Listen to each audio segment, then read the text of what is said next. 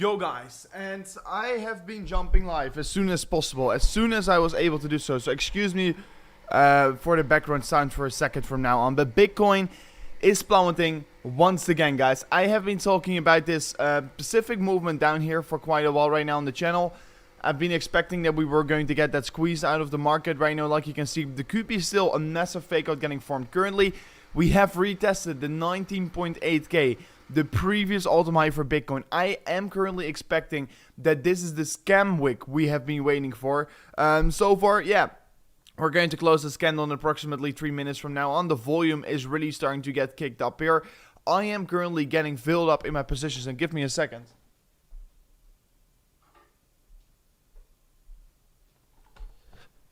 I'm currently getting filled up in my positions, and this could be, of course, a very exciting few period in the market because, yeah, is the market going to hold up right now? That is going to be the big question. So looking at the 1 minute time frame, you can see this is a very quick dive down towards the downside. Personally, right now, I think it is definitely will games, and I think we're going to recover very quickly back towards the upside. And I will show you guys some proof about it and some reasons about it why I personally do think that's going to be happening. So right now, of course, we're looking at the 1 hour time frame, going massively oversold towards the downside right now here. Also, many other things are developing. We formed a falling wedge on the 4 hourly time frame. Looks to be that we're currently breaking down of this falling wedge here, and it looks to be that I loaded up all kinds of charts, and it is currently all unloaded. So that's pretty unfortunate to see. Weekly time frame, of course, going even more oversold. And oh man, this is very annoying. I prepared all kinds of charts and it's right now reloading. So I am sorry for that. That was, of course, not my meaning to do. But yeah, there are a few things I want to be talking about. First of all, guys, look at this. This is the Bitcoin available on the exchanges, nosediving towards the downside right now here. And historically speaking, yeah, we do know that 73.6% of all the Bitcoin circulating supply that is of exchanges has not been moving for 1+ year. So take this in consideration. There's a lot of Bitcoin going out of exchanges right now while the price is dropping. And historically speaking, those are usually the points where the market is going to be finding a very strong support of, right? So the first time ever in Bitcoin's history, Bitcoin have made a retest of the previous all-time high, guys. Bitcoin has never done this before. Bitcoin has never done this before. It right now retested, even this perfect blue line, the 19.1k, it retested it. So that is pretty interesting. It retested the previous highest weekly candle close ever in history for Bitcoin, the 19.1k. I've been talking about these levels. I've set up these levels. I've been looking at them. I've been saying, while we were trading on 20.6k, I personally thought we were going to get filled up on those regions. Then we could be continuing the way up here. Then we could be continuing to see a little bit of a relief rally getting formed in this market. So right now we got these levels getting touched here. So the next job for Bitcoin to do is, of course, wick or find all the way back up towards this higher region again. Before then, of course, potentially do something else, of course, right? So it's going to be important to see whether we're going to be able to be finding back right now here. But we are, of course, right now successfully got in that retest of those most critical levels of support and resistance. Before going a little bit more in depth about the chart and before going a little bit more in depth about what I'm currently going to be doing with my trades, because yeah, I'm currently loading up on trading positions and I've been anticipating the market to be falling a little bit further, and I'm currently well prepared for, of course, this market to fill up my orders. And I've been also setting up limit orders to be buying Bitcoin on spot, and those are also getting filled up right now here. So I am definitely very glad the market did fall down here because it's allowing me for, yeah, basically buying some cheap Bitcoin, right? So what I've been talking about here and what I want to say very, very quickly, the realized gap. Currently, more than 75% of all the Bitcoin supply is held by long-term holders. Historically speaking, that is a bottom signal. So I want to be pointing this out, guys. Many of the supply is currently getting held by long-term holders. And this is usually the period in the market where you tend to see these reversals going to get formed here. Also, yeah, right now I am really going to start to look at that reversal again because, yeah, we got this wick down here towards the 19.8k. I've been anticipating this wick down to come here. And right now I just want to be looking, of course, at the next opportunity we could be taking, right? So on the 12-hour time frame, we could start to create a massive bullish divergence. I've been talking about this as well on the chart, right? We are right now forming that lower low in the price action. We are forming right now that higher low in the RSI. This is, of course, very beautiful to see. This is, of course, the perfect ingredient for a massive market reversal. Bitcoin is also finding its way back up right now. More importantly, I want to be talking about the 4-hour time frame. I want to be pointing this out about the structure we're currently creating in this market. Everyone's saying ETH. Oh, let me check up on ETH, actually. ETH is very close to its massive liquidation price. We'll keep you guys up to date here. Oh, it even touched it. So we'll be talking about it in a second from now on, guys. So ETH is currently falling harder than Bitcoin, like we have been expecting. I've already said I personally still think that the possibility for ETH to go below it went below $1,000 actually. Pretty interesting. I personally think there's more downside for Ethereum possible than for Bitcoin. And this could be also the liquidation event we've been waiting for to get here on this market on Ethereum. So I'm going to talk about Celsius 3-hour capital in a second from now, and I'm going to get the liquidation prices in front of the screen, the health factors currently of those trades. So make sure to stick with me right now here, because I'm going to talk about it in a second from now on. But yeah, Ethereum is of course falling once again the hardest from basically everyone out there right now. So is that unexpected? I should say no, it's not unexpected. It is actually quite expected if we have been looking back towards the price section of the Ethereum chart, right? So pretty interesting to see Ethereum falling once again even further down here. But more importantly, guys, I want to be talking about the structure on Bitcoin. We're right now forming this inverse parabolica, in my opinion. And we've been right now reaching my price targets. I've been waiting to see. We've been reaching the price target I've been anticipating. And we're right now coming towards an ending structure. We are coming towards this inverse parabolica. The most heaviest phase of the correction was over here. Oh, excuse me. The most heaviest phase of the correction was this phase over here. And right now we are entering the second stage of the correction, and that's usually a little bit more of the slow stage of the correction. So I personally think that the majority of the pain is already behind us. It looks to be that we're once again continuing the way down right now here. However, I still think the majority of the pain is right now behind us, and we're going to just keep on continuously looking at it. Personally, for Ethereum, it could get much, much worse. We've been discussing it yesterday. If the price is willing to go below $1,014, there should have been a liquidation of 200,000 Ethereum. And I'm currently going to search it up, guys. So give me a real quick second.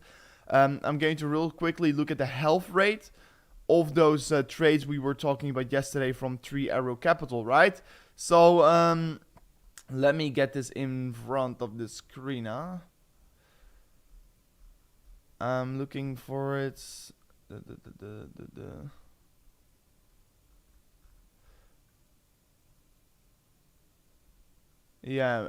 currently sure. Yeah, I think I found it.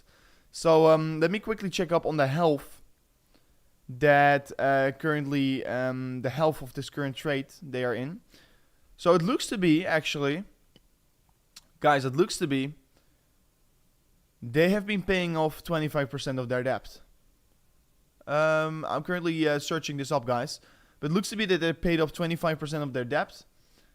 And what does it mean? It basically means that the health factor is still above 1. And they only will get liquidated if their health factor is below 1. And right now their health factor is above 1, what basically means that they can't get liquidated yet here.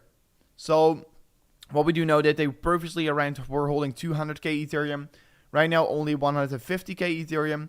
So what we can say about it is that they dropped off 50k Ethereum on the market. They sold those Ethereums to right now, of course, down their liquidation price, while they can basically survive maybe another day here. So they took a 25% loss on their positions, and right now they are not getting liquidated yet here. So do notice, after touching this $1,014 level, they have not been liquidated yet here. So yeah, still from this point, there could be more downside to still hunt the liquidation for these big companies. So that is interesting to see right now. Many people are asking questions. Do we buy? I've been setting up my limit orders, and let me quickly also load up Bybit here, guys, to show you what I'm doing. But still, for me, it's very annoying because I can't load up the site here. It's because of my VPN here. So I'm currently loading up on many other positions here on the market. Look at this. My contract actually got filled here. Contract got filled, guys. I've got set up a lot of spot orders as well.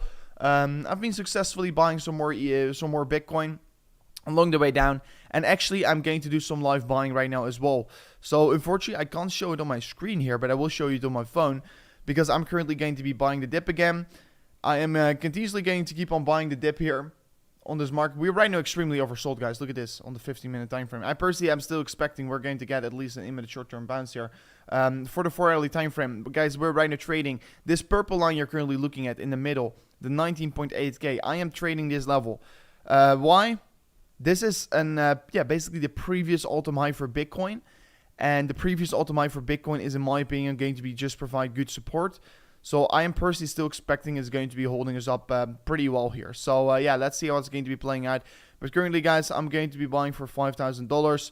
Going to be buying 0.25 Bitcoin. That's pretty crazy cheap, if you would ask me, right? So I'm just going to be market order just from a spot account, of course, guys, because I'm going to be just loading up more on Bitcoins. I'm just going to keep continuously loading up here, and that is my strategy at least to go for right now. So my Ethereums have been seeing a significant decreasement in value. That is pretty interesting, guys. That's significant down here. Yeah, Ethereum is trading also on $1,000 only, so that's why. Liquidation is bad and you lose all your money. Yeah, liquidation is basically a point that you, because you're borrowing money, and if you can't pay your debt anymore, you're going to get liquidated. What basically happens with a liquidation, they sell off all your assets on the market, and the lenders take the money, right, basically. So, liquidations are very shit, indeed. They are very shit. Actually, guys, I'm going to keep you guys an update on my trade here. Oh, look at this. Oh, my short. I'm actually going to close this short right now very quickly. I'm going to close this short very quickly. This is an insane profit. I'm in 500% profit right now here. Bam. I'm going to close this short. Boom. Closed it. Bam. Yes, guys. I will quickly show you guys on Twitter. Boom. So I posted on Twitter, guys, real quickly. 500% short. Crazy short. I closed it right now. Why did I close it? It's because I personally think the bottom is right now pretty close to being, actually. But let me talk a little bit about stuff here happening in the market, right? Because, yeah, we can look at these kinds of stuff here, but also let me talk real quickly, because the market, I will keep continuously monitoring the market, guys. If something happens, I will keep you guys up to date. I'm currently in long positions because I've been longing this movement towards the downside. I am longing right now the market on this moment over here, because I personally think we are going to get at least a little bit of a fight back here. So let me explain about, first of all, why I'm also in a long position. Look at this, guys. Wheels are currently moving. Large holders inflows tracks the funds going into addresses belonging to whales. Yesterday, we spotted the largest inflow since February with a 116k Bitcoin, pointing towards a potential bottom, as price of these addresses tend to be buying the following significant corrections. Look at this, guys. We've been seeing one of the most largest whale inflows at this level right now here. There's definitely something going on here in the background. Wheels are definitely not standing still here. And for every seller, there is a buyer. So if you sell your Bitcoin right now below 20k, it's up to you. But for every seller, there is a buyer right now. And of course, there's going to be one point that the sell price is going to run out, because I showed you this chart in the beginning of the stream already. This is, of course, the chart of the realized cap here. And the realized cap is currently getting held by more than 75% long-term holders. So the majority of the people that are in this market are the majority of the long-term holders are currently holding the majority of the realized cap here in the market. Is that a good thing? Very good. Why? Is because long-term holders don't tend to be selling their their tokens so quickly. So this is, of course, an extremely bullish development for the market. And like you can see, historically speaking, this has been always indicating bottoms. And I personally think the bottom is closer than we think. And of course, yesterday, I clearly said to you guys out there, I'm still expecting that wave down here. I told you guys, I was shorting this move down here because I was still expecting it. But right now, the move that came down, and I'm going to look for the upside again. I'm right now definitely going to look for the upside. We of course retested the previous all-time high. And guys, this is of course something historical, because historically speaking, Bitcoin in its cycles have never retested the previous all-time high, right? So currently we did retest the all-time high. Is it this time different? Yeah, it's clearly different right now. We can definitely There's no reason to argue about that because, yeah, it's definitely different right now here. We retested the previous all-time high, what is, of course, pretty significant. And, guys, I should press on auto. Why I'm doing such bad of a job here. But, yeah, we basically retested the previous all-time high. I still think it's going to be a very good level of support. And also, guys, we touched the 19.1k. And what makes the 19.1k such a significant level? Should I explain it to you guys? Yeah, let me explain it. The 19.1k is not just like the previous all-time high in terms of Bitcoin, not in terms of the wick, but it is the previous highest weekly candle close. And if you want to be knowing about good regions where you can usually take trades on, it is always on a weekly retest. And in this case, it's a weekly retest of the previous high in 2017. And personally think it is going to hold up. Maybe we're going to still wick below it, but I personally think it's going to be holding up here, at least for the imminent short term. And I also want to be pointing out here is that, guys, I'm not saying we're in a bull market right now. That's not what I'm saying. I'm saying we're in a bear market for sure, but bear markets also have rallies. Bear markets don't always go down in a straight line, right? And I personally think the worst is behind us. We are in these similar stages like we were back in 2019 here. We are in similar stages. Look at how feisty this correction wave is here. This is definitely a point where Bitcoin is going to be finding a longer term bottom. We are coming closer towards a point where the bottom is going to get formed for the coming 4 years. We're definitely come close towards that point right now here.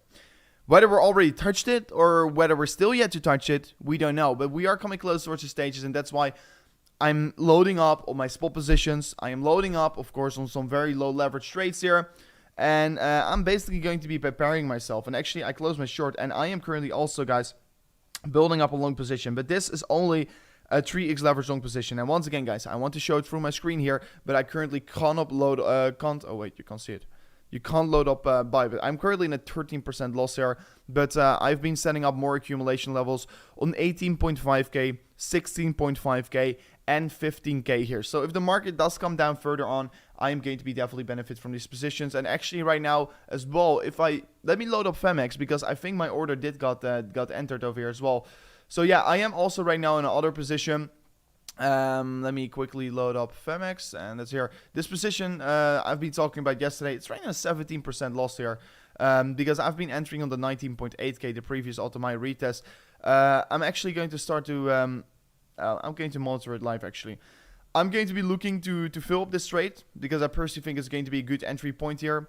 It's right now in a little bit of a loss here. I will cut my losses if the market is going to be losing basically the 19.1k support. But however, I still think it's going to be a good entry we're currently looking at. And personally, I still think we're going to get a good bounce from off this region. So, yeah, I accumulate my positions. And I've been predicting this correction move down here. But I've also predicted, and I still think it's going to be playing out, is that we're going to create that massive wick right now on the lower side. And that is the bottom that we formed here. And then we're going to continue the way up. Because right now on the 4-hour time frame, you can clearly see it. We're forming an inverse parabolic. We're forming a losing sell pressure structure. And the whole reason why I'm also looking at this market is because Bitcoin is, once again, forming one of the most craziest oversold bullish divergence we have seen in a very long while here. That is one of these many reasons why I am currently longing this market. It is a pretty good opportunity if you would ask me. And that is why I'm currently longing the market. Of course, no financial advice. Do whatever you feel comfortable with here. But this is, of course, pretty crazy what we're currently looking at in terms of this market and how it's playing out here. So also, yeah, what I was willing to talk about, these bear market rallies, guys, we can get them. Don't say we don't get bear market rallies because bear market rallies, they definitely do exist. If we're going to compare the previous bear market rally here, basically the 2019 mini bull run, we saw a move up all the way 30% below the all-time high.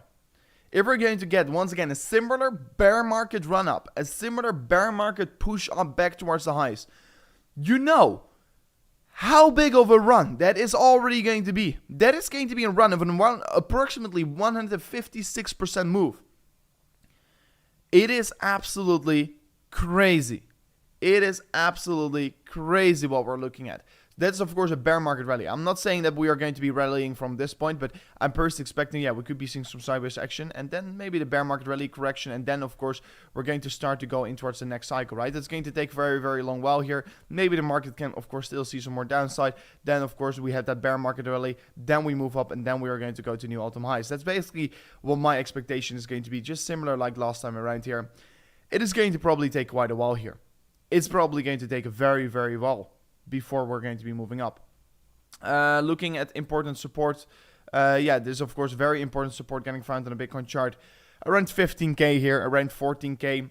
This is of course not already the previous high from the 2019 high in the market, what is going to be providing very good support, but also this upward sloping support line. Guys, do also take a notice that on-chain data is currently suggesting a lot of bottoming structures. On-chain data is currently suggesting the market is in capitulation, and you can see it on chain, but you can also clearly see it on social media. You can see it everywhere. And of course, this chart is currently telling us a story. There is an extreme high amount of net unrealized loss here, what basically means that many addresses are currently at a loss. So if you are in fact buying right now, you're buying at a stage where you could be making a profit where the majority of the other wallets are still in a loss. And that is, of course, a huge opportunity because historically speaking, once the majority of the other addresses are in a loss and you're buying, it has been indicating a very good buying region, right? So it was a good buying region here back in 2019, 2018 bear market. It was a good buy region here all the way down in the pandemic crash in 2020. And we're getting the same signal getting flashed right now. And currently we're at same stages like the pandemic crash in 2020, guys. The NUPL is right now telling us a story. And the story that they're trying to tell us is that we're right now in the middle of capitulation. And we don't know if it's going to be ending or if we're going to get the bounce today or tomorrow. But every single day that clearly passes right now, the bounce does come closer, right? So, I believe in mean reversion in the market. Let me quickly show you guys a mean reversion chart here. Let me disable the log scale. Let me go to auto and let me go to daily time frame. Let me go to the daily time frame, guys. And let me tell you guys a little bit about mean reversion. If you don't know what mean reversion is here, I definitely think that this is something I believe in, and I think it's a valid trading structure. Mean reversion is basically the power of, let's say we're having a ball, we're pushing the ball in the water. The more the ball goes on the water, the harder it's going to be bouncing back towards the upside. And basically what it means here, if the market moves up very quickly, it comes down also very quickly. If the market moves up very slowly, at some point it's going to be reaching a roof and it's going to come down as well again. So mean reversion, it's always the mean of the reversion. If you put a ball in the water, it's always going to be flying back up, right? So that is what I currently do believe in, and that's why I am spot buying a lot of Bitcoin, because there's going to be some point that this correction indeed is going to be stopping and we're going to get a relief rally. So what we can see here is that, of course, always once you're at the trading at the top side of this mean reversion schedule, it is historically speaking a good sell price. If you're trading on the lower side, it is historically speaking a very good buy price. And I'm not saying it is a good buy price for the coming 2 years or something, or the coming 20 weeks or whatever. It is a good buy price for the imminent short term, for maybe, 1 or 2 months afterwards, right? So was this in fact a good buy price over here? Yes, it was a good buy price because the market, the market moved up at approximately 30% from that point. Was this a good buy price? Yes, because the market moved at approximately 47% up from that point. So once again, guys, I'm not saying bottom is right now in, we can't go lower whatsoever, but we're right now trading at the lowest of the lowest of the lowest point in mean reversion. We are trading at a risk level what I just basically almost cannot say how low the risk is. Also on the 12-hour time frame, guys, you can see here, this is once you're going below it, the risk comes basically zero, and the mean reversion comes towards you, and you basically either go sideways or either fight back a little bit here. But of course, from this point towards the high, it's already a significant movement. And once again, we're trading on these lows in the market. Let me also quickly look on the 1-hour time frame, because the 1-hour time frame, like you can see over here, clearly has some more room to go towards the downside. Sometimes you do trade below it. Of course, I rather prefer to use this, the mean reversion, basically on higher time frames. But you can see this correction wave towards the downside been a very significant one. It has been a very significant one towards the downside. And due towards it being such a significant one, the bounce could also be very strong. And historically speaking, if you're trading below that band of mean reversion, you tend to see the market come back up very quickly once again, right? So yeah, we are very, very oversold right now here. We took a very big hit on this market, and we're going to be looking at what we could be expecting right now next, right? So yeah, this is going to be important to look at. Let me also enable some other indicators. And let me, first of all, before looking at indicators, look at this, guys. US oil. I think it's pretty interesting to see this playing out right now. Oil prices are dropping significantly over the weekend, over the past days here. Let me load up that chart, and while that one is loading up, I'm going to go to CoinGlass and quickly look at the funding rates and liquidations.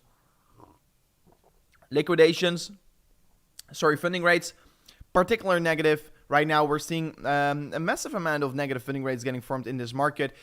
Many people are currently still shorting the market. And guys, let me quickly look at my call I made yesterday for Solana. So if you were in the channel yesterday, this is a beautiful trade. So yeah, unfortunately, I didn't open a new trade here on Solana because I was basically asleep here. And I basically have not been paying attention towards this chart. But yesterday on the channel, I gave you guys a perfect setup. And guys, I didn't give you guys this setup over here or over here. No, I gave you guys a setup over here. So it went towards our entry, and boom, it plummeted all the way down here. So guys, I will be a little bit more on top of my level here because in the evening I was watching Formula 1 because I was taking my eyes off the chart for a moment. Because yesterday, the whole day I've been trading, and in the evening I thought, okay, I'm not going to trade right now here. So yeah, if you did took this Solana trade, what we did discuss yesterday, you are absolutely doing an amazing job here. You reach your first and second take profit already. And guys, this is a crazy trade, right? Because this has been an 12% drop here. It's a crazy trade. So this is, of course, a very good one if you did took it. So, and Ethereum trading below $1,000 right now, guys. This is absolutely crazy to see. So let me keep on monitoring this. But if you did took this trade on the channel, you're doing an absolutely amazing job here. Let me quickly tweet Ethereum below. So this has been a very, very crazy trade. Bitcoin still, I'm going to keep on monitoring right now, but this is, of course, starting to look a little bit more dangerous. This is, of course, not good. So I closed all my shorting positions already on the Bitcoin chart. I have been talking about very good shorts for Ethereum, purely to basically all the lending that's currently going on here. And like I told you, the drawdown on Ethereum is way bigger than the drawdown on Bitcoin. And we can currently also see if we're going to go to CMC. And guys, I actually hope we're going to go down to 18.5k because then I can fill up my next orders on my trades, actually. So hopefully we can touch the 18.5k. Will be amazing right now. But like I told you, the drawdown on Ethereum is a little bit bigger right now here. You can see also Ethereum is taking an 8.8% hit, while Bitcoin only taking 7.6%. BNB also big hitter today, so that's not nice to see. So hopefully Bitcoin can come down towards 18.5k because my next orders are set up from 18k basically. So that's going to be interesting. Shorting, yeah, time to long. I'm currently also building up longs here. I am not shorting the market right now anymore. I closed all my shorts. I did make an insane 500% trade on Bitcoin. That was actually a pretty crazy trade we did make on the channel. So, yeah, look at this. It was a crazy trade. But right now I closed it. And I'm going to look at the long positions. So, I'm currently building up new long positions on the market because I personally think that this is the time right now to look at longs and not anymore at shorts. I'm currently not going to short the market once it's already so oversold, first of all. Second of all, I did close my shorts because I am personally believing we're right now at the end stage of this correction. We're forming a bullish divergence on the 4-hourly time frame. Of course, it's not confirmed yet, right? But bullish divergence from oversold territory is very, very strong, historically speaking. Yeah. Let me look at some altcoins. Guys, let me look if I can get some entries on some live trades on some altcoins right now, right? So, Cardano. What are we looking at? Cardano falling right now here, guys. I'm looking to maybe spot some good entries right here. Maybe I'm going to enter a little bit of Solana trade as well here after we reached our third take profit. But Cardano holding up very well. This is very risky to take a trade on Cardano right now. Why? Is because these drawdowns, look to these wicks, are already 4%. So it's very hard to spot for a good entry right now. Looking at the 4-hour time frame, it looks to be that we're retesting this level, but we can easily not hold on towards it. So potential level where I would be looking at is, of course, the previous low in the market over here to open minor positions. But I rather would go with spot accumulation right now on Cardano. I am not going to open any leverage trades on Cardano because it's too risky right now in these market environments. And these drawdowns, like the markets can move very easily 10 to 20% here, right? So you can get very, very easily wiped out of your trade, especially if you're going to trade altcoins. Shorts spiking back up here on bitfinex. Pretty interesting to see. That is also the reason why we're coming down right now, basically, because if you're looking at the lower time frames, you can see literally on the previous hour while we were correcting, the shorts got open on bitfinex. So is this manipulation? Probably yes. This is definitely a sign of manipulation because historically speaking, if bitfinex bulls do, let me overlay the Bitcoin chart on top of it, right? So historically speaking, if they do open shorts here and they do close it, we tend to be finding a short-term bottom here. So here they open it, they close it, it's a short-term bottom. I mean, in this correction, it was not really clearly telling us the story. But look at this here. They closed all their shorts. No, that's not a good example. Here they opened longs. The market did fall down further on. And as soon as they close the shorts, usually the market tends to be rallying again. So, yeah, you can see over here, they closed the shorts, market rally. And here as well, they closed the shorts from this massive correction over here in the market. The market tends to be going sideways, at least in this case. But less sell pressure in the market. But right now, you can see clearly opening shorts, and the market is moving the other way around, right? So, also, we're seeing some longs getting formed out of the market. And, of course, guys, if you don't know already, if longs do exit the market on these trading positions, it adds sell pressure. Because initially, if you open a long position, you're going to add buy pressure on the market. And if the market then, and in that case, you're going to close your long position, you're going to basically get your money out of the market. So that's also providing sell pressure. So there are many things right now combining the reason why Bitcoin is coming down right now a little bit here. We actually want to be seeing the longs getting opened in this correction wave down. Why do you want to be seeing that? Is because if longs get opened in such kind of a wave down here, it may basically means that you're going to see an add of buy pressure getting formed in the market. And that is, of course, necessarily to see right now. So, yeah, furthermore, guys, we are right now still holding up towards the 19.1K. If we fail to hold on towards this level, I'm personally expecting we're going to touch 18.5K. And that's going to be my next entry level, basically. So, people are going to call it, like, many people are currently fundamentally not believing anymore in Bitcoin or whatsoever. And that's what happens basically every single bear market cycle. There are people right now starting to be hating on Bitcoin. They're going to say it's a bubble. You know that it happens every single time. People call Bitcoin a bubble on the lowest point ever. And once it is sitting on 69K, they all love it like crazy. So don't be the person that's going to be hating Bitcoin on the wrong period of time. Because I always bought in Bitcoin. I bought in Bitcoin in 2017, 2016. Why? It's because I believed in it. And at the end of the day, it made me so freaking rich because I believed in Bitcoin. And I hold it through the tough times. Yeah, that is, of course, a little bit harder to do. But like on-chain speaking, guys, yeah, the chart is really not reflecting it at all. But on-chain speaking, guys, we are seeing everything combining and everything is coming together. We're seeing the realized cap, right, and touching levels of a bear market low and the realized cap for long-term holders, guys. Currently, the majority of the Bitcoin is all held by long-term holders. And those are the people that are not likely to sell. So the question is, when is going to be the sell pressure run out? And historically speaking, guys, it always these highs always get formed in the bear market lows. And also, we do know there's an extreme big run on Bitcoin on the balance on exchanges. Look at this, guys. Look at this movement down here, stealth movement down out of exchanges. And if you don't know already, the theory goes on here that if you move Bitcoin out of your exchange, you tend to hold it for the long term because note, there's not, but I mean note, I'm sorry guys, misspelling for me. Note that 73.6% of all the Bitcoins that is currently in circulating supply that is off exchanges has not moved for at least 1+ year. So this is considered extremely bullish. So the more Bitcoin that goes out of exchanges, the less likely we're going to generate more sell pressure. The less likely the less likely it basically is that we're going to see another significant leg down, right? So it is a very good development. We're still seeing accumulation from smart money going on here, and whales activity have been spiking towards new all-time highs. New highs not seen since February 2022. So whales are stepping in towards this market right now. And let me quickly load up as well this chart I want to be talking about right now here, because guys, one is we are having a pretty good catalyst right now here. It's not a significant drop off, but this is the oil price, guys. Oil prices are dropping. This is very good for inflation. So what we need basically for a good next month here is to see the CPI reports coming down, right? And right now oil prices are falling down a little bit here, and that is very good, because as long as the oil prices are going to keep continuously falling down here, it will be basically make everything cheaper in life.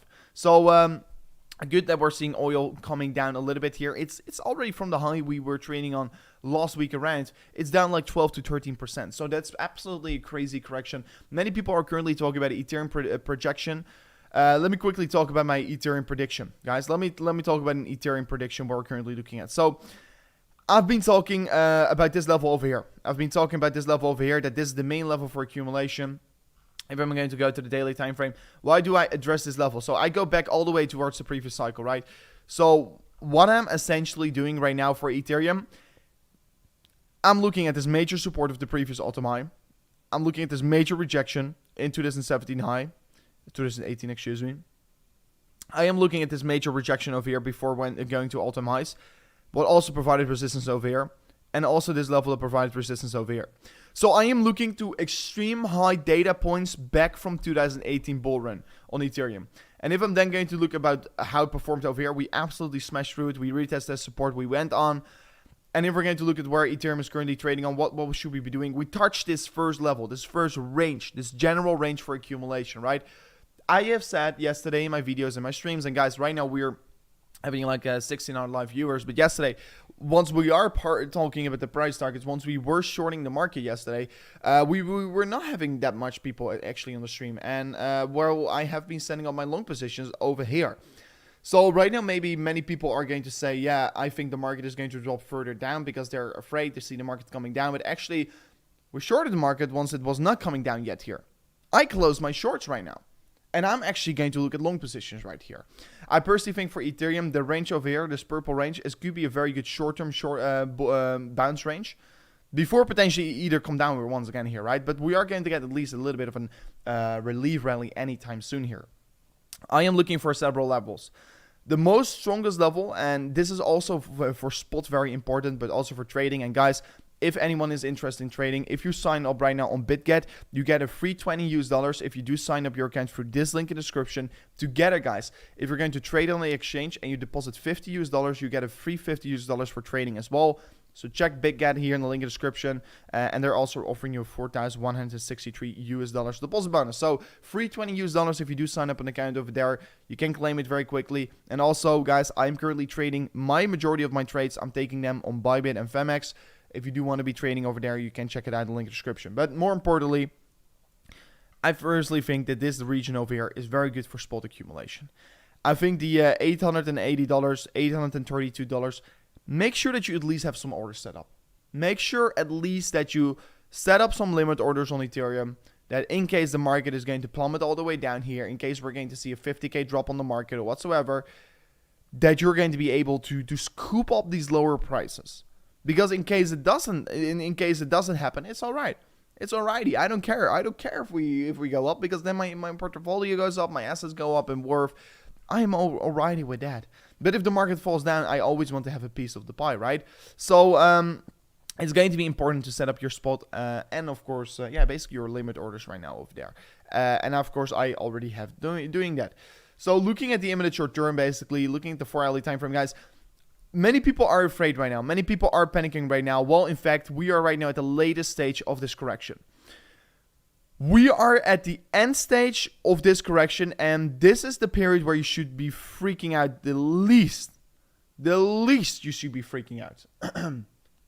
Whether it's on Bitcoin or Ethereum, they are both the same. We are right now at the end stage of the correction. You can clearly see the beginning stage was very exponential. It was very tough. It was very heavy. People were getting slaughtered. And right now, we're not getting slaughtered. Maybe, of course, this is the beginning of another massive correction down here. And, of course, I will say that as soon as we do break this trend over here, right? If we break below this trend over here, yeah, we could be, of course, maybe be on the beginning of a next massive correction move down here. But right now, I don't really think so. I still think that we are at this end stage of the correction, and I've been calling that we were going to go and touch this level yesterday. I've been calling it earlier today. And actually, before I was going live, I was about to record a video that I was expecting to see it happening today. And guys, also remember, today it is Saturday. It is Saturday. And I know last week around, it has not been playing out our CME gap. But let me quickly place this in front of the screen, guys. We are currently having a CME gap. And last week around, it didn't play it out well. Last week around, we were not seeing the CME gap getting filled up here. However, guys, I can guarantee you, 9 out of the 10 CME gaps tend to get filled over the course of the weekend or over the course of Monday. 9 out of the 10. So whether it did not play out last time around, we are right now significantly trading below the CME gap. And if you, in case, do wonder where is the CME gap right now here? The CME gap right now is on this price over here, the 20.5K. So it is more likely to be betting this market is going to recover over the course of the weekend than it is not. It is more likely. The risk is more likely. Of course, we retested previous all-time high. We went below the 20K here. We want to be seeing those buy pressure coming in right now. Yes, it is weekend. So in weekends, we tend to see more manipulation going on here. And I've been talking about manipulation because all the on-chain data is right now pointing towards only one direction. They are only pointing towards one direction where this market is currently heading towards, and that is a bottoming structure. And it is clear, and if you don't know, make sure to do your own research, but all the on-chain data are right now pointing their fingers that we are currently at that low-risk stage where the bottom is most certainly very close, right? We've seen a large outflow of addresses, a large outflow of Bitcoin. We've been seeing basically the 1 year holder plus supply being peaking out here, basically indicating, of course, that the market is close to be forming a bottom.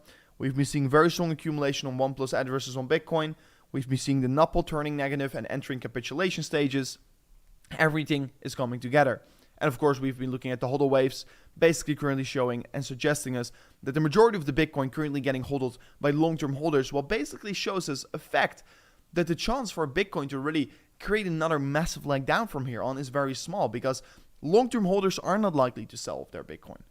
Of course, it could be happening. I'm not saying it can't happen, but there's going to be a point over here in this market where we're going to be finding a bottom. Why are we going to be finding a bottom? Is because there's going to be no more sell pressure. And guys, before I go further in towards the content, because actually I want to be discussing something very interesting right now, it will be amazing if you can slap up the like button. So I can currently see we only are having less than 200 likes.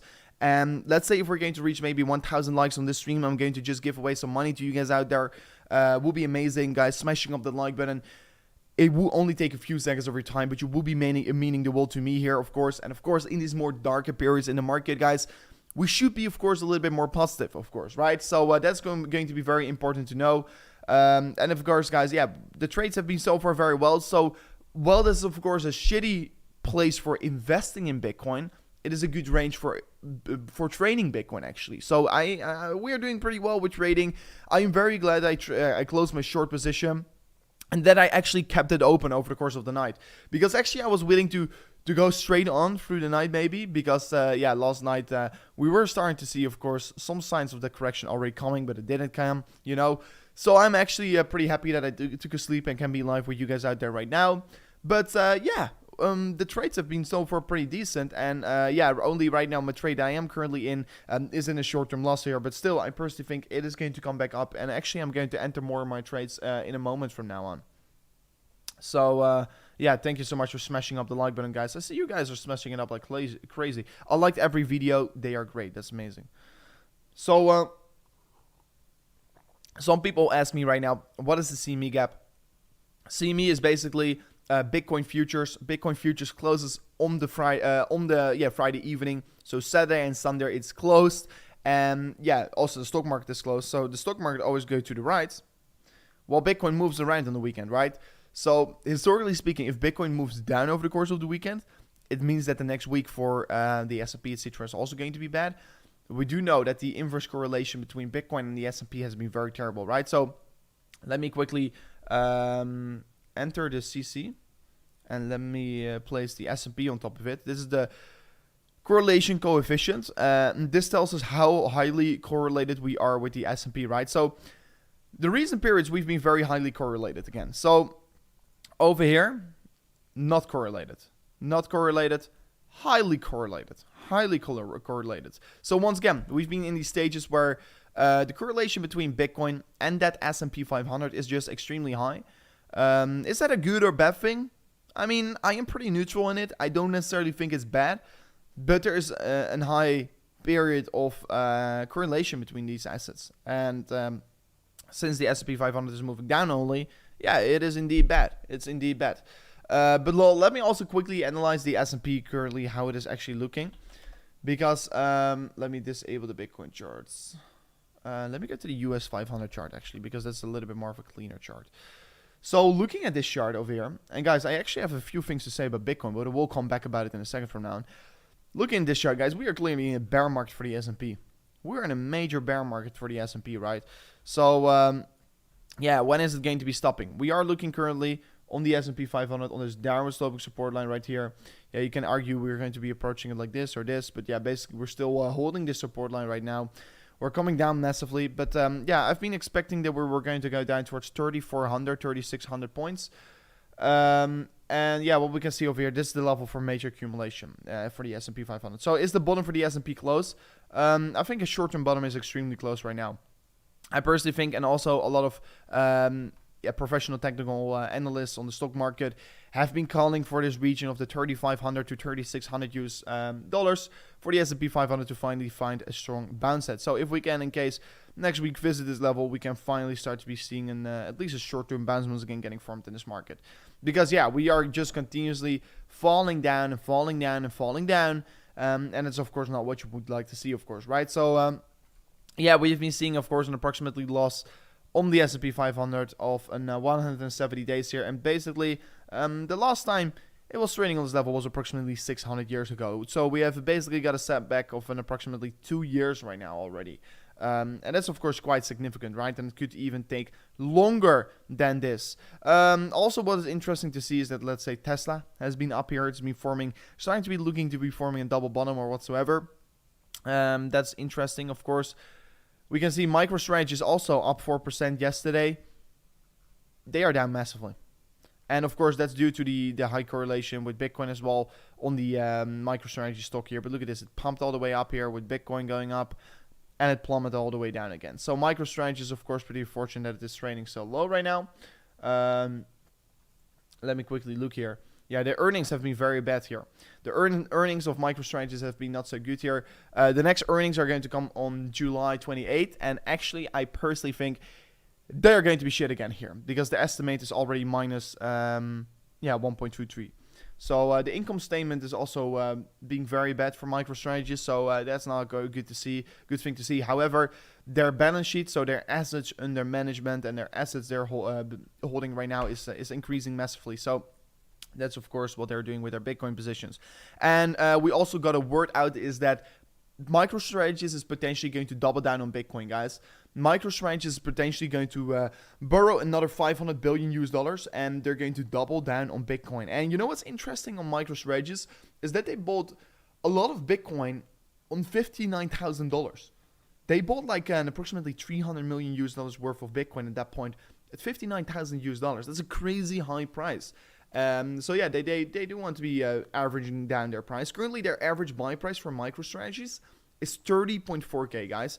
And Bitcoin is currently trading, like you can see over here, on 19.1K. You are buying below the price of MicroStrategy. You're buying below the price of massive institutions, massive whales. So yeah, once again, this opportunity is pretty crazy. It's pretty crazy. Yeah, Dom, I can't believe we're all the way back to 2020. Actually, I can't believe it as well. And you know, I was not expecting, because like in the last bear market, I was really stressed out at that point. I was really stressed out. I didn't know what to do. But you know, I learned so much from the last bear market, actually. And I am not stressed out or whatsoever. I am actually very calm. And if the market comes down, I'm okay with it. If the market comes down furthermore, I am okay with it. I know I can't chase anything up on it. But just more importantly, I'm just afraid to see this trend we've been basically holding always on towards on Bitcoin, that we're about to see this one getting broken. And guys, I'm going to be putting up a poll right now. And that is, will Bitcoin hold? Let me quickly write this down here. Will Bitcoin hold the 200 weekly MA? And guys, let me know, because if Bitcoin doesn't hold on towards the 200 weekly MA, we are basically breaking a trend of a lifetime. This is an historical trend for Bitcoin, and historically speaking, Bitcoin has always bounced from off this level. But are we going to be doing it not this time? The QB is still, like I told you, because we're trading below the CME right now, there could still be a pump, of course, in towards the weekend, so in towards tomorrow or maybe later today, you know. I'm not saying that it has to happen. I'm not saying that it is necessarily likely to happen, but I would most certainly love to see the 200 weekly moving average getting hold on towards, because this is a trend you do not want to be breaking.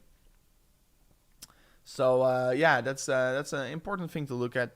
Currently, we are not getting that buy pressure getting formed in towards this market right now. Cake is a good opportunity. I think Cake is indeed one of the many altcoins I'm currently buying. Ain't good for crypto. No, indeed, this drop is definitely not good for crypto for sure. But every single drop is terrible for crypto. Every single drop we historically had always feels shit. But you know, in the end of the day, we always come on top of it. We always come out better of every single correction. We always come out better. So I also, in the end of the day, I do believe we will come out stronger for the network. Now a lot of Ethereum will be liquidated. Yeah, let's see. You know, let me quickly check up on the STETH price actually.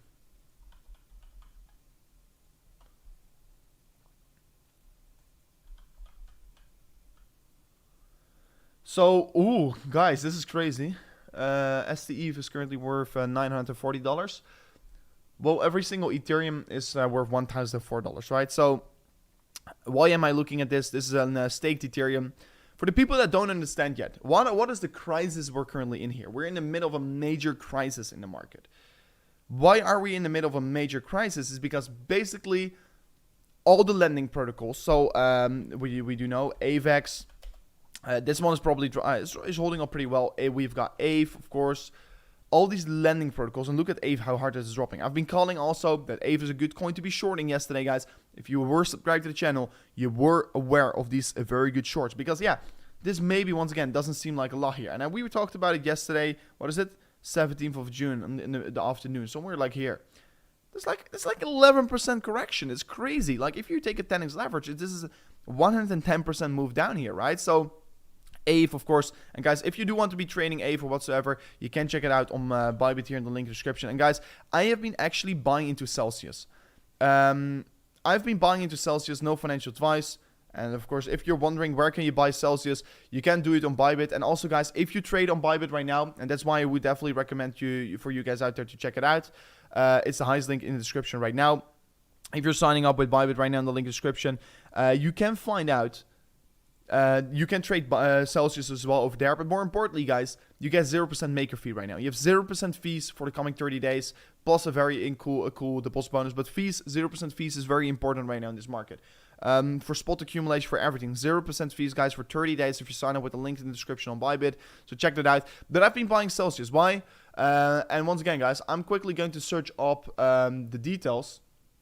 Because Celsius have been bringing down their liquidation price again. They have been bringing down their liquidation price. Like, Celsius will only get liquidated if Bitcoin drops below, and let me say this correctly, 13.4K. And I'm going to search up the proof for you guys right now in front of the screen. So give me a second. I'm looking through my historical tabs here. So Bitcoin fighting back a little bit here, but let me search this up real quickly. Where is this? Where is this? Where is this? I am searching up, guys. I'm finding it almost. I am very close right now. I am very, very close.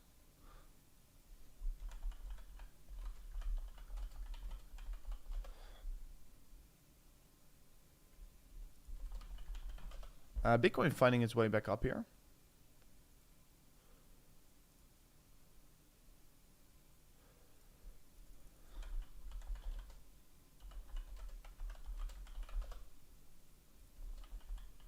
I'm searching it up right now, guys. Sorry, takes a little bit longer to find. Yeah, I found it. So, guys, why am I buying Celsius right now?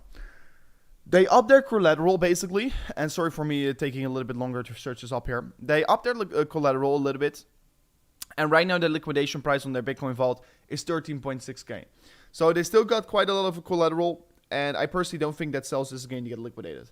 So what do I think? Of course, no financial advice. It's definitely a very bad decision, maybe, but I personally think this token can be bouncing back very quickly, guys. Celsius, I don't know, like the financial people are hating on Celsius. Many people are hating on Celsius. Well, in fact, a bank is nothing different. A bank is nothing different. If everyone goes to the bank and gets their money out, it's going to crash the bank. And, you know, Celsius is way smaller than a bank. Way less liquidity, way less market cap. It's all smaller, you know. And that's why these kinds of events happen earlier. And, of course, they have to learn from it. They have to get more collateral. So this is not going to happen in the future anymore. But I personally think they're going to come on top of this. They, of course, brought up their collateral. They brought down their liquidation price. And personally, I don't think if Bitcoin falls down to 50k or whatsoever, I think they're going to even bring down their collateral even more and the liquidation price even more. They're going to pay more debt off. And that's why I personally think it's going to be surviving. So yeah, that's why I am buying a little bit of Celsius. Definitely no financial advice. You can lose all your money with this investment. I know it's a very risky investment right now because, yeah, this is definitely the loss but safe. It's nothing but safe, this investment. It's a very high risk investment. But yeah, you know, high risk, high reward, right? I can easily make a 10x from here on, 20x from here on. So yeah, I'm risking a little bit over here, but I'm not playing with a lot of money, guys. I'm not investing a lot of my money into Celsius, but I'm taking a little bit of a bet over here because my calculations I am making that is going to be probably survive are definitely on the right side. So yeah. But yeah, why are they in problem? Why is 3 Arrow Capital in problem? Is because of Luna. So yeah, indeed, someone is already saying it in the chat here. I talked about this one here yesterday on the channel. Why are they in problem? Basically, I should right away say, if you're holding one of these coins here, I should be very careful because 3 Arrow Capital are literally dropping these 7 tokens on the market right now. 7 tokens on the market right now. So I am not holding any of these tokens right now. And like I told you, I'm going to be buying back as soon as the dust settles. As soon, like we do know, where is smoke, there is fire. And right now there's of course a lot of smoke coming out of these coins, so I'm not buying them. So yeah. 3 Arrow Capital was having an approximately, let me see how much money they invested into Luna. They spent $560 million into the Luna protocol, and it's currently worth roughly $670 and that is why 3 Arrow Capital basically speculated a lot and started to use, we are speculating, but 3 Arrow Capital most likely used, due to that, higher leverage to make back its losses. So yeah, better known as revenge trading. So that's, of course, pretty dangerous. But basically, the conclusion about what we currently know about 3 Arrow Capital, let me go all the way down. The conclusion, where's the conclusion? Yeah, the takeaways here. So 3 Arrow Capital lost a ton of cash in Luna. And that's why they're right now at the risk of liquidation. 3 Arrow Capital is getting a margin called, and it's about to get liquidated. And already got liquidated out of some positions, guys, to be very clear. They already got liquidated in many positions. This could be causing a ripple effect on the industry. Doesn't matter if you're up 100x if you don't practice solid risk management, guys. So always, risk management is key. That is, of course, very important to know right now. Let me see, what is he saying? Blockify just liquidated large clients. Yeah, guys, there are many people liquidating the 3 Arrow Capital positions. So yeah, there's already a lot of liquidations going on here. There's so much money out of the market right now. That's pretty crazy. But still, guys, as well, if we're looking, let's say, at the USD Tether dominance, this is, of course, very fascinating, right? I've been talking about it, not that much in the channel, but I've been thinking about it privately a lot. Because, yeah, what it basically tells us is that, of course, the stablecoin dominance is going up. So there's still decent amount of money in the market to pump up the Ponzi again, you know. But it's all stablecoins, and people are waiting on the sidelines. They're not deploying their cash right now, right? We're having approximately 8% of the total stablecoin supply in on the sideline. That's crazy. That is absolutely crazy. It's not deployed in the market. And that's why there's, of course, a lot of cash waiting on the sideline. And also looking at USDC point dominance, you can see there's a lot of cash waiting on the sideline to still get deployed. So we've never seen so much stablecoin supply standing on the sidelines. That is, of course, a very good thing to have here. Because in the end of the day, if the market does turn out to be bullish, if we're going to go in this relief rally, there's probably going to be a lot of capital to get deployed once again here. Because it's still in the market. There's a lot in the cryptocurrency space. There's still a lot of money, but it is yet to get deployed, right, on Bitcoin. So, yeah, we can still pump it up here, but of course we need to have a relief rally. We have to see a little bit of a better sentiment. We have to see the FUD basically disappear. Because looking at the fear and greed index, I don't know how it's looking right now today, but we do know there's just massive fear in this market, and of course we are touching the 6, guys. I think this is the lowest reading we've ever seen in history of the fear and greed index. If it says, oh no, this was also 6. Was it 6? No, that was also 6. Guys, we're equaling the lowest reading ever in the fear and greed index. You do know something about the sentiment, guys. And actually, we're going to update in 16 hours. If we would have updated right now, we're probably below 5. But this is crazy. And yeah, I always say, buy once there's blood in the street, right? That is, of course, the best period of in the market to be actually buying. That's actually the best period of buying. Yeah, fear and greed index at 6, guys. This is crazy. This is crazy. And I'm actually going to real quickly...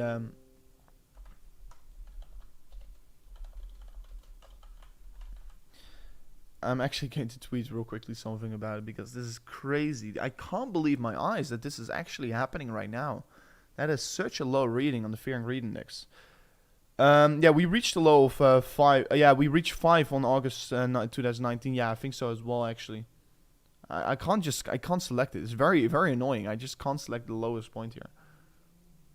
So, yeah, we reached the 5 previously around. But, yeah, we can basically definitely argue right now we are sitting at extreme low stage in the market.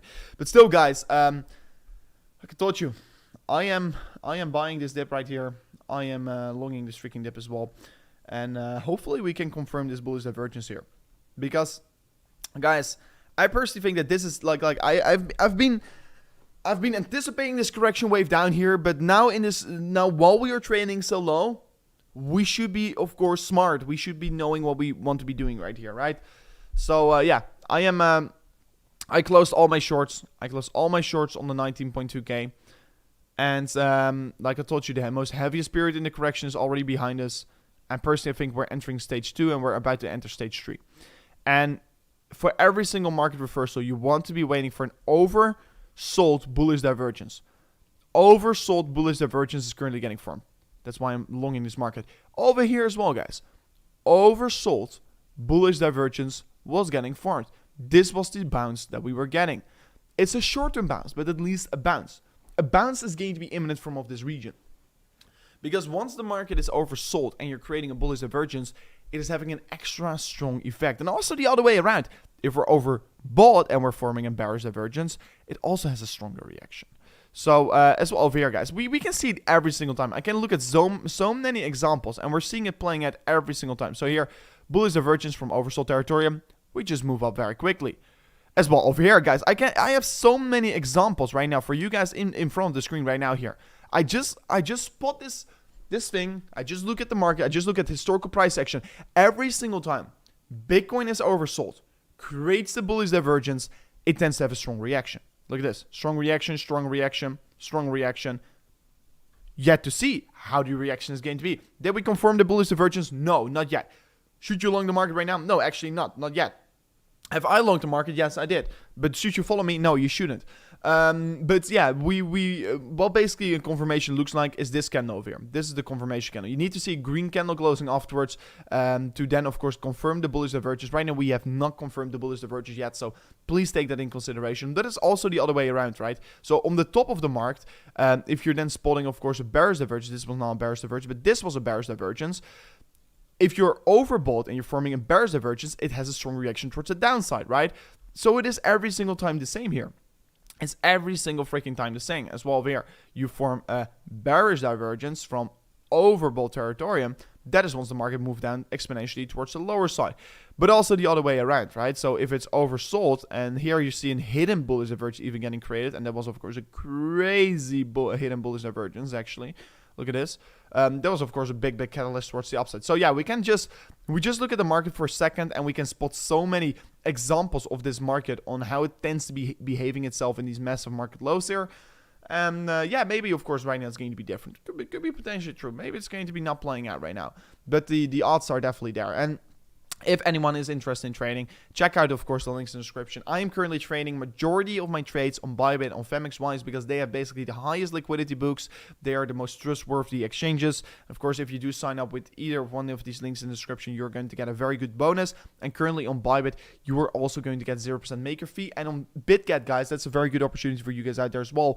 You get, if you sign up through this link right here, you're going to get free $20 if you sign up already. And if you deposit $50, you get a free $50 as well. And these money that you get towards your account is not right away withdrawable, but you can trade with it. And if you make profits with your trades, you can withdraw it. So free money where you can trade with, and if you make profit with those trades, you can basically withdraw it and you're making free money. So I'm trying to always get the best deals for all the viewers on the channel out there. So also subscribe to the channel for that, guys. I definitely care a lot. So it will be amazing if you can subscribe to the channel right now as well. And we're just casually going to look at how it's going to be playing out. But make sure to benefit from as well. Big get free money, right? Easy up to claim. And as well, guys, last thing I want to be saying, you got this on top of their WSOT on Bybit.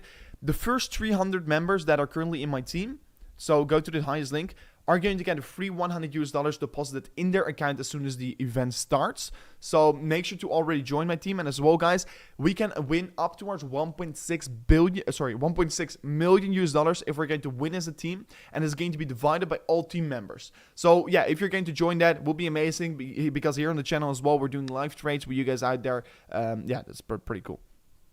Zero, here we go, guys. Bitcoin is like zero is not going to happen. Zero is not going to happen. I can already guarantee you that.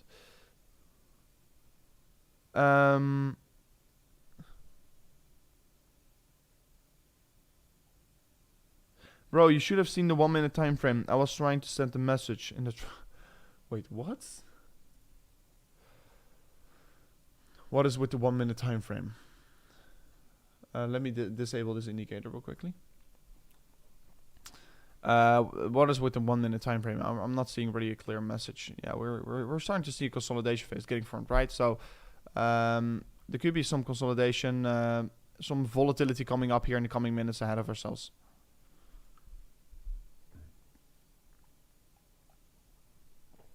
Imagine shorting to zero. I mean, yeah, but if Bitcoin goes to zero, it means that there's no more liquidity. So yeah, you can short it, but you make money, but you can't actually get your money out of the system. So no. And also, guys, Zero is currently introducing a stablecoin backed by euros. I personally think that's a very good improvement. Euro-backed stablecoin is going to also once again allow more money and cash to flow in towards the market. So yeah, good development. Circle's doing a very good job. I'm actually pretty excited. Let me go to Circle real quickly. I am actually pretty excited about this, the Euro-backed stablecoin. And I can guarantee you guys, this is going to be allowing to see once again more Circle yields. Yeah, fun. Where is this? Eurocoin. It's going to allow us to once again see more cash flowing in towards the market, basically. So yeah, this is an euro-backed stablecoin backed by full reserves by USDC. Creators of USDC is making this basically. Circle is behind USDC, and Circle is also making the Eurocoin. So EuroC, very interesting. It's going to be on exchanges. It's very, very nice. Institutional traders are going to be having access towards this this Eurocoin. So once again, guys, this Eurocoin is going to allow more capital flow in towards the market. And like I told you, we need these catalysts in the market, right? We need these catalysts to help the market to sorry, where's this page? To help the market to come up again here. And this is a very good development in my opinion. It's going to be allowing us to see more institutional investors stepping in towards the market again, and a lot of businesses, institutional traders, individuals, and it's coming soon to Ethereum. So it's going to launch on the 30th of June. and it's going to be pretty cool. They're going to right away launch on exchanges as Binance US, Bitstamp, FTX, UOB Global, and of course they're going to also launch on some DeFi protocols like Compound Curve, DFX, and Uniswap protocol. So that's pretty cool. And it will right away getting supported by Ledger, MetaMask, Ledger and MetaMask Institutional. So pretty cool. So be among the first access Euro coins. So the central banks are not doing it. So Circle is doing it. Amazing. Amazing, amazing, amazing. So yeah, this is pretty cool. Yeah, I think especially right now in these high periods of inflation in Eurozones, this is a very good addition. This is a very, very good addition. Euro coin. I like it. I like it a lot.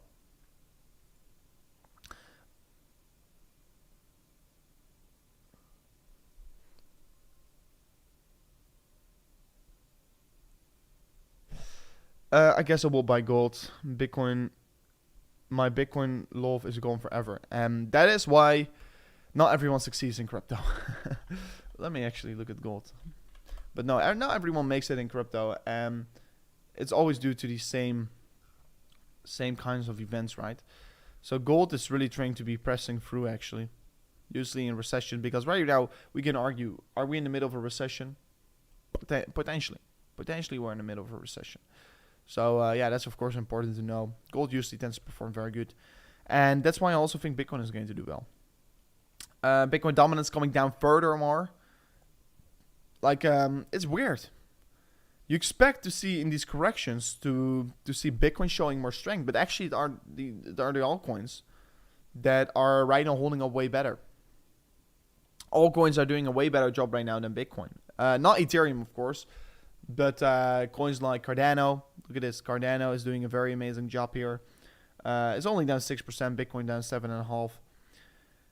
We can, of course, see, yeah, the altcoin dominance is also going higher because money is getting moved to stablecoins. That's, of course, an important thing to know. And that's why also I think the Bitcoin dominance will never, ever, ever go towards these regions over here because it's just more money in stablecoins. And that's also seen as altcoins because there's no Bitcoin dominance if the money is in stablecoins, right? Because stablecoins right now, they are literally currently like 1/3 or maybe 1/2, like 50% of the total market cap of Bitcoin is right now in stablecoin market cap. So, yeah, it's hard to surpass the 50% again for the Bitcoin dominance, actually.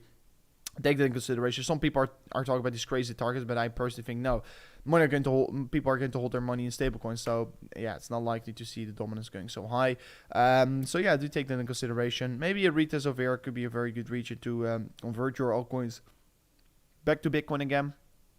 I do still think the Bitcoin dominance is going to be keep continuously on rising to 52%. However, it's falling a little bit right now. Even Sol is holding. Yeah, Solana is not. Yeah, it's down more than everything. And look at this. Oh, this is absolutely crazy. This correction. And I mean, I absolutely enjoy it because I've sold all my Solana off a very while ago. Solana is not holding that well. Solana is one of the more bigger losers actually in this correction. Like, Solana is down 7.5%. It's 12 down percent right now here. If you compare it to Bitcoin. If you go towards the 1 hour time frame on Bitcoin right now, you can see that the 1 hour time frame for Bitcoin from the high to low, it's similarly down 10.5%. So Solana is taking a little bit of a bigger hit there, but yeah, still there are just many losers in this market right now. There are many losers, not a lot of winners. So yeah, Celsius as well, interesting. Hey, app player, how are you doing, man? Hopefully you're doing absolutely amazing today. So I'm quickly reading through if there's some new news articles coming out here. Maybe we have got some interesting ideas.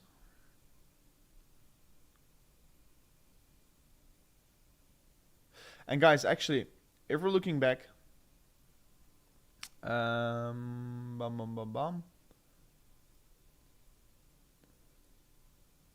VPVR, right? They indicated us that there was not a lot of volume in this middle region over here, and look at how quickly we fell down here. Right now I want to be seeing this level actually holding up here. So this is of course that previous resistance flipped into support over here, and is it going to hold us right now? That's going to be the question. Is it going to be holding us right now? It's going to be very interesting.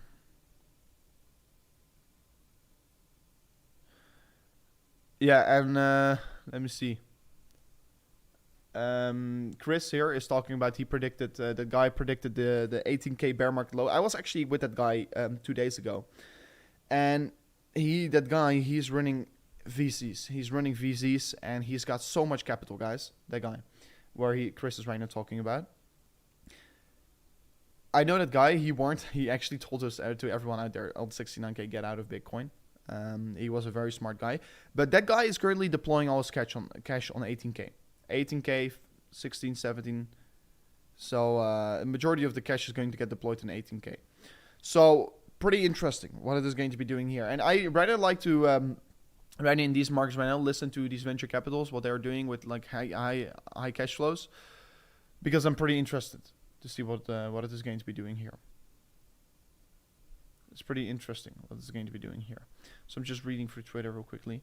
But yeah, 18k is bear market low will be pretty interesting if we can see that getting touched here, right? Because we have not wicked below the 19k yet.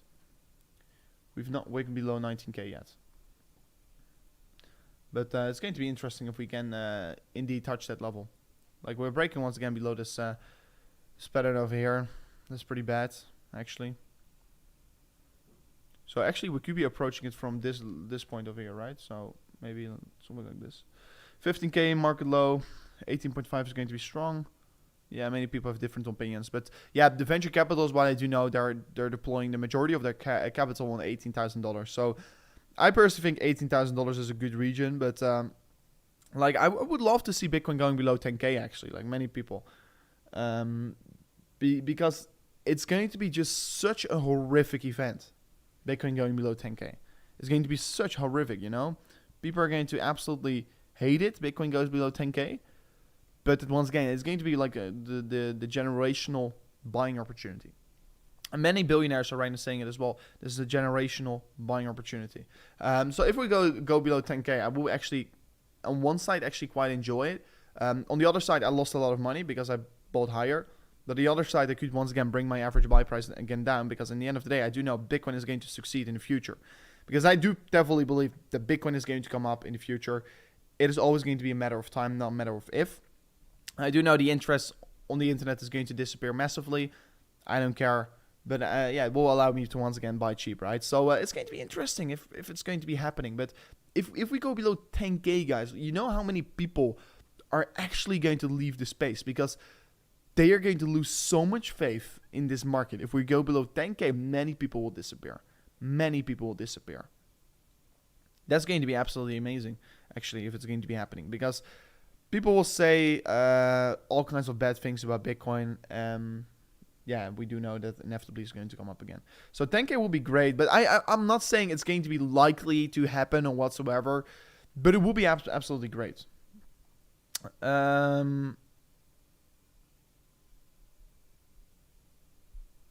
They won't let me get out of the market. Yeah. As however, if we do go towards these low targets, there has to be a little bit of a relief rally at least. Good morning from Jamaica. Welcome. Not me going anywhere right now. That's good, guys. It's good, guys, for everyone out there. Please don't leave this space, because this is the time to be paying your attention. This is the time where the big money is made. It's a fact. It's indeed a fact. I don't think we're going to fall down to 10k whatsoever, and I'm not trying to say that. I personally think there's going to be an imminent short-term bounce here, maybe in 12 to 20 hours from now on. Maybe over the course of today, there's going to be a little bit of a relief rally over here. But more importantly, guys, smash up the like button. It will be highly appreciated. And of course, if you're going to stick around just like me, guys, I'm going to be here every single day in the bear market. I'm going to be here every single day, and I'm going to be trying to be live every single day with you guys out there. So if you do like that, and yeah, make sure to smash the subscribe button. I mean, what an amazing target for me would be to ever achieve there.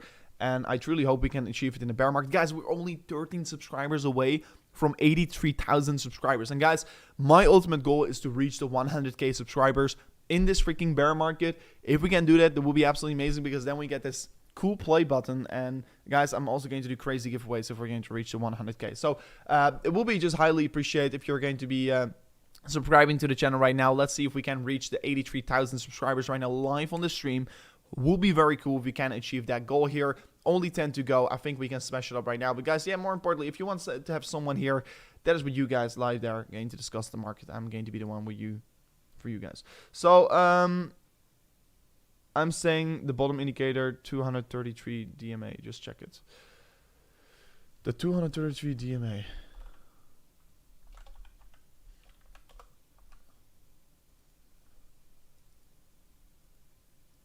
What are you saying? 2000? Let me see. 2033. This is your bottom indicator. Let me see, guys. What this guy? Oh, this is the bottom indicator for you. Oh, this is also a pretty interesting metrics. The 2033, right? So we touched the lowest point over here. Let me see what was saying it. Supercell anti-hacker. So Supercell anti-hacker is saying the 2033 daily moving average is the bottom indicator. So it didn't fospell the bottom over here. Forecasted the bottom over there. However, could we touch it once again? 16.9k. It's trading on 17k, 16.9k. This is your bottom indicator. Let me see, guys. The less people that are actually going to talk about this, the better it is. The less people are going to talk about this indicator, the better it's going to work. Believe me. So, yeah. The fear will indeed, at one point the fear will run out. It's just a fact. It's just going to be a matter of time at the end of the day. Let me quickly see what the liquidations are doing in the market right now. We're seeing not that much liquidations, guys. Only 208. That's not a lot here. 24-hour rect is very low. 76% of the liquidation are coming from longs. Not me, fortunately. But yeah, I've been shorting the market. I've been closing my shorts right now, and I'm longing the market right now. But yeah, not a lot of liquidations. Majority of the leverage is already flushed out here. And that's good. That is definitely good to see. So, Bitcoin has just entered the 18k region, guys. $18,000 region just got visited. Oh, we're going down very quickly right now. We're going down very quickly. Yeah, we're falling. So I'm going to actually up my leverage a little bit here. Sorry, not up my leverage. Up my positions a little bit here.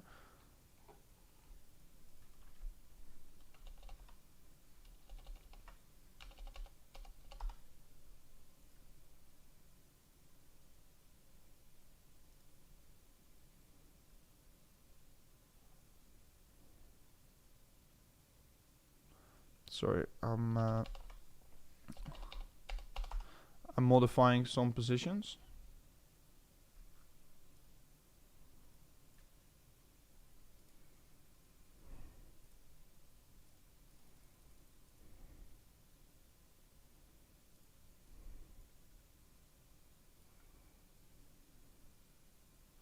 So yeah, we're 18.8k right now. So it's definitely a heavy correction. It's definitely a heavy correction we're currently in the middle of. So, yeah, let's see if we're going to hold on towards it. So still, remember, we are currently looking still at this CME gap. The question is, are we going to once again fall below it massively? Or are we going to hold on towards it? It's going to be a big question all over again on this weekend. Are we going to hold on towards it? Are we not? It's going to be a big question. So guys, by the way, we reached the 83,000 subscribers. That's absolutely amazing. Thank you so much for that. And right now we're going to see on how Bitcoin is going to react over the course of this weekend. Because yeah, it is an interesting period in the market right now.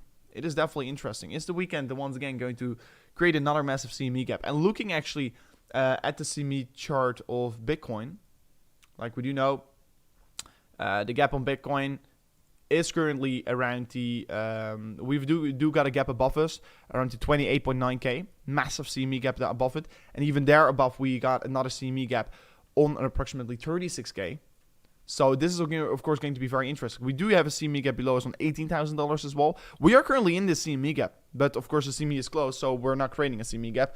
So maybe we're going to open below the CME gap, and then once again we have to go up to it in order to fill it again. So it's going to be very interesting to see how this weekend is going to end. And once again, guys, we're moving down on the weekends. And weekends corrections, I just don't like them. And also, yeah, guys, I got stopped out of my position on 19.8k. I am going to be opening a new trade, actually. I'm going to be anytime soon opening a new trade over there. Look at this. my orders, guys, I set up my Bybit orders 18.5k. On 18.5k, I'm going to be opening another position. I'm going to double down on my longs I'm building up. So, guys, I'm trying to open the Bybit chart over here, but like you can see over here, I get this issue the whole time here. It's so freaking annoying. Oh, here it's loading up maybe. Oh, look at this. Yeah, over here. So I got another order set up over here. It's not loading up. Look, you can see it's zero.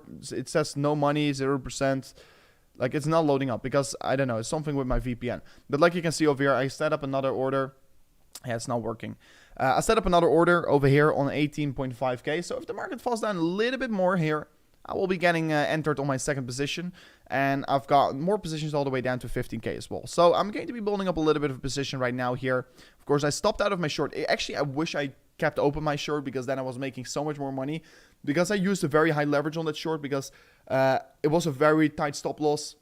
Sometimes I use very high leverage with less money. With a very tight stop loss, so I can of course trade a massive smash down, right? So it was pretty interesting. If I kept it open, I was making an insane profit. I closed with 500% profit, so that was pretty all right here. But right now I want to see the market fall down another 200% here, in order to of course come down towards a region where you would like to be accumulating at, right? So it's going to be interesting to see how it's going to be playing out right here. But this of course for me still ranges where I am buying in towards my positions.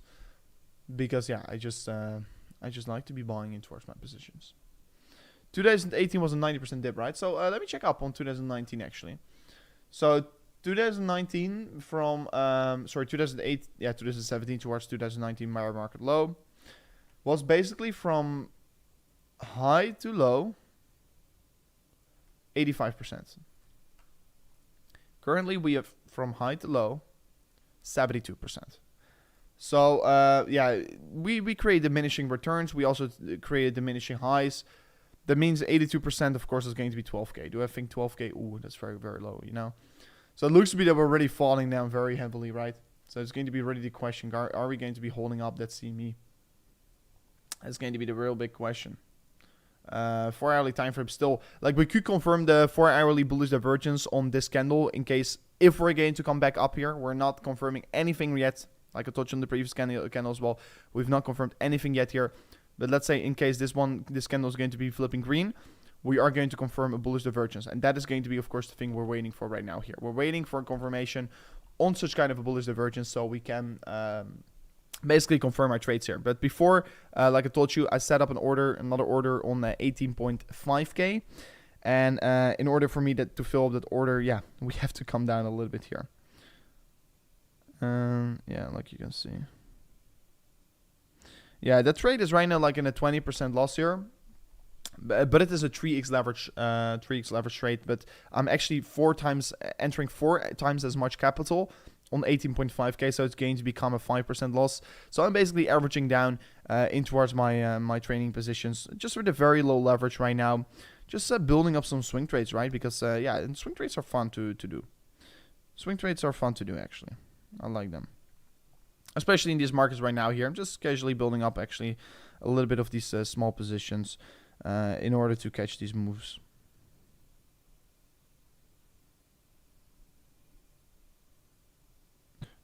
Oh, sheeps.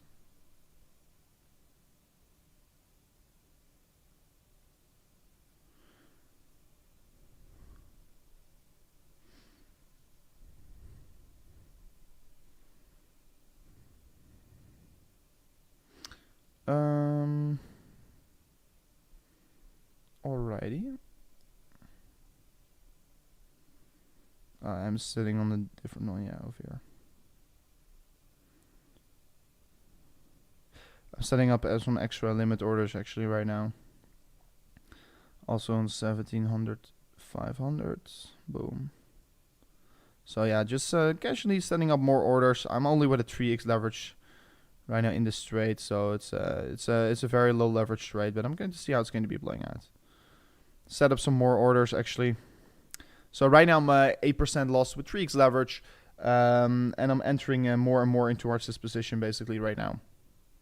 So yeah, casually building up the swing trade. I am trying to let me see if I can get it in front of the screen, right? So Guys, give me a second. There will be a little bit of a lag spike right now, but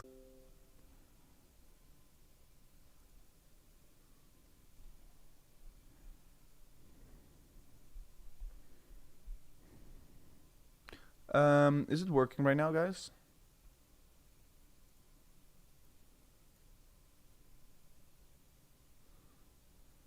Yeah, it's still not working. It's terrible. It's terrible.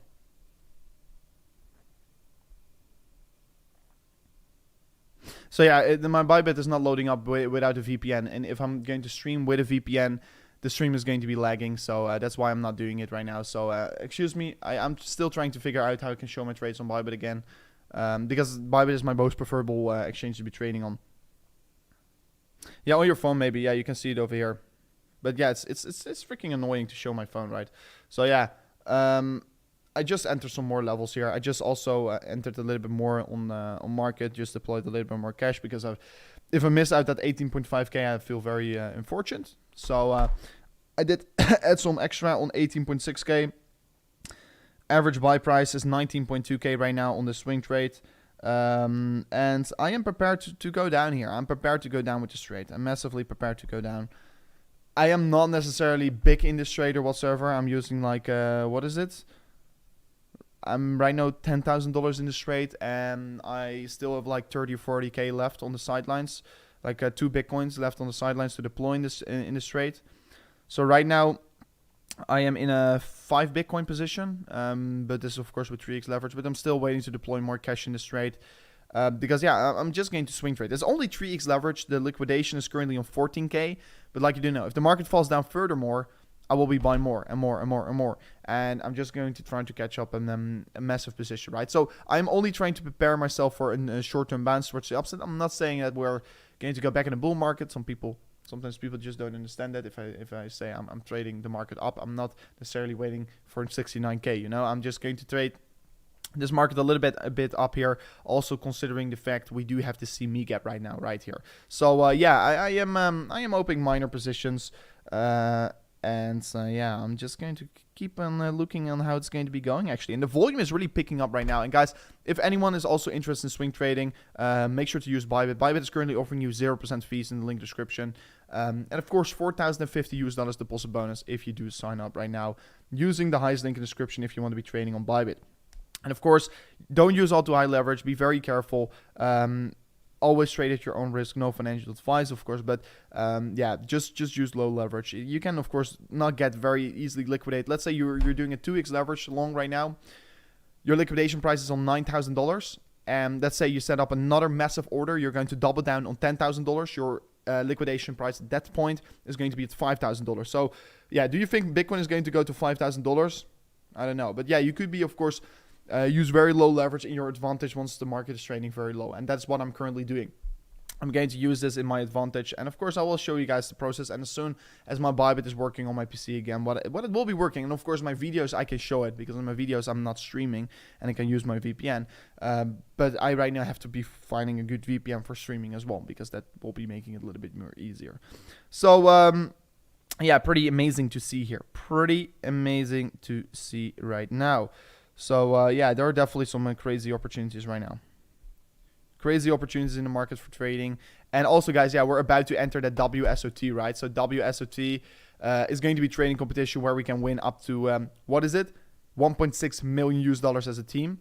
And it's all about the percentage, not with how much money you do trade. So very cool if you're going to join my team.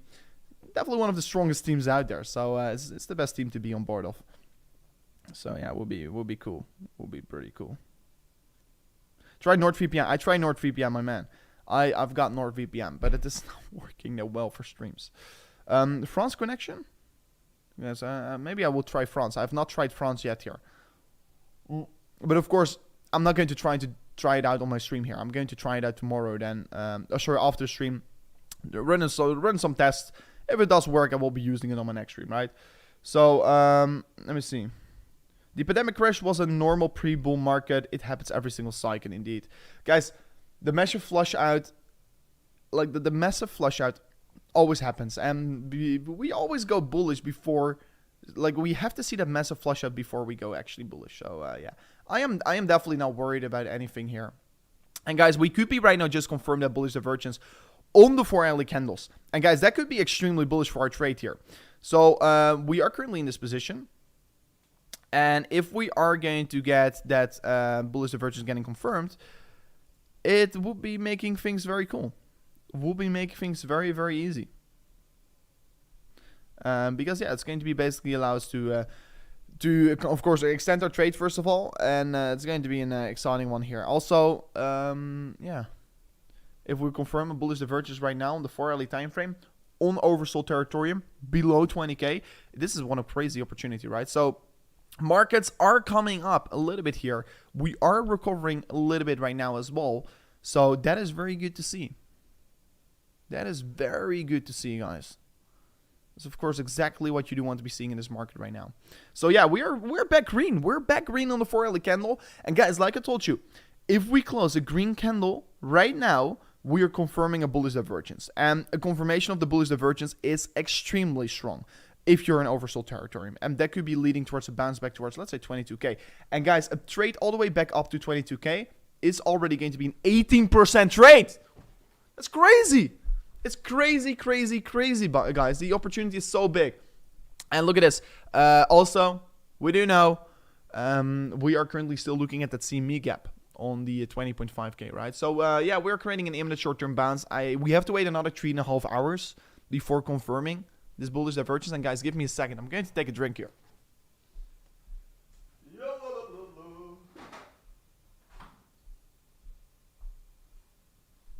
I'm going to take a little bit of a drink here because we're already live for 1.5 hours. No worries on Bitcoin now for sure. This is definitely no worries season. But yeah, the thing like, I know last week around the CME gap didn't got filled up. But the thing I'm trying to be pointing out is that historically speaking, CME gaps 99% of the time. Now not 99, but 95% of the time approximately. They get filled up over the course of the weekend or on the Monday morning. So the chance is still like, if you're playing every single CME gap and you're always going to long it once it's trading below the CME gap and you're always going to short it once it's trading above, your ratio of winning is like 95%. And sometimes the other 5% you lose. And last weekend around, we had a correction on the weekend down, right? So we had to move down on the weekend. And that basically caused Bitcoin to correct over the course of the weekend. And then it came up on Monday. So then we formed that CME gap. But 95% of the times, you tend to come back either on the Sundays or either on the end of the weekend or either on Monday. So still, yeah, with this in the back of the mind, guys, yeah, there is still, of course, a very high potential for Bitcoin to climb back up. Not today. Let me see how long the weekend is still taking, guys, because the weekend just got started. Just relax a little bit here. Look at this. We still got a lot of time. 2 days. Whoppa. We've got a lot of time, guys. We've got a lot of time. This is, of course, the weekend where we're currently in. And look at this. We can just hover around here. We could hover around over here and then come up near the end of the weekend. For sure true. The weekend just got started. So I personally think at this point over here, and the chance is just very high. The odds are with us. We're going to see the Monday or Sunday evening coming back towards the CME price. What if we are in a bull market in this correction? No, man. No, we're I really want to say we're in a bull market, but we just are not in a bull market. We can see the classic stock market being in a bear market, and then it's just easy to call Bitcoin bear market. When Bitcoin is 100k, we all laugh about these days, and that's true, guys. I mean, for me, the thing that I do every single day is just stack Satoshis, stack Bitcoin. You know, I don't care about what is going to go down here. In the end of the day, it doesn't really matter.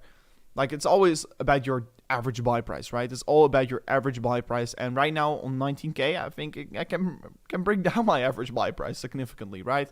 So yeah, that's what I'm trying to do here. Trying to just casually bring down my average buy price. And that's also, I do know Bitcoin is going to trade on these extreme high levels, right? So that is why right now also I am building up these crazy swing trades, right? I'm building up these crazy swing trades right now. Let me see. I'm at 5% loss here. I don't care. It's 3x leverage. Liquidation is on 14k. But I'm averaging in along the way down, guys. If the market tends to fall another, 33%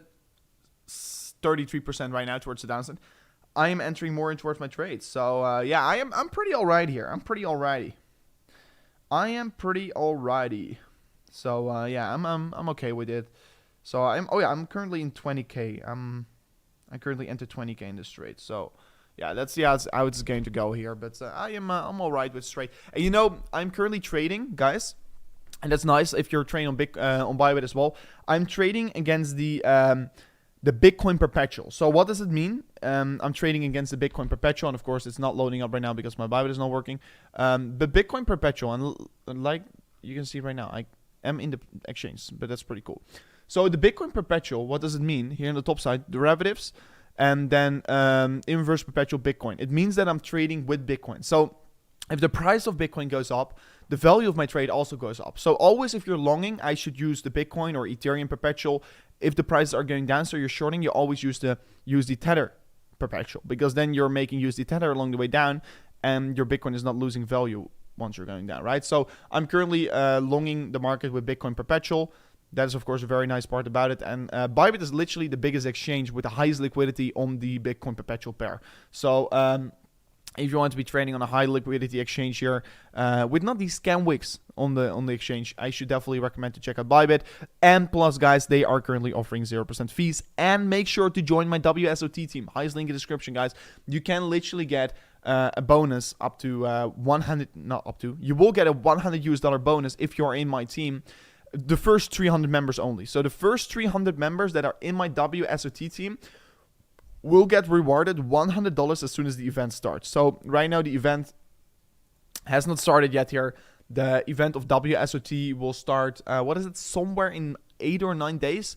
So if you're in my team, also the bigger the team is, guys, the more big the chances that we're going to actually win here.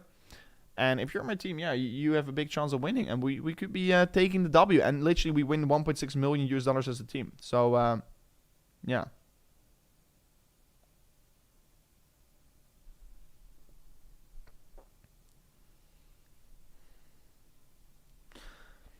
So it's pretty crazy.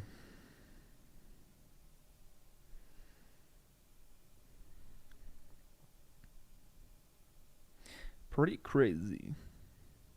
How about yields? Yeah, guys, be very careful with yield hunters, basically, because yeah, if you're looking to generate high yields in the market right now, it's just not worth it. It's not worth the risk. You can see what's currently all going on here, so that's why you should be very careful. Be very, very careful right now. It's a thing to look out for.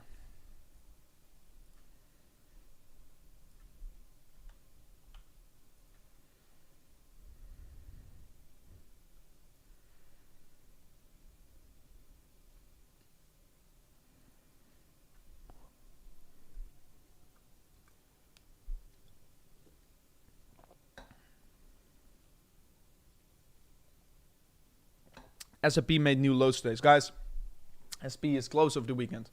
Futures as well closed over the weekend. So it can't really form lower lows over the course of the weekend. I wish it could, actually. I wish it could. But no, the S&P is closed. So yeah, it's not moving. It's just purely Bitcoin. And that's why it's important to look at the futures price on Bitcoin, right? Because the S&P is just going to the right. It's going to be opening in 2 days from now on. Like basically is Sunday night is going to open. So that's why usually we tend to see volatility come in the market Sunday night. That's usually, if we recover, it happens Sunday night.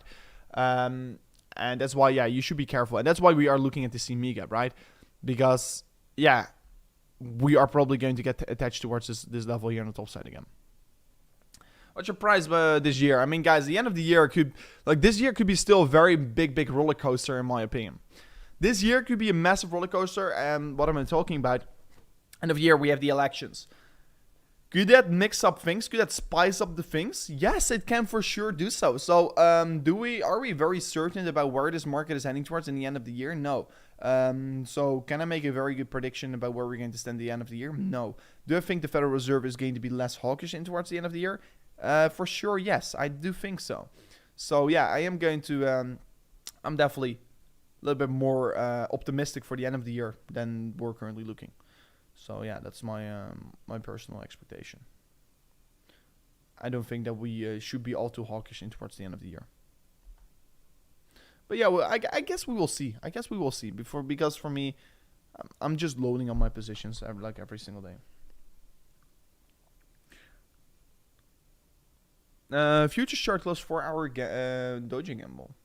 So yeah, we formed a pretty cool candle here on the S&P with a 4 hour doji. So yeah, the S&P is really showing weakness still because we're in a significant downtrend. But on the other side, on the immediate short term, we are showing that doji candle, right? So for me, I still would like to touch this this blue box for the S&P. Why is because this is basically the strong. Oh, excuse me, this is terrible.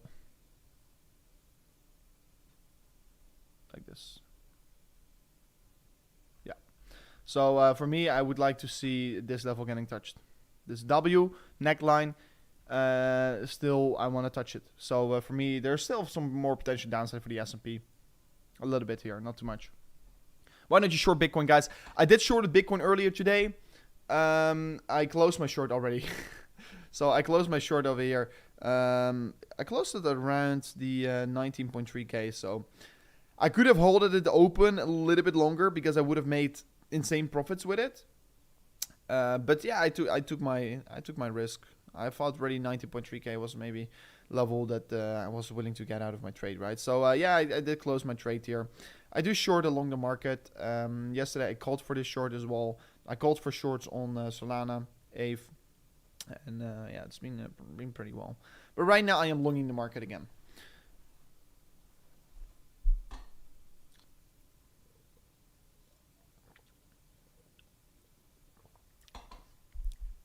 Right now I'm just looking to long the market again.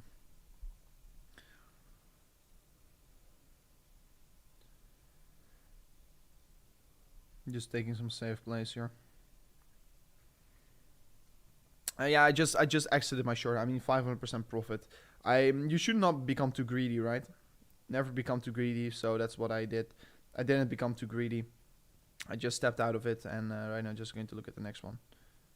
So yeah, be careful. Don't become too greedy because that's the biggest mistake many people do make. They make a big profit and they don't take profits. Like you make a big unrealized profit, but you're not closing your trade. So it's good to sometimes just close your trade. Just like over here, big movement down here, and just mark it out of my trade.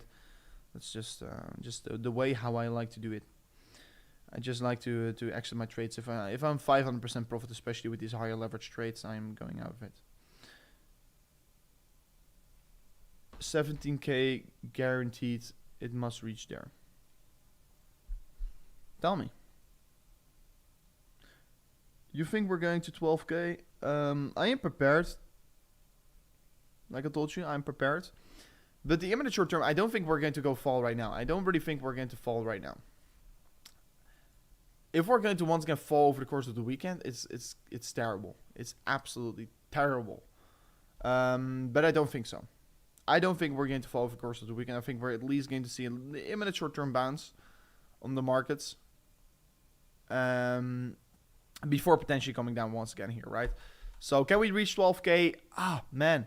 I think it will be very good if Bitcoin goes below 10k because it will just flush at so many people. So many people will just generate and realize loss. People will sell their Bitcoins against the loss, and that's of course what you want. You want to be seeing people getting flushed out of the market. And I think that if we go below 10k, many people will feel afraid. Many people will be in extreme fear. So yeah, it's going to be interesting, but also I'm just like, I take it time from time, right? First of all, let's see how Bitcoin is actually going to be losing its significant support it has always historically held on towards, right? And I'm talking about that 200 weekly moving average. Are we going to be falling below the 200 weekly moving average? And currently, guys, if I'm going to look at the chat, I put up a poll, of course, and more than 2,000 of you guys out there replied to that poll, and you were saying no. 72% of the people are saying no, we are not going to hold the 200 weekly moving average. So this has been a support level we've held it on toward always in history of in Bitcoin. So it's going to be catastrophic if we do not hold on towards the 200 weekly moving average. And I don't know where this is going to be ending, actually. I don't know. It could definitely still come up, but it could also definitely close below it. We just have to wait to see how it goes here. I'm not going to place my bets on it or whatsoever. I'm trading the imminent short term, and I'm going to see whether the weekly candle, if the weekly candle, like next week, we're going to close it over here. Yeah, there is more downside to come most likely, because it's absolutely terrible. It is absolutely terrible. Because yeah, the 200 weekly moving average is just an historical support level. It is an historical support level in years for Bitcoin. It's been a level that everyone always talked about. It's been a level that we've never fell below of. And right now we're doing it. And could it be another big wick on the lower side? Would be, of course, a very beautiful ending to the story, right? If we're going to create a big wick on the lower side, close the weekly over here, and just move up from that point. That will be a fairy tale story, guys. It's going to be an amazing story to tell if that actually does happen. Or if we're going to close it right here, and we're going to fake it, we're going to be moving up above the 200 weekly moving average, and we're continuing. Will be a fairy tale story. But we just have to wait to see how it's going to be playing out. But more importantly, I am very excited to see if we, in fact, can still close the weekly candle above it. Because, yeah, the alts are still on the table, guys. It is Bitcoin. And in case we are going to be moving above it, it is going to be, let me zoom in towards the 1 hour time frame, right? So it's going to be requiring, let me say this correctly, it's going to be requiring an approximately 70% pump in towards Sunday evening. That's pretty crazy. That's quite a significant amount of money that has to flow in towards the market, right? So market cap is 370 billion US dollars. Very low market cap right now for Bitcoin. Of course, taking another big hit here today. But everything is possible. Everything is possible right now for the markets to be happening. So I'm not counting out anything. I'm not expecting it can't happen. I'm not saying it will not happen or will happen. I'm just going to wait to see how it's going to be playing out. Just let the market come to you.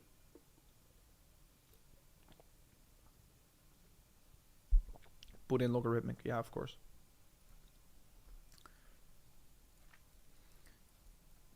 So yeah, let me go to a better chart with more data. So yeah, we do know this has been a historical level of support, right? Are we going to fail? Are we going to fail to hold on towards this level? It is definitely going to be catastrophic.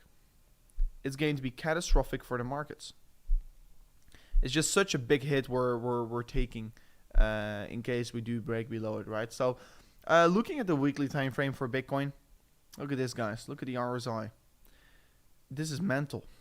This is absolutely mental we're currently looking at. So we're trading below basically the lowest point on the weekly RSI. We're trading at the lowest point ever seen in history of Bitcoin in terms of the weekly RSI. We're currently trading on 24 on the index. The historical lows on the weekly RSI has always been the 29. That is significant, guys. This is significant where we're currently trading.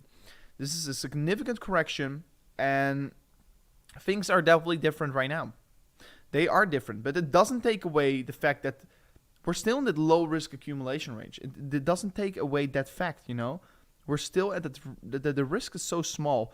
And like I told you, there's going to be one point that sell pressure is going to run out. And why do I say that? It's because just the long-term holders are all holding the supply right now. And those are the people that went through the bear markets. Those are the people that are not going to sell right now. And that's why I say to you guys out there, it's like these are the more tougher periods in the market to actually hold your tokens.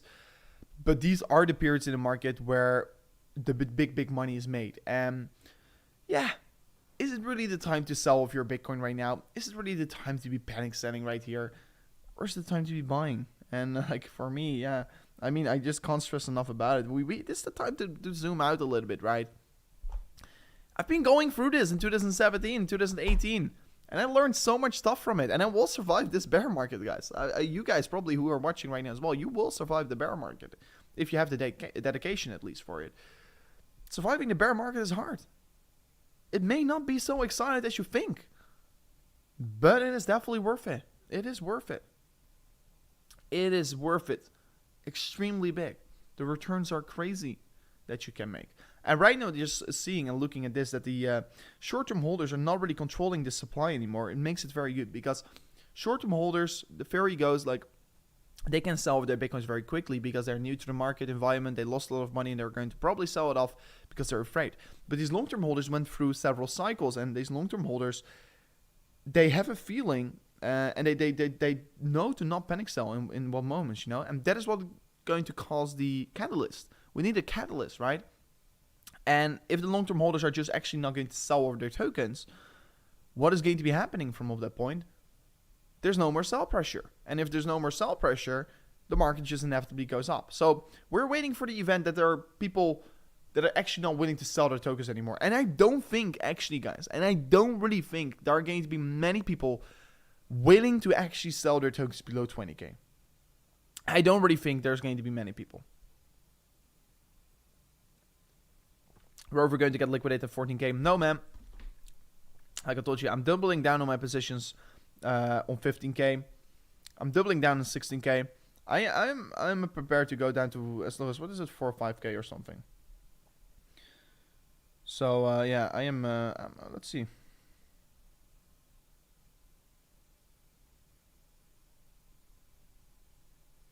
Oh, look at this.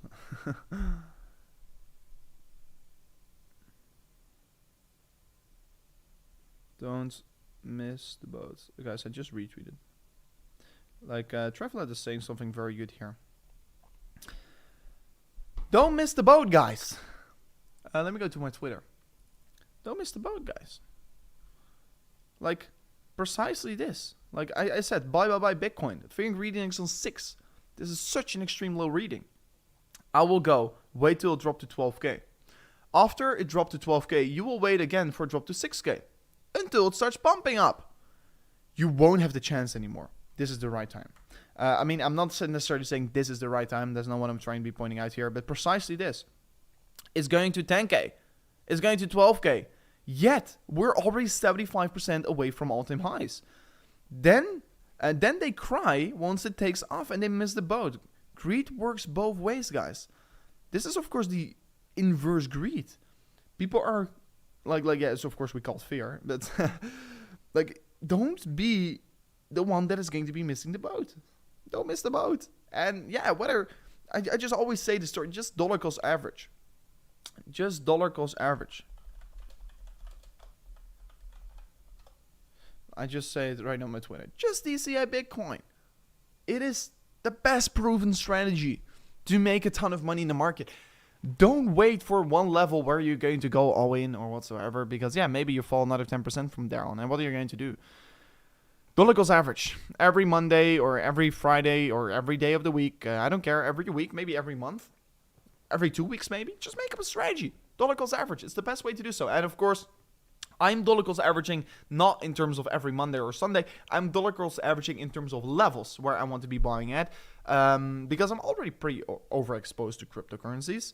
I sold a lot of my stocks. I sold a lot of my other stuff I had outside of crypto to buy more crypto again. Watches, etc. So what I am right now looking to do is I set up orders all the way down here. And like I told you, if you're not using a limit exchange, if you're using an exchange that is not providing you limit orders, right away, sign up on Buy the link description. You can convert fiat to USD Tether to Bitcoin, whatever you want. You can buy the dip over there. Set up limit orders on levels where you like and feel comfortable to be buying your Bitcoin at. Just lag spike. There was something wrong with my PC. I sometimes have these lag spikes. But if you were, of course, going to be signing up with the highest link description, you're also getting a 0% fee that you're paying right now for the coming 30 days. So no fees for 30 days. It's definitely worth it. Guys, are we still live? Yeah, we are still live. I'm Rover. We're all Rover. That is... I am not the one that existed, like, that did that first. It's pretty funny. Rob Zombie. Did Ethereum got liquidated? Yeah, they got majority of their positions got liquidated. So, yeah, definitely. And, yeah, Ethereum trading below $1,000 right now, guys. This is absolutely crazy. But once again, still, we're at the end stage of the parabolica. Inverse parabolica. Also, big bullish divergence getting formed on Ethereum. I am actually not loaded up on position on Ethereum yet. I've been mainly trading Bitcoin because the drawdown is bigger on Ethereum. But pretty crazy. Fall pump from here on. Yeah, of course, there's always more drawdown to come, right, for Bitcoin. But personally, over the course of the weekend, I think there's going to be a recovery. Looking at the CME gap right now. And yeah, for me also, yeah, I am just a spot accumulator and a swing trade accumulator right now. I'm just casually placing my bets, just preparing myself for my next big trades, right? So that's what I'm doing. So for me, it doesn't really matter. Rover, you should add the WMA 300. What is the WMA?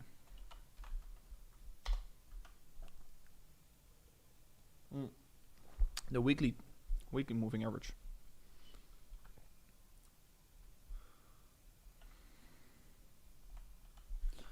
I think I have already. Oh, this is Celsius. That's why.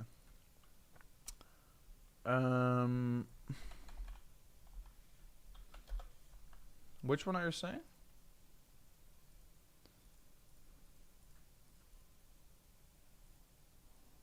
Let me see. Rover, you should add, let me see, the 300 weekly moving average. The 300 weekly moving average is over here. So,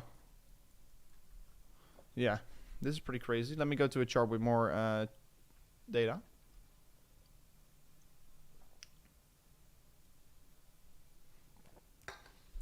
So yeah, still waiting to touch that level at least.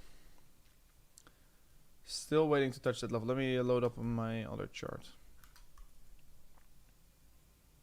Yeah, I want to keep continuously looking at this.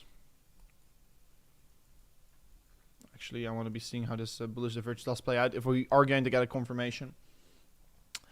But yeah, 300 weekly moving average. Yeah, well, what could we say about it? Can we touch it? Yeah, of course we can. We didn't touch it here. This is of course a level we've never traded below of, at least. This is trading on 16k. So yeah, maybe 16k could be of course also a beautiful bottom. No DCA for me till next month. I do think, yeah, you have enough time to DCA in the market. You definitely have enough time. And of course, make up your own strategy. But for me, I am right now not affording to miss out to be buying Bitcoin below 20k, right? Below 30k even. I think it's crazy.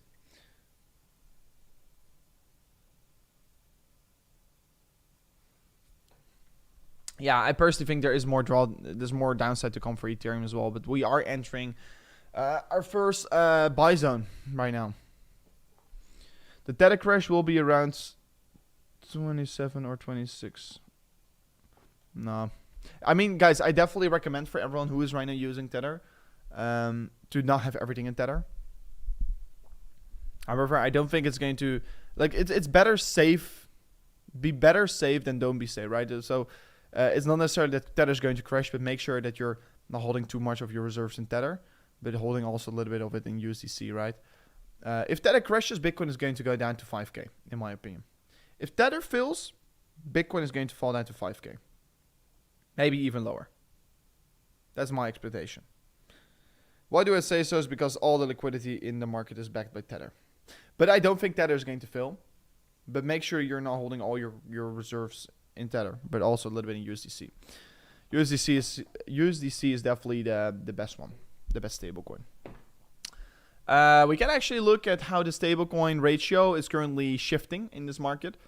If you guys give me a second, I go to my workbench I made. And we're going to quickly, first of all, set up everything to Y3.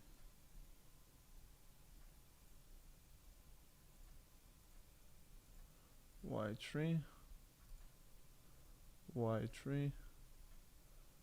Also Y3. So, yes, guys, this is the chart that basically shows us how much stablecoins are in the market. For the first time ever, we've seen a decreasement in stablecoin supply. That's pretty interesting to see, actually, because normally we don't see a decreasement in total stablecoin supply.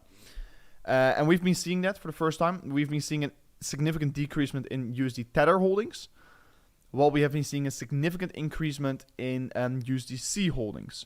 So USDC is, of course, increasing their market cap, while USDT is coming down. So yeah, we're seeing a shift of guard, and currently the difference between them is approximately 20 billion. I do think that USDC is eventually going to overtake USD Tether. So yeah, it's going to be exciting to see if they do overtake them. Will be good to have a little bit of an like battle between stablecoins, right? Because it's good to have a diversification and a wide variety of basically stablecoins we can allow people to use. So yeah, pretty interesting to see this actually playing out. Market's still not recovering. Bitcoin is for sale. Yeah, it's a fire sale. It's a fire sale. It is absolutely crazy in terms of this sale. So yeah, it's absolutely crazy. And yeah, guys, like I pointed several times out before in the stream, the best thing to do right now is just dollar cost averaging. Don't bet on on stupid things or whatsoever. Dollar cost average. And like I told you, I am dollar cost averaging on Bybit, and if you want to do so as well, currently for the coming 30 days you have 0% fees, and you can claim up towards a $4,050 deposit bonus. So yeah, it's an interesting period of time in the market right now. It is just a very interesting period of time in the market. Would hate to see what Sailor is down lately. Yeah, I can calculate it real quickly, because their average buy price is 30.4k. So yeah, they're significantly down. Sailor is significantly down, 30.4k, and they bought, let me see, 125k Bitcoin or something, right? So they bought for 3.8 billion and 125. This is a rough estimate, right? So don't correct me if I'm wrong. They're down like what is it? 1.2 or 1.3 billion, something like that. They're down over $1 billion right now on their Bitcoin investment. So they're down over 30%, 33%, even more. So it's a little bit more even, but I have to calculate it correctly in a moment. But yeah, crazy.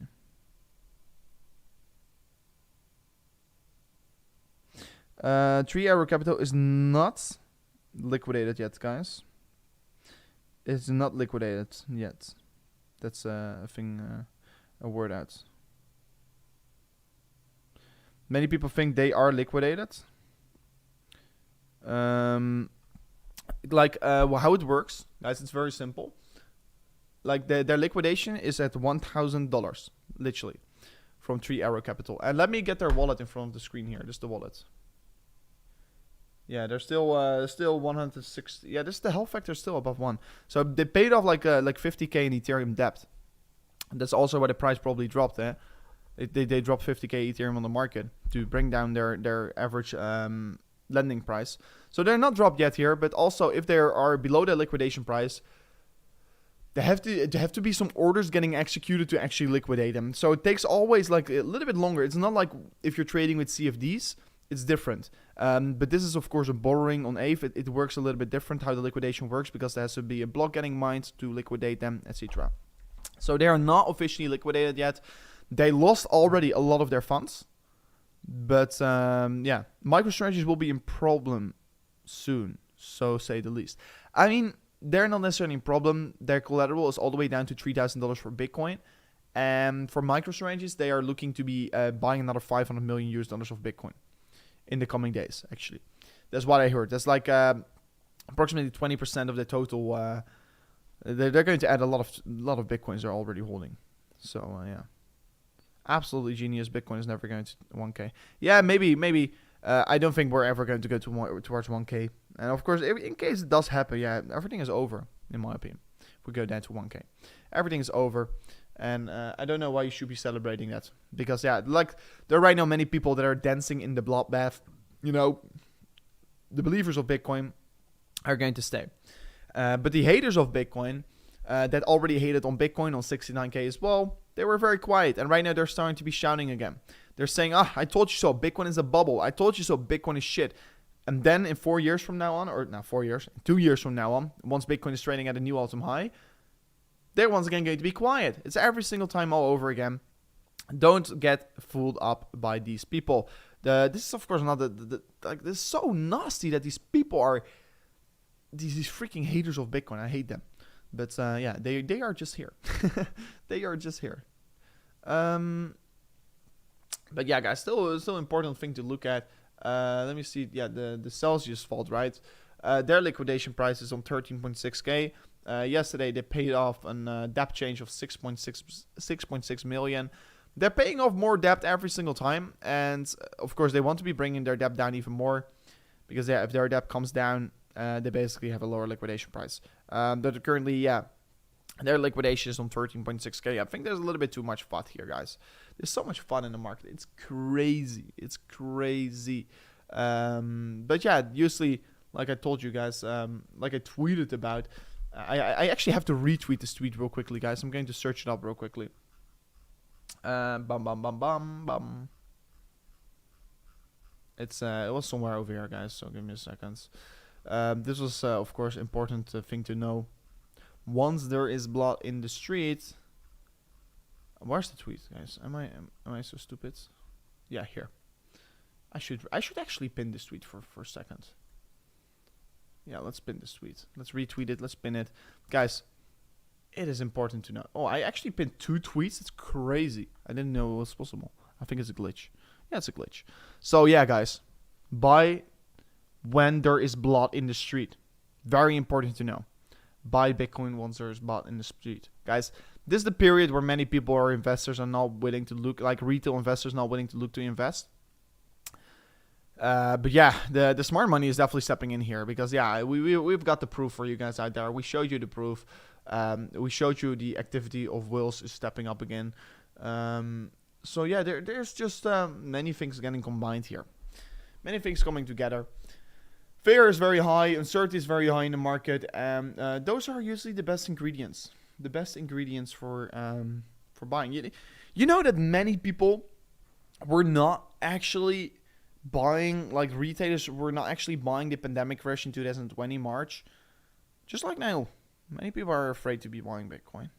Many are afraid, and I do get it. And I shouldn't go all in. That's not what I'm trying to say, but just DCA, just DCA in this range. It's a good DCA range. Ethereum to 200. No, I don't think so. That's going to happen. I do think my targets for Ethereum are right like 700, 800. Where I am going to be still buying Ethereum. If it goes up right now, I am going to be so alright with it. Because yeah, I'm already stacking up. I'm already dollar cost averaging, right? So in case it does drop further down, I am prepared. Did 3 Arrow Capital got... No, they didn't got liquidated. They, like I told you, I showed their vault a moment ago, their vault on AVE. Guys, they currently still have $150 million US debt. They didn't got liquidated yet. Their health ratio is once again 1.11. So they're down their liquidation price. What did they do? They were previously around holding 200k Ethereum. And right now they're only holding 150k Ethereum. So... they got rid of an approximately, 50,000 Ethereums. And that's also what I think is causing the correction right now. They dropped a lot of Ethereum on the market to pay back their debt. And right now, yeah, 3 Arrow Capital, of course, took a very big loss to maybe yet survive another day, right? So, yeah, they're not liquidated yet here, but they are taking for sure massive losses on the market right now. And they have to be selling like 50k Ethereum, 50,000 Ethereum. Against a price of 1k Ethereum each. That's so cheap, you know? So they're selling their Ethereums against a very cheap valuation. And that's also, once again, guys, why I told you this. Don't buy Ethereum yet here. That's why I told you yesterday. I still think you should be very careful with it. Because the drawdowns on Ethereum are just a little bit bigger. The potential downside on Ethereum is just a little bit bigger. Ethereum down 9%, Bitcoin down 7%, right? So... also, who's going to actually lead the recovery? I personally still think it's going to be Bitcoin. So be careful with Ethereum. They didn't get liquidated yet here. Their health factor is 1.11, and they can only get liquidated if their health factor is below 1. So yeah, there's a lot of carnage currently going on in this space here, but they're dropping more and more every single time. They're very close to their liquidation. They just sell 25% of all their assets, and they live another day, you know, until the sell price is going to be rolling out. Yo, popping in, what is the indicator you're using? I think you're talking about this indicator. I'm using the Bitcoin CME gap. This basically a calculator, a chart that shows you the CME gap of Bitcoin. So once you're trading above the CME gap, it's a good range for shorting. Once you're trading above the below the CME gap, it's a good range for longing. It's got like a 90% win rate if you're trading it from beginning to the end of the week, right? So yeah, it's going to be exciting where Bitcoin is going to be ending. But still, personally, I think the CME gap is at the end of the weekend going to be neutral. So yeah, 90% of the times it does tend to happen. Maybe it's not going to happen right now, but yeah, I guess we will see. I'm willing to bet on it. I wouldn't buy alts right now. Yeah, especially the alts that are involved with 3 Arrow Capital and with these venture capitals, right? So don't buy Solana, don't buy Aave, don't buy Avalanche, don't buy ETH. Don't buy Luna, especially, guys. I shorted Luna. I closed already my short, but guys, many people I already told so many people to not buy this shit coin. Still, people did it. People bought this shit coin. And also Luna Classic, guys. You know how many times I've said, stay away from Luna Classic. Luna Classic. You're buying Dow Jones' bags, and look at this dumping. It's dumping another 10% today, but more importantly, look at the last month here. It has been dumping from high to low. This is another like 75% decreasement. So yeah, I am very happy. I have not been buying this. I've been calling this on my stream, and you know, many people, I guess professional investors or whatsoever, they told me to be buying this. In the chat, at least, everyone said, "Oh, you're going to miss out on the boat. This is the next big thing," and no one is talking about it anymore right now. I'm so glad I did not bought it. I'm so glad I shorted the new Luna. And of course, if you want to be trading the new Luna, you can do it on Bybit. And like I told you guys, you currently have 0% fees for anything you do on Bybit for the coming 30 days here. If you do sign up with the highest links in the description. And of course, guys, you are, basically you could join the WSOT as well, where you can win up towards $1.6 million if you are in my team. And the first 300 members that are in my team get a free $100 rewarded in their account as soon as the event starts in 9 days from now on. So join the WSOT right now. Highest link in the description right here. And guys, together with that, if you do not like trading on Bybit, you can trade on BitGet and claim free $20 by already signing up. And you can also claim a free $50 by depositing $50. So that's pretty epic. Pretty epic right now. Markets are not moving. Appreciate these lives. Yeah, guys, I love live streams. Are you still bullish on Ethereum? Yesterday, the whole week I've been bearish on Ethereum. But yeah, we are starting to enter accumulation ranges. We are for sure starting to enter accumulation ranges. So yeah, this is of course terrible. I guys, you know it's panic mode once I'm getting messages from many people. Shit, what should I do? I literally got a message, like it's from Dutch guys, but they are messaging me right now on WhatsApp. Shit, should I sell everything? Literally in Dutch. This is so funny. This is so funny, guys. This is capitulation. This is capitulation. This is what happens in these markets. This is not the time to be panicking. This is the time to be freaking dollar cost averaging in towards the market. It happens every single time. It happens every single time, guys. And everything is shit, but like I told you, and I just pinned the tweet here, buy once there's blood in the street, guys. It will be amazing if you can retweet this tweet as well. And if you haven't already followed me on Twitter, make sure to do so. We are closing in towards that 1 million followers as well over there. So, yeah. Crazy capitulation, exactly. Yeah, and like this is fact, guys. If I just know, once my friends are going to ask me which NFT I should buy, I was very bearish on NFTs, always. I've never bought NFTs. I've never bought. I was thinking of buying a Bored Ape. Didn't do it. I mean, I could have bought a Bored Ape for $40,000. Worst thing, I've not done that. But at the end of the day, I didn't bought any shitty NFTs. I didn't lose money with that. I've warned you guys on the channel about these shitty NFTs. This is the biggest bubble out there. My friends were talking about good NFTs. My friends were talking about good altcoins to buy. Like, that was already clear enough of a signal, right? And now they're talking about capitulation. Should I sell everything? They are thinking of selling all their tokens once Bitcoin is below 20K. It happens every single time over again. So, do you still think it's safe? Do you think it's safe to still have Coinbase? I don't use Coinbase. I just use decentralized wallets, like on my Ledger, like a Trust wallet, like MetaMask, and you can, yeah. No, I don't use. I use mainly for trading always Bybit and Femex and BitGet. And also, I store my portfolio wealth as well on it. Like on Bybit, I have a lot of my portfolio standing on it. It's a very safe exchange. I personally like to use it. And of course, guys, if you are going to anyways use that exchange, it's it's fastest growing exchange out there, Bybit. But if you're already going to use it, if you sign up an account without any link at all in the description, without using my link, you only get $400 deposit bonus, and you don't get the 0% fees. You have to pay fees for the 30 days. But if you do use the highest link description with Bybit, you get 0% fees for the coming 30 days and the deposit bonus. So yeah, I personally use Bybit. I just prefer the exchange. It's a trustworthy exchange, and it's a fast-growing exchange. It's safe to use. I've never had bad experiences. I had one time that my account got frozen in like the 4 years I'm using it. In the 4 years I've been using it, one time my account got froze up, but it got unlocked within 50 minutes because the customer support is very quickly. So yeah, never had bad experiences actually with Bybit, so I'm pretty alright with it. Is it safe to store coins and exchanges for... No. Don't store your coins. If you are willing to hold your Bitcoin, or if you're willing to hold your Chainlink or whatsoever for long term, use decentralized wallets. And I think like if you're having an iPhone, I would really prefer to use Trust Wallet. Just download Trust Wallet. It's a very good app. You can buy your Bitcoin or your crypto on centralized exchanges, but send it to your Trust Wallet. Just save it over there. It's just a good place to save your cryptocurrencies at. It's just preferable in my opinion. It's very easy. Also, what the best thing I should prefer is to use a ledger. And if you don't know what ledger is good to use, go to my YouTube channel, guys. I place these things in the link description. So like you can see over here, I think I placed it in the link description. Yeah, extreme useful crypto items like Ledger, definitely. Oh, this link is not even working. But yeah, just go to ledger.com or just search it up on Google, guys. Just search up Ledger on Google, and you can find it. Ledger is the best way to save your money. I have got more than 4 ledgers stored on all kinds of different places in the world. And I'm just saving my Bitcoin over there. I'm not going to touch I can't even withdraw my Bitcoin right now if I want to, because I have to travel for it.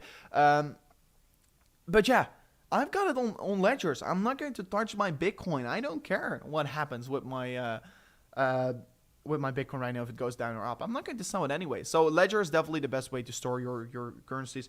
But yeah, I am also using a Trust Wallet a lot here. I prefer it. It's a good app to use. Swissberg is also good, guys. Swissberg, yeah, you can also trade on Swissberg. And also, yeah, Swissberg, if you deposit like 50 euros, you can get a reward ticket between 1 and 100 euros if you use the link description. But yeah, I'm not really like a Swissberg, guys. I do have them.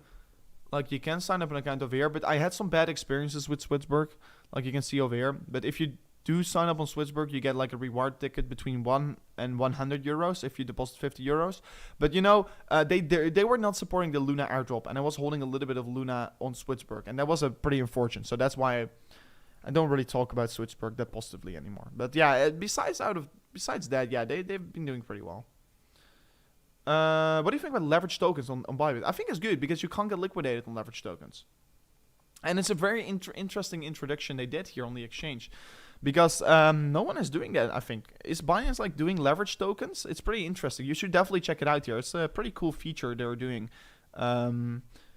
You're just not buying it actually with leverage, but you're buying a leverage token. It's pretty interesting. Like, you can buy spot into short, and that's pretty cool. You can buy spot into a short position, and that's definitely worth it. That's definitely pretty interesting to see that these possibilities are here nowadays. So yeah, there's a lot of development in the space. And that's why I love the cryptocurrency industry, right? That's the best part about the industry. That's the best part about the industry. Yes, in Binance. Oh, they have it also in Binance. I didn't know. I don't really use Binance that frequently, actually. Yeah, Binance has them all. That's nice. Guys, there are all kinds of cool introductions on all exchanges, but I don't really know. I like in Europe, I was not able because I lived in Europe before. And now I don't live in Europe anymore, but I was not able to use Binance with leverage trading. So, and as well, I started with Bybit all the way back in 2017 with my trades. First I did BitMEX, then I got freezing out of my positions on BitMEX. Fuck BitMEX, don't use BitMEX. But I'm not able to swear actually on the stream. But yeah, then I started using Bybit, and since ever, I've always used Bybit. I just, Bybit will soon list Toncoin. I don't know what Toncoin is. KuCoin have been doing it for ages. Oh, didn't know. Can you leverage in the US without VPN? No, I don't think so. I think, yeah, you do need a VPN if you're in the US. But leverage tokens, I don't think so. You need a VPN actually for. But yeah, it's no problem if you use a VPN, because if you just get a good VPN, your connection is very good. Only if you're going to live stream just like me, you can't do it. But yeah, besides that, I use a VPN almost every single day here, and it's just like nothing different. For how long have you been leverage trading? I've been doing my first trades, executed my first trades in 2017. And I made a lot of money, lost a lot of money, and in the end of the day, the bear market was the best period of trading because everything was so predictable. And I actually think that this one is going to be also pretty predictable. If we confirm the bullish divergence, we have not confirmed it yet. I'm going to keep you guys up to date about what I'm currently doing. I am already building up swing trades, but it's going to be definitely a good aim at a short-term trade as well. We could be looking at this bullish divergence that we could confirm on the market right now. So yeah, there are a lot of interesting things playing out in this market here. A lot of opportunities that are going to occur in the market. So yeah, just make sure to benefit from it. From all the opportunities that are going to scoop up in the market. Scooby-Dooby. Scooby-Dooby. Yeah, we're still doing pretty alright. I'm still live, guys. Should I continue the stream? We've been live for 2.5 hours. Let me know in the chat. Because I actually was planning to go to the gym like 2 hours ago, and then I should have been already finished with my session on the gym. But I've been not able to do my session yet. But let me know in the chat, guys. Should I continue the live stream? Because I can definitely continue for the whole day if you want to. I maybe have to order some food here, but yeah, we can like if you guys want to. Because I've got probably like I only want to go to the gym and go out for dinner tonight, but it's the only thing I'm going to do. I've got nothing planned actually today in terms of meetings or whatsoever. So yeah, today is a pretty okay day to be live with you guys out there. Maybe the whole day or something, you know. So let me know what you guys want. Please continue. Please continue. Go train beach. Boy looks skinny, man. I'm losing weight actually. I'm pretty like I lost a lot of weight. I was 105 kilos and right now I'm 84. So why do I do this? It's because basically I want to be losing a little bit of fat, and then I'm going to grow again. So yeah, it's going to be pretty well. Stay live, everyone. All day live, man. Okay, all day live. I guess we have to spot this this reversal we're currently looking at, right? So maybe I have to get a music up here. Let me get some music up in the background.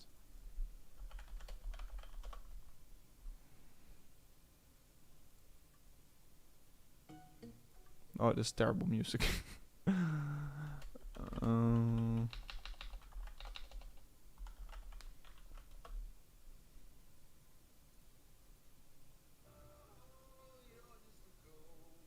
know.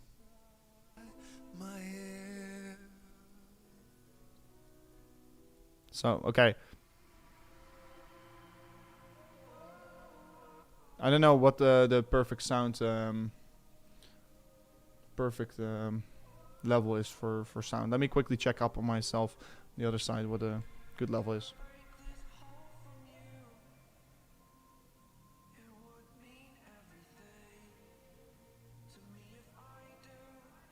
I'm quickly checking this up, guys.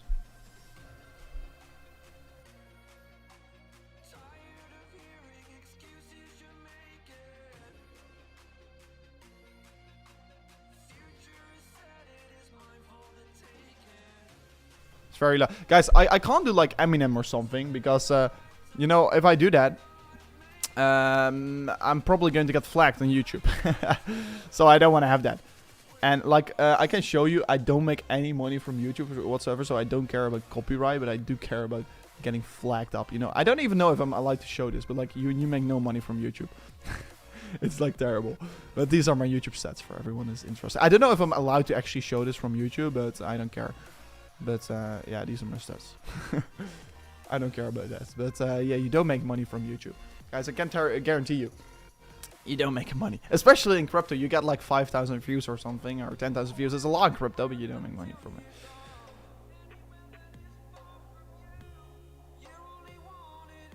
So yeah, I just wanted to let you know.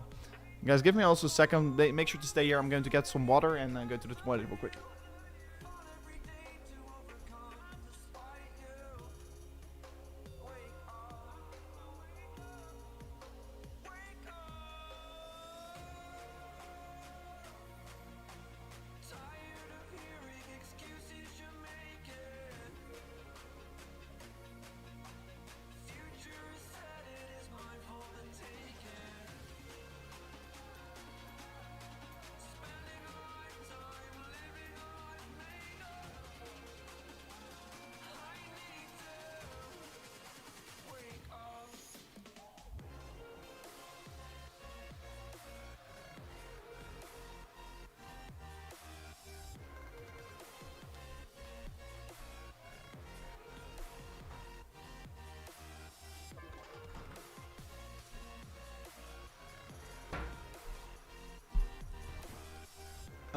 Let me see.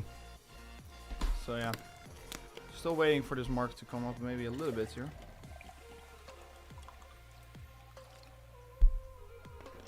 Fire your spam, let's go. Guys, by the way, smash up the like if you do like the stream. Let's look further on a little bit in what currently is going down, right? So let me open Crypto Panic. Let me see. So Dowcoin has said something here. Dowcoin is currently saying, be the change you want to see after Terra Luna multi-billion-dollar collapse. Fuck you. Fuck him, but I mean, he's terrible. He is terrible. 60 billion US dollar bloodbath in the crypto markets. Bloodbath, 60 billion erased from crypto markets as Ethereum dumps below $1,000 and Bitcoin sub 20. So yeah, $60 billion exited the market. Pretty crazy. Pretty crazy. Yeah, will activity is coming up, like we do know. Yeah, this is pretty interesting. Like I already discussed this. So yeah, we can see whales are moving, large holders inflow. So basically the largest holder inflow ever seen. So yeah, whales are stepping in right now here. They are trying to hold up the market. I always battle with your sound, Rover. What's the problem? Is my sound so bad? Let me check up. Okay. So yeah, I have to check up on that. My sound should be good. I mean, my microphone sound should not be changing. But yeah, we've been seeing one of the most largest inflows on these will accounts. What really makes it interesting, you know, what we should be doing right now, how we should be approaching this market right now, are just many things we can say about the market right here, right? So I'm actually closing up some charts. Yeah, but it's even not loading up. So yeah, many things going on right now. Charlie Hoskinson, the CEO from Cardano, responds to the question about claiming to be Satoshi. Here's what he says. Oh, is he already also starting to claim that he's Satoshi? That is terrible.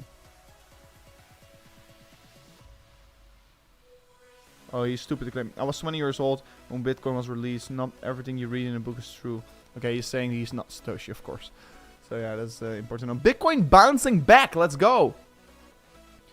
Music is quiet, guys. Has the music to be a little bit louder, maybe? Okay. Okay. That's nice. So Bitcoin is bouncing back a little bit here.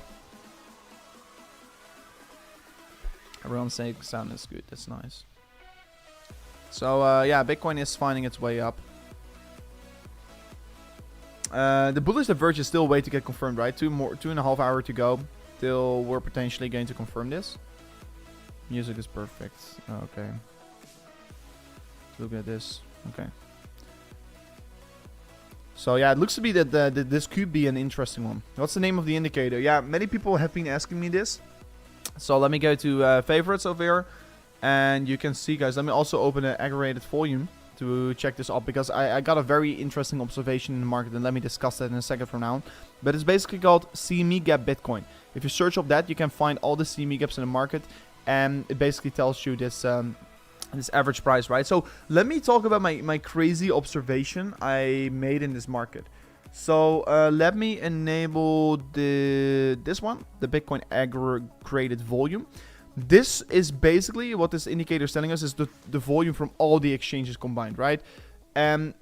Historically speaking, if we're getting a high volume inflow on the weekly time frame, it tends to be indicating a reversal point, right? So bear market low, we also saw high volume coming in here as well, high volume. May correction was crazy volume, by far crazy volume. 134k Bitcoin in 1 week. It's pretty big handle what we had over there, right? However, right now we're already on 42k, and the predicted one for the end of the week is 55k. So we're very, very high in volume again here on the weekly candle. Interesting to look at, like, what we're currently getting in this market. So high volume always indicates, historically speaking, reversal points in the market, whether it's going to be a top, whether it's going to be a bottom. But yeah, let's see how it's going to be playing out. And actually, what I really find very fascinating, and then I have to go towards the Coinbase chart real quickly. So let me open the volume and let me search for the Coinbase chart. Yeah, this one. Like Coinbase, like you see these, if you go to, let's say the 1 minute time frame, right? Coinbase have these whales that dump the market like crazy. Over here as well, dump like crazy on Coinbase. But also these pumps, right? These Coinbase whales, they do something because Coinbase does a lot of OTC deals, right? So they pump the market up here. They dump the market right down here. They pump it up once again right here. Like Coinbase has so much influence. So that's why it's important to look at the Coinbase volume. What we can really argue about if we're looking at the Coinbase volume right now is like we see very high volume spikes in the beginnings of these corrections, right? So this is of course where all the Bitcoin get absorbed in the market. And this is basically the reversal point a little bit on the market. We're getting this swap of hands, right? We're getting the swap from the weak hands to strong hands. It's getting shifted around. No music is better. Okay, guys, I will disable the music. I will disable the music. I thought maybe it's going to be boring because I don't know if I'm going to be able to talk the whole time, you know? Because, yeah, I am sometimes a little bit... I talk sometimes a little bit too much. But yeah, you can see a reversion point is right now getting formed. Music genre. Yeah, maybe we should do some classic music, guys.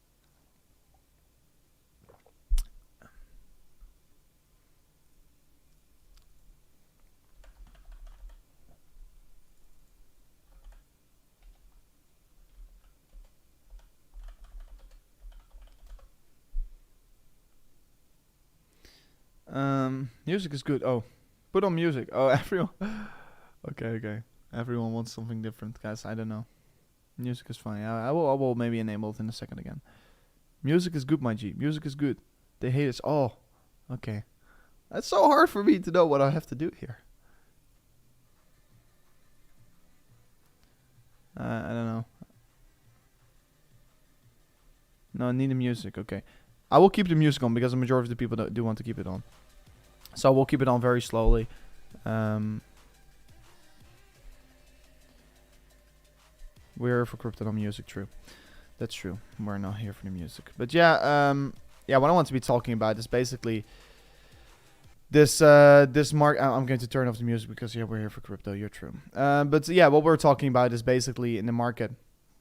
These volume spikes, they indicate something, right? They indicate something happening in the market. You see, these are reversion points. And also on the market highs, right? In the market highs, it tends to be happening as well. If you just also purely look at Coinbase. Coinbase does a lot of OTC deals. And always at these bottoms, there's a lot of absorption of tokens. There's a lot of buying and selling going around over here. So like you can see, these volume spikes always happen on these lows in the market, right? So we saw 2 big volume spikes right now coming in. And the question is how we're going to handle it. But this looks to be, of course, a bottoming formation. I'm not saying we can't go lower, but this is we're probably going to enter a sideways trading range once again here from here on. Because that's what this volume spike is telling us, right? This is a bottom formation. There's a lot of buying going on here. There's a lot of selling going on. There's a swap around of hands. There's a swap around of hands. Some people are selling, but for every seller, guys, you have to know there's going to be one buyer on the other side because that's how the order book works. There's always going to be, for every seller, there's going to be a buyer. So, yeah, in case you're selling your Bitcoin right now, be very careful with what you do, right? So, yeah, we are about to come back up, actually. And looking at that 4-hour candle on Bitcoin right now. And, guys, look at this. Yesterday, I called for a pretty good shorting opportunity. And, actually, if you got bought in towards this short, you did an absolutely amazing job here. So, I called this on my Telegram group here. Look at this. Boom, shakalaka. 10% move down here. Crazy move down. This was, of course, this region, the previous support over here, resistance, support. We broke below it. We were retesting it. That was your shorting opportunity. And that's also where I opened my short and where I basically made an approximately 500% profit from. So I closed that short already. But guys, if you don't want to be being more up to date about what I do with my trades, sometimes I show my trades here on my Telegram group. Sometimes I show them on Twitter. Sometimes, yeah, I don't know. So yeah, if you're interested in that, make sure to follow my Telegram group. You can find all the links in the description. You can easily find it. And as well, make sure to follow me on Twitter. If you're already there, follow me on Twitter. I just want to reach that 1 million followers one day here on Twitter. And yeah, it's going to be amazing if you're going to follow us over there. It's going to be absolutely amazing. And guys, remember, buying once there's blood in the street. That's the most important message I've got for you guys out there. Now's the time to buy Bitcoin indeed. So yeah. We're going to definitely monitor on how the 4-hour time frame is going to be playing out right now.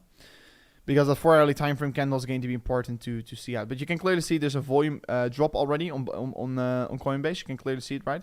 So there's a volume drop right now getting formed here. You can see the average volume is also once again coming down. What does it mean? It means the market is slowing down right now, guys. The market is settling down here. And that indicates a low point of a correction getting found here. So like I told you, I personally think we are right now. Yesterday, I told everyone over here in this region over here, we're probably going to get another crash down. And right now, I think we are at the lower point of that reversal, right? So if you ever want to be creating a V-shaped recovery, you have to do it something like from here on. So it could still be in play. We'll be actually quite sick if we can get a V-shaped recovery back up to 25 or 26k. If we get it from here on, oh guys, that's going to be crazy. It's going to be crazy. But yeah, just don't speculate. Just see what the market is going to do, of course, at the end of the day. I personally think it's going to be stabilizing a little bit over here. It's going to be probably see some sideways action. Yeah, volume is coming down again. Last time right as well, once the volume came down, we saw that last week here coming in formed in the market, and then we moved up again.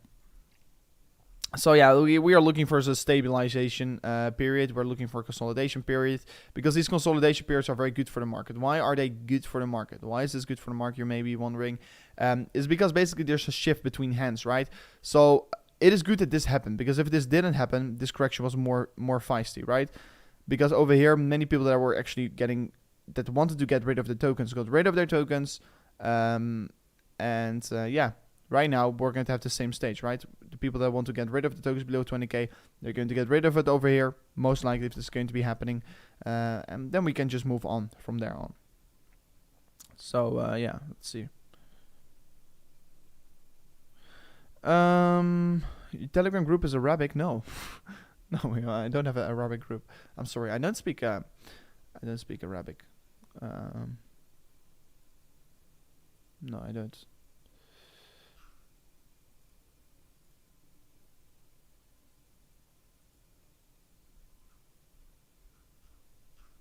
I don't speak Arabic. Let me see. Ethereum 2.0. Yeah, guys, that's going to be interesting.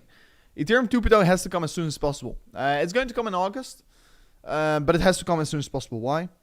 It's because we have this issue with staked ETH, right? STETH. We've got this issue because every STETH. STETH CMC. For every STETH, I want to go to this.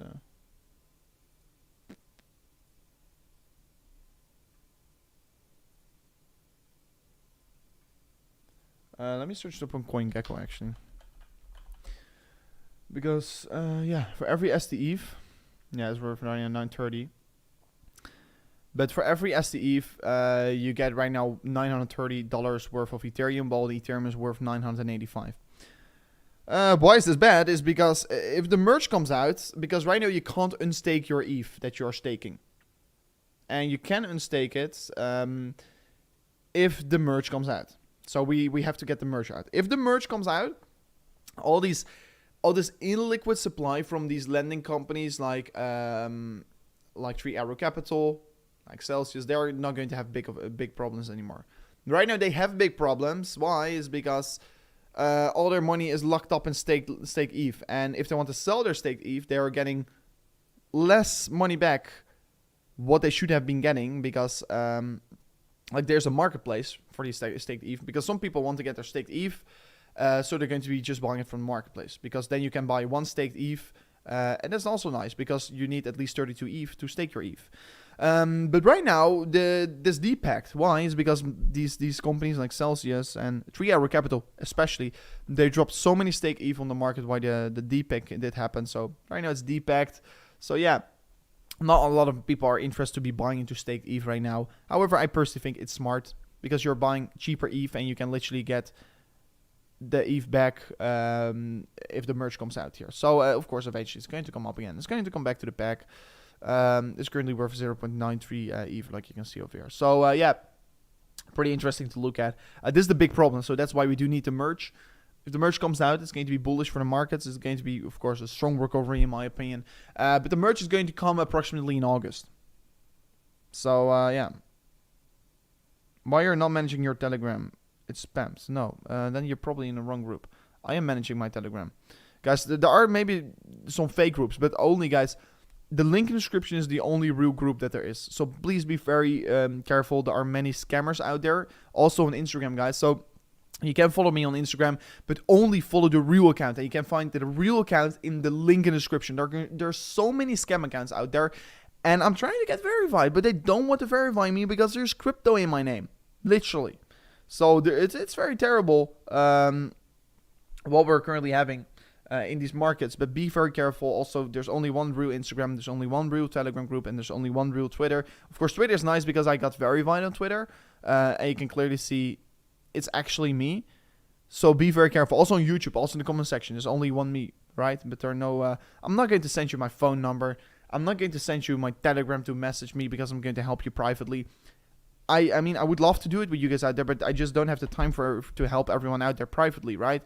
So please, these are all scammers. Also on Instagram, if it sounds too good to be true, it's not true. So do take that to notice. Try the Telegram link in the description. Everything is in Arabic. Huh? That's weird. Like, try this link. I put it in the chat.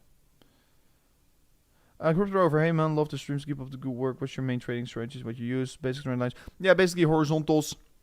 The mean of reversion, divergence, momentum indicators, divergence, horizontals, and breakouts. That's very simple. But mainly, recently, I've been trading on horizontals, and it's been working very well. And of course, on the weekends, it's fun to trade if you're trading below CME gaps. So yeah, there are several strategies I use and look off to find enough confluence, right? You have to find the confluence to make a low risk setup. These are Arabic spammers. I don't know. The link in the chat works. Thanks. Oh, nice, amazing. Bro, bot attack on your group. Whoa, what? I don't know. I don't know what a bot attack or whatsoever. Like, let me check.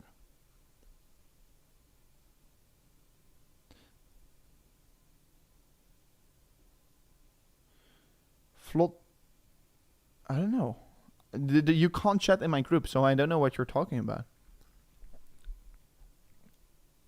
You can't chat in my group, so then you're probably in a scam group. That's the problem. Then you're probably in a scam group because you can't chat in my group. So there could be no attack happening. Bro, who will be on poll tonight? I think it's going to be Max. I think Max is going to be on poll. Of course, I'm a supporter of Max, so I hope to see Max on poll tonight. And I'm probably going to as well go to Silverstone. I'm going to go to Zandvoort, guys. It's going to be amazing. Is anyone else is going to be at Zandvoort GP? Someone who's watching right now. I'm going to be there with a lot of crypto guys. It's going to be fun. Red Bull, I've lost. What about the liquidation? I talked about it already, Thomas. The liquidation looks to be brought down. They liquidated approximately 25% of their assets under management. Right now, their health factor is 1.11. And let me refresh it. Maybe it's a little bit higher right now. Their health factor is currently at 1.11. So they're not at risk of liquidation right now. However, they did sold off an approximately 50k of their rep ETH to bring down their debt. So they're not liquidated yet, but they are definitely getting partially liquidated. They're selling assets against a loss to bring down the liquidation. So it is interesting to see. It's interesting to see they're taking big losses. So yeah, the venture capitals are losing massive amounts of losses. I'm today in Zandvoort. What VPN you use? I use NordVPN and I got WireGuard. I made a custom VPN for myself. A VPS actually. So yeah.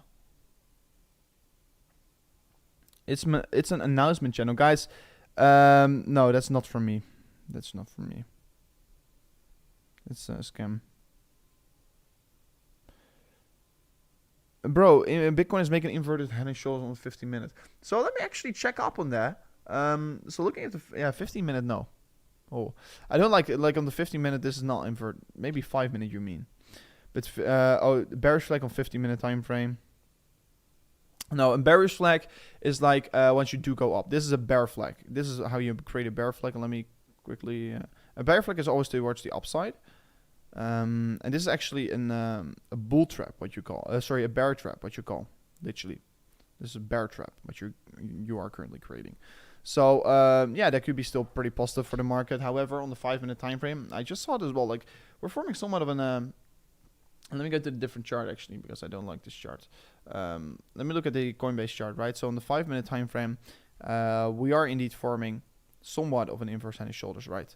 So if we break this trend over here, it could be starting to be look a little bit more beautiful. We are right now forming a little bit of an uptrend over here. We're just consolidating. The price action is really getting squeezed in right now again. So there's probably going to be some volatility in the coming minutes ahead of ourselves. So it's going to be exciting. Are you going to swim in Bacardi Lemon? No, I don't drink, my man. I mean, I can swim in it. Yeah, maybe.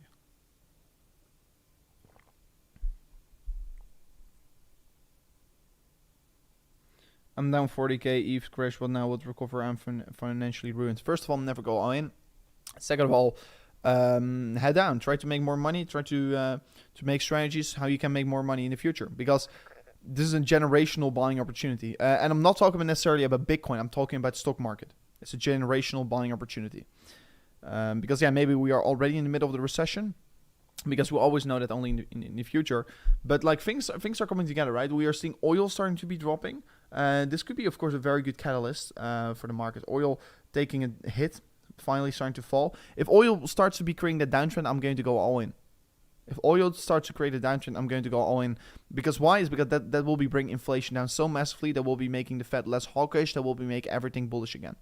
So, yeah, I'm going to be looking out for that. How that's going to be playing out.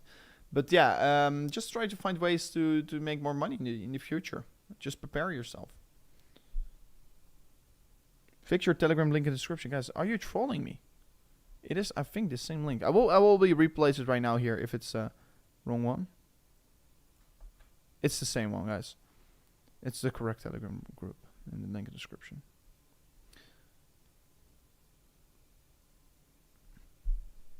Finally be able to get some gas from a car. Yeah. I mean, I understand it. Like in the US and Europe, the oil prices are extremely high, of course. So that's, of course, a big issue we are currently having in the world. But yeah, oil prices are dropping. It's not a significant drop, right? So, but yeah, like if you don't know already, like the oil price, I discussed it several times before, right? The oil prices, this was the 2008 peak point in the recession, right? And then the oil prices dropped, and that's once the bull market basically started. So once again, the recession. This was the middle of the recession. Actually, in hindsight, this was the point where we were in the middle of the recession. In hindsight, we're going to say as well, this was the middle point of the recession. And if we fall down with oil prices, we're going to be looking so good. So yeah, we need the oil price to come down here. Of course, demand is also getting calmed down right now, and that could be bringing the oil prices down massively, because that's also what they did basically in 2008. They brought down demand massively by creating a recession, by hiking interest rates, etc. That cooled down the oil prices. That basically stimulated the whole markets again to go up again. So yeah, if the oil prices are going to keep pondering down here, it's going to be very good. So I'm going to keep on monitoring this, and of course, if I see oil prices drop another 20% from here on, I'm going all in. So yeah, I will let you know. Rover, is DXY going to drop another leg down? DXY is going to just continuously keep on being strong as long as the Fed is going to be so hawkish. So, yeah, DXY, we are seeing... Oh, we saw a little bit of a correction here on the top side. We are starting to see that bearish divergence getting formed here on the DXY. That's, of course, a good thing to see, right? However, DXY is going to be continuously being strong, probably. I'm very afraid to say it, but it's true. Weekly time frame is, of course, not the strongest close we've ever seen in DXY, but... yeah, we'll just have to be waiting to see how it's going to be playing out. Daily time frame not looking so strong, so hopefully we can still come down from this point and help the equity markets up again. So it's going to be important to look at. You have a link. Oh, I have a link under useful links. Okay, maybe that's true.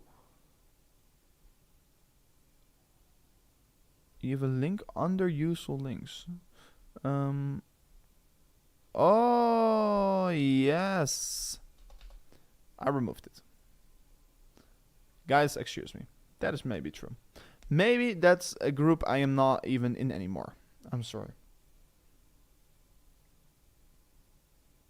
Crypto Rover, there's a clear descending triangle. Not channel, sorry. The 1 hour, 4 hour. You could check it out for bullish, but I could. This is the 5 minute, guys. This is the imminent short term. Could be maybe create some volatility in a moment. Let me check up actually on that imminent short term and the 1 hour time frame, what you're talking about. Yeah, this I've been looking at this. This is indeed a clear descending channel. Bitcoin is still in this accumulation range. And you can definitely argue about what we're currently doing, right? So we're forming this downward sloping support line. Bam, bam, bam. We're forming from the high to low. So if you connect the wicks, right, you can see we're forming a clear falling wedge, you could say. So yeah, this is of course a larger scale falling wedge we're creating right now on the 1 hour time frame. You could be approaching it indeed like this. This is of course a typical bullish bias reversal pattern. If you don't know already, falling wedges are typical bullish bias reversal patterns. Could be actually a pretty interesting one if we do decide to be breaking out, of course, right? If we create that bullish breakout, it could be, of course, create some massive positivity across the markets. So hopefully we could get that. Hopefully we could get that. Furthermore, looking at the 4 hour time frame, how you could be as well approach this the same way. Like you connect the wicks, and of course, yeah, you could be, of course, approached from the top side a little bit more tight here. But indeed, we are forming interesting patterns right now. We are indeed forming an interesting pattern. I would rather prefer to approach it on the 1 hour. Because the 1 hour just clearly shows me more things that are currently going on. So I actually will share this one real quickly on my Twitter because I think it's useful content.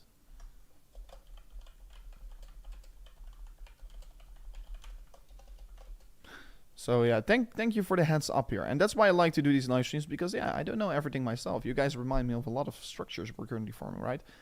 That's why, yeah, usually on streaming, I spot less things because on streaming, I'm more busy on talking, commentating. And if I'm just focused on making the charts, I'm usually very quiet and I find more stuff. So that's why sometimes on Twitter, I tweet some cool charts, you know, because I have more time to find stuff. That was the link. Thank you so much. Rover, I need you to pat your shoulders when we get back up. Because this is the first time I'm buying the dip. Before this, I always fucked up with the dips. Started January previously here. This is the first time. Wait. It's the first time I am buying the dip. Okay, you're doing an amazing job, app player.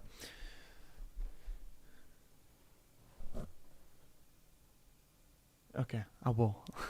Guys, I can't wait till we get up. I do know we're going to get it back up. Whether it's going to take another few weeks, whether it's going to take another few months, I do know we're going to come back up. It's just going to be a matter of time, you know. It's a matter of time. This is 5 minute time frame, guys. Actually, we could. I don't like to trade on the 5 minute time frame. However, if you do like to trade these small breakouts, you can do so. Definitely not a thing I am doing. I think it's too risky to trade 5 minute breakouts. But yeah, if you guys are interested in trading, check Bybit in the link description. Also join my team, WSOT, guys. You have to join my team. It's going to be a crazy competition. First 300 people that are in my team are going to get free $100 deployed to their accounts.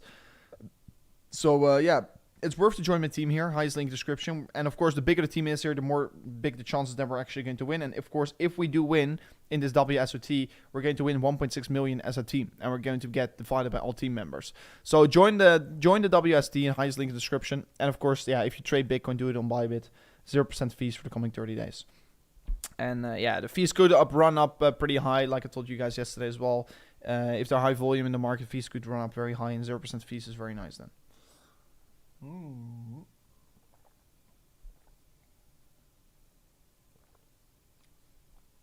Water is so good.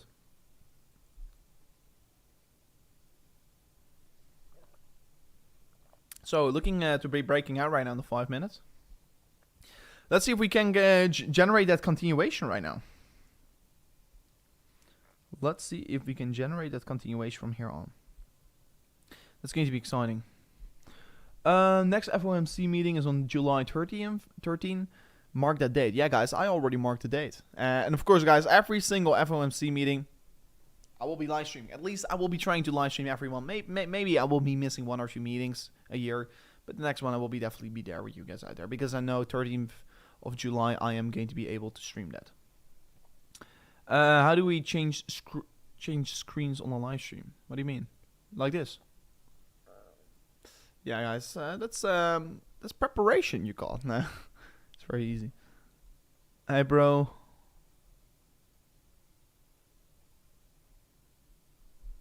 I mean, next Feb meeting. Yeah, FOMC. Yeah, Feb meeting. I have to search up exactly which date. But yeah, if you're subscribed to the channel right now and like press up the bell notification button, you will be for sure get notified once we like do have one of these important meetings or these Federal Reserve stuff. You know, you will be getting notified about that one. So make sure to subscribe to the channel and smash up the bell notification. Just do so. And yeah, of course, what we do truly hope is that that we're just going to get positive results on the CPI reports, right? We need to see positive CPI reports for more bullish markets. We just need to see positive inflation reports. Small break at 5 minutes. Yeah, we retested it even right now. So it's interesting. Sorry guys, Bitcoin dropped because I bought it a few hours ago. I'm laughing, but I shouldn't be laughing. But it's actually pretty funny what you're saying. But yeah, look at this, guys. Beautiful retest. Looks to be balling back up again. So interesting to see. Is your apartment really 90K a year to rent? Yes, it is. How do you know that? Did I told you guys? I don't think so. I told you guys. Yeah, I'm paying $90,000 a year to rent this. But this is actually a very good place. And I rented it for 3 years straight away. So if the bear market comes right now, I'm still able to live. But no, yeah, I got this place for 3 years, but probably I'm going to buy myself a house within 3 years. But right now I just needed a place to get settled on, you know. So yeah, how do you know that? I never told anyone. Outside, like I did told people outside of YouTube, but not on YouTube. So that's pretty interesting. Do I know you? What are your thoughts on El Salvador? They have a huge loss. Yeah, but you only like the financial what is it? Yeah, the financial guys from there on, they said you only lose if you sell. They only have an unrealized loss. So yeah, they're true. They were even not planning to sell their Bitcoin anyway. So yeah, they were otherwise net in a net realized profit, and right now they're net unrealized loss. So yeah, I can see the core is from address Skyview. How do you know? You know me. You know exactly where I live. That's pretty funny. He's looking for okay. Jessa live more, and this is pretty crazy. This is pretty crazy. You know way too much. This is pretty funny.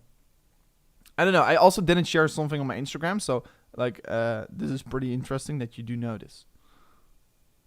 It's my fault Bitcoin is down. I longed it before the dump. Yeah, that's terrible. Okay, so yeah, we are looking to have a bullish breakout right now. Still trading in this falling wedge, right? So we're looking to see a breakout getting occurred from here on.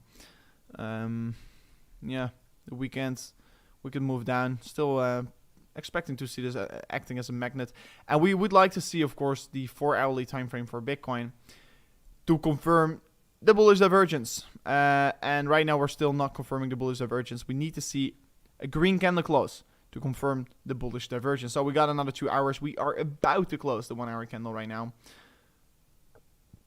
And another 2 hours to go before closing the 4 hourly candle right here and confirm the bullish divergence potentially.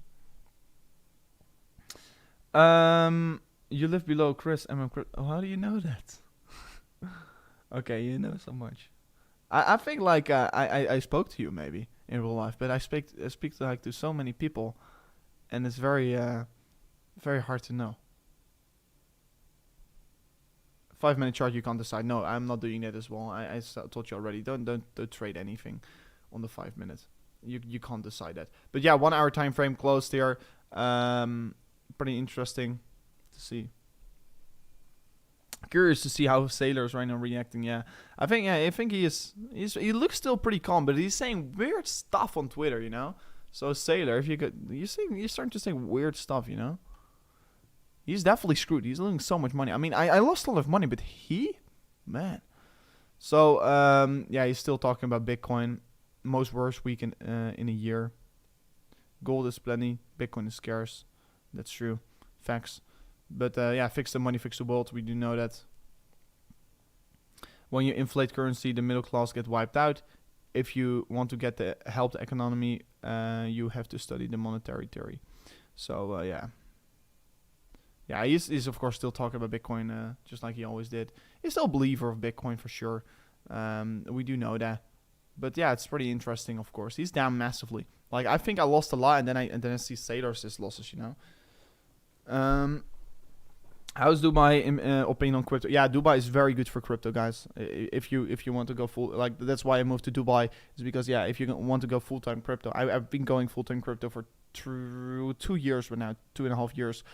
But yeah, this is like it works so good. So many people that are in crypto are here as well. Easy to connect, and just the mindful people are just so good here. Look at this, guys. We're continuing the way up. Sailor took out more loans. Yeah, I heard he took out approximately loans for $500 million. So that's pretty crazy. So yeah, we're moving back up, guys. Looks to be a positive breakout that we're occurring here in the 5 minutes. Maybe this was a tradable breakout. We need to get that 4-hourly candle back into the green. Probably not him posting on Twitter, an employee. I don't think so. I don't think so that an employee is posting on Twitter. And also my tweets I do myself. All my tweets I do post them myself. Not everyone is posting their tweets themselves.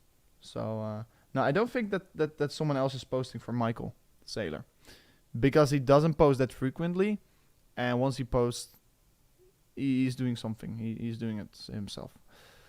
Let me see. Wow, great prediction. Yeah, let's see how it's going to be playing out. I still think it's a shitty trade one to trade, but still, yeah, it's looking actually like a pretty good one so far. Because I don't like to trade on 5-minute time frame, right? But yeah, for some people do like to trade on the 5-minute time frame. I don't like to do it because yeah, we can clearly still get a fake out of whatsoever, you know. So yeah, be very careful with these low time frames. But yeah, if this is a positive breakout, it will be amazing. It will be absolutely amazing, of course. So yeah, let's see how that is going to be rolling out.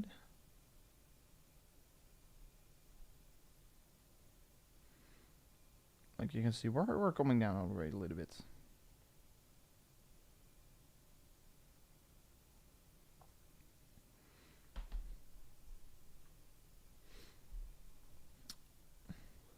Along the 19150, yeah, I am. Let me see on my trade. Actually, I'm about to go neutral again in my trade. So yeah, I'm long with. I'm long as well. I'm at 4% loss right now. 4% loss. Trading on Bybit. I'm swing trading. 3x leverage only, guys. And I'm prepared. Like my liquidation is 14k right now. And I'm prepared to bring down my liquidation price even furthermore. So, yeah, I'm pretty alright with this trade, actually. I'm pretty alrighty. And like you can see, I've set up more orders if we're going to fall down. So, yeah, I am prepared to open massive trades if Bitcoin is going to fall even further down. But I'm expecting to see that short-term bounce in the market. And I want to be benefiting from it. I want to be benefiting from the short-term bounce we are going to create here. And where do you take profits? I'm going to take partial profits, guys, out of this trade. Oh, look at this. Bitcoin is moving. Let's go. Let's go. And it looks to be that we, by the way, guys, going to talk about my take profits in a second from now on. 4-hour is flipping back in towards the green. So what are we seeing right now? We're starting to see this bullish divergence shape up again. So, of course, nothing is confirmed before the 4-hourly candle is closing. However, I am already in my trades. It's not recommended to open trades before confirmation of a bullish divergence, but I am very sure we're going to create this confirmation right here. So, yeah, 4-hourly time frame creating a bullish divergence so far. Not confirmed yet, but we are about to get confirmed here. This looks to be a very good 5-minute breakout trade if you did took it. You could have traded the retest, and actually I would have already set up my stop loss to entry because you have been up 1% already. So that's pretty crazy. If you're already up 1%, make sure to put your stop loss to entry right away. So I didn't took it, but yeah. Bullish divergence, yeah, that 4-hour bullish divergence is looking very good. Of course, guys, it's not confirmed yet. Like you can see, it's back in the red here. But yeah, we are clearly seeing that we're creating a bullish divergence from oversold territorium. And I can guarantee you guys, bullish divergence from oversold territorium are extremely strong in the market. So I'm personally as well expecting to see a massive bounce from here on getting generated if we do, confirm that bullish divergence, right? So I'm excited. I'm excited, actually. I am pretty excited about how we're currently playing out and how things are starting to unfold right now.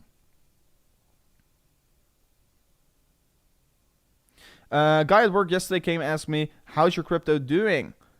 You see, it's a bubble now. And just laughed so hard. I just laughed so hard in his face. Guys, like I told you, in these markets where we're dropping so hard, you're getting fundamentally attacked where you believe in. I believe in Bitcoin, and people, my family, are starting to laugh again to me. They're saying, I told you to not buy crypto. I told you to not buy crypto. You know, when they also told me that on 3K back in 2019, on $3,000, they told me as well, I told you to not buy Bitcoin. You know where I'm currently living, you know, fucking hell.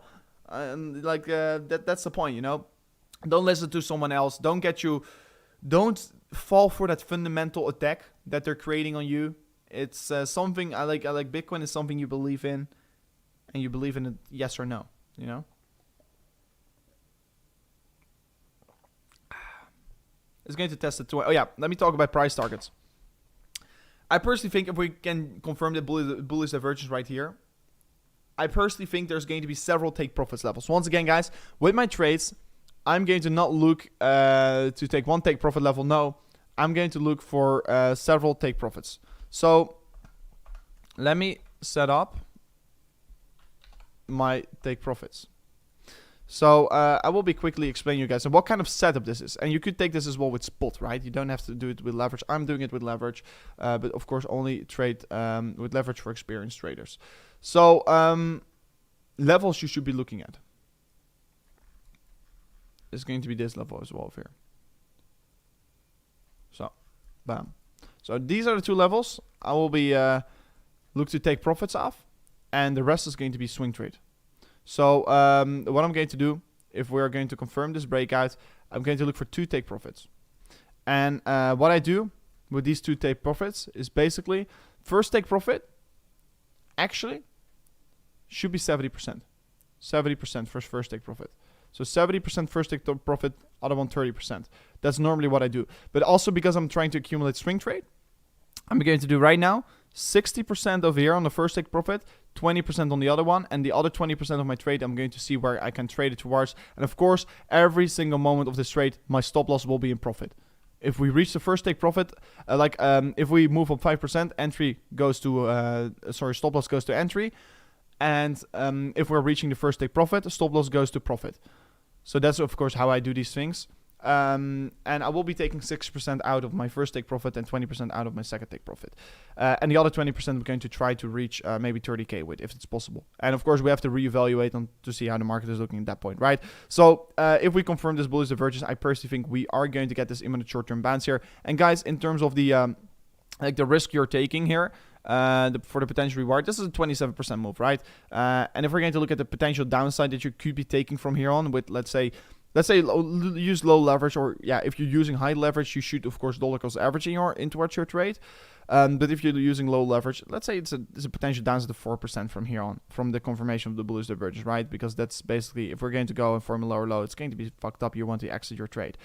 It's going to be like a risk to reward of 10. Like the risk is like, once again, for such kind of setups, I like them so much because there is so much potential upside, and there's like so less risk you're taking for the potential upside you can achieve on this trade, right? So I'm currently looking, and I'm actually going to be posting this one in my spot calls because, guys, I also got a group. For spot calls, and I think this is a very good region for accumulating spot positions at. And guys, if you haven't already joined my spot calls group on Telegram, this is I just posted 2 times in the chat. This is a Telegram group, and I just started it. And guys, soon I will be open up my portfolio tracker. My developers are currently working on it, and I'm trying to figure out a good way to navigate this and do this correctly. But this is a spot calls, and this is not leverage. It's like I've got my leverage group where I talk about my trades, and this is spot calls, like where I like to accumulate my spot positions at. So yeah, you can follow that over there as well if you're interested. I put that in the comment section right now. You can join it right there. It's free to join. I'm not charging any money for it, and I just give you guys my insights on what I do here.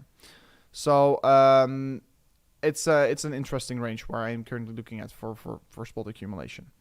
So yeah, there could be, of course, a short-term bounce you could be taking, but I'm taking it as well with leverage. But of course, be safe out there, guys. Be safe out there. So yeah, make sure to join my Telegram groups here in the link description. In the chat right now, and in the link description you can find my trading group actually as well. So it's actually going to be a very, very exciting one. And of course, if you're wondering where can you accumulate Bitcoin in spot and where you can set up limit orders and where you can also set up these take profits so you can just go to sleep, yeah, sign up on Bybit, highest link in the description. You can get 0% fees right now on all your trades you're taking, plus of course $4,050 deposit bonus. So yeah, check that out. Check that out. It's just a new group I started, the spot calls. So yeah, it will be cool if you're going to join it. Yeah, we're just starting up, and it's a pretty good one in my opinion. With this bullish divergence, oh, I love it. I actually do quite love this setup over here. I actually do quite love this setup, and I don't really think it's smart to go all in with your leverage right now. It's just dollar DCA, like also in terms of DCA here, good risk to reward. Very good risk to reward. So yeah, take profits. I've set up to take profits, and if you want to hear dollar targets, it's like 22.8k and 24.3k approximately. But yeah, this is definitely a very good take profit target, and actually I will be approaching like 22.6k. So the previous highs in the market, right? You want to be looking at these previous highs. Let me set up to 1. Like, these are 2 levels I would like to take my first profits at, right? Because these are levels that are definitely going to provide very strong resistance. Fairly enough, we can say that. So, and of course, if we in case do want to be creating a bullish trend, if we break above this high over here, that is the confirmation for a bullish trend. That is what we need, because you need to break above the range high in order to start the bullish trend. We're definitely in a bearish trend right now here. We're in a bearish trend. We're going down. But as soon as we do break the previous high over here, we're going to go in that bullish trend again. So yeah, that's of course what we do need to have right now in this market. That's exactly what we do need right now in this market. We need to see a little bit more bullish in center. ETH, please. Yeah, we could be looking for some entries on ETH. Like I've been talking about ETH in terms of the weekly time frame, right? Weekly time frame, we are definitely at accumulation stages. Let me disable the lock scale. Let me remove this real quickly. Let me look at the RSI. We are extremely oversold. 12-hour time frame is creating a massive bullish divergence. We are at the lowest stage of the correction phase. We are going less exponential down here. So we're definitely at an ending stage of this movement down here. That's what we could say. We are forming a 12-hour bullish divergence. Looking at the 4-hourly time frame, I wouldn't be surprised to see the same as Bitcoin. So you're creating an oversold bullish divergence. That's of course a thing you would like to see here. From high to low, we are forming and starting to see, of course, some critical downtrends and somewhat of a falling wedge getting formed, right? So price action is getting squeezed in, really. Price action getting squeezed in here. And we're just waiting for that 4-hourly to close to see whether we're going to get that bullish divergence confirmation or we don't. So it's basically pretty similar to Bitcoin and how it's looking right now. So it's pretty epic to see. Like if you're looking at this chart, it's a 1-hour time frame with a 4-hour bullish divergence. That's a pretty good it's a pretty good pattern what we're currently in, right? Falling wedge with a bullish divergence is definitely the pattern you want to be trading here. That's a typical bullish pattern here and typical reversal pattern as well. And like I've been warning you guys for it, and I've shorted this market as well towards the downside. I've been warning you. This is good.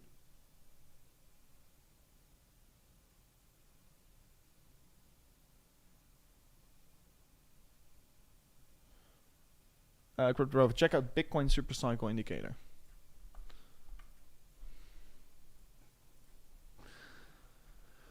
Let me check.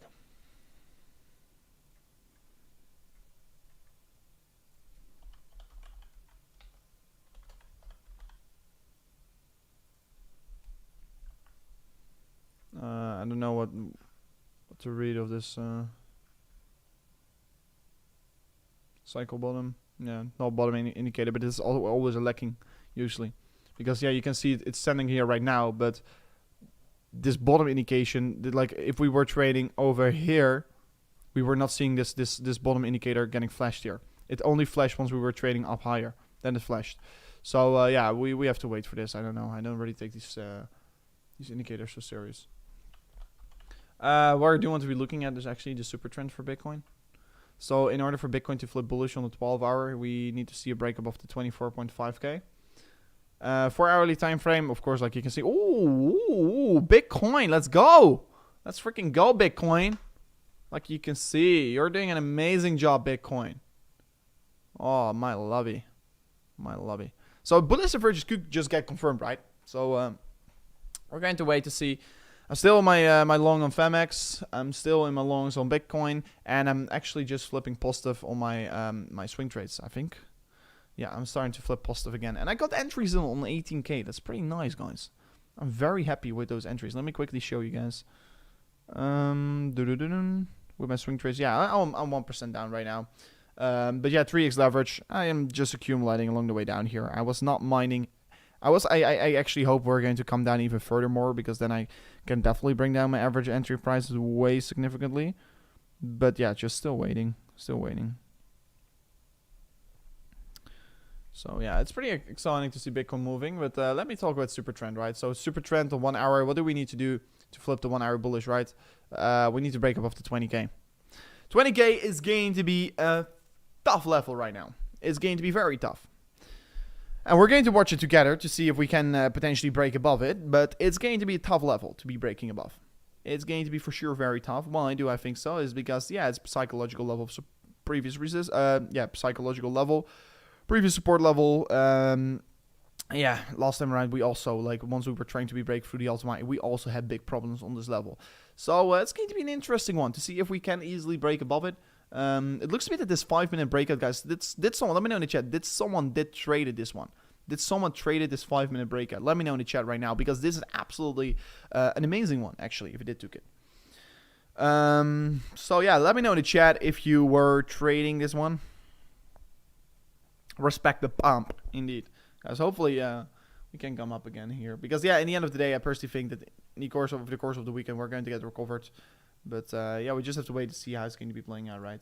So the 4-hourly time frame is going to be very important to close as a bullish divergence. To continue the potential trend here back towards the upside, and of course to make this spot call work, because yeah, spot or leverage call. I'm taking it with leverage and with spot. I'm just like it's worth the accumulation right now. I want to be pointing out, right? It's worth the accumulation. Yes. Oh, many people did. Many people did. Holy crap. Yeah, you guys are doing an absolutely amazing job here. I did enter on 89. Oh, guys, you're doing an amazing job. Guys, by the way, as well. No, I didn't. Yeah, many people did. They took this trade. So I would, if I were in you guys' position, you entered this trade, of course. I would already place your stop loss at entry. That's what I should do, because you basically have no risk of trading. And of course, in terms of this trade, what kind of price target you're looking for? You're looking for a price target. I probably is going to be going higher, but you should be, of course, take good profits off the table if you're in good profits, right? So yeah, you're going to look for an approximately 3.3% trade. So pretty good. If you did took this trade, retest was an absolutely amazing one, actually. I didn't took it because I was too scared, because I don't trade on 5-minute time frame. But yeah, congratulations for everyone who did took it. How long to you guys? 100x. How much leverage, guys? How much leverage? Oh, that's crazy. That's crazy. 28k. Oh, nice. 28. Yeah, nice, man. Nice. Yeah, these 5-minute, like the lower time frames. Oh, Elon Musk just tweeted something. Yeah, it's about Dogecoin. Maybe Dogecoin is once again moving up right now. I will check it up in a second.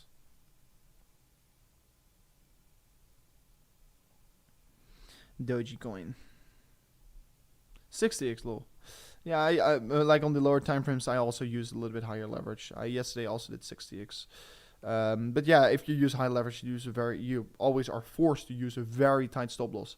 So yeah, don't always, if you use higher leverage, use a very tight stop loss, because if you're down, you're going to get screwed up. And maybe, guys, should I just do maybe a quick pseudoside trade? Yeah, I want to do a pseudoside trade actually, but no, I'm going to wait. I'm not going to do it right now. I should have done it on the retest, but yeah, let's see. Yeah, congratulations for everyone who's making profits right now. That's of course the best thing to see.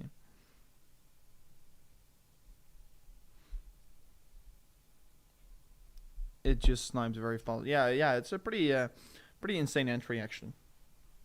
Ethereum back above 1,000, guys. Are we getting the relief rally right now? That's absolutely amazing. It is starting to go.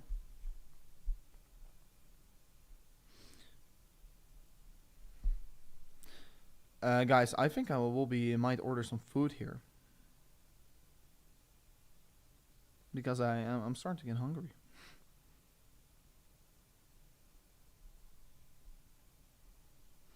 I just want to do some. I actually I had no breakfast yet, so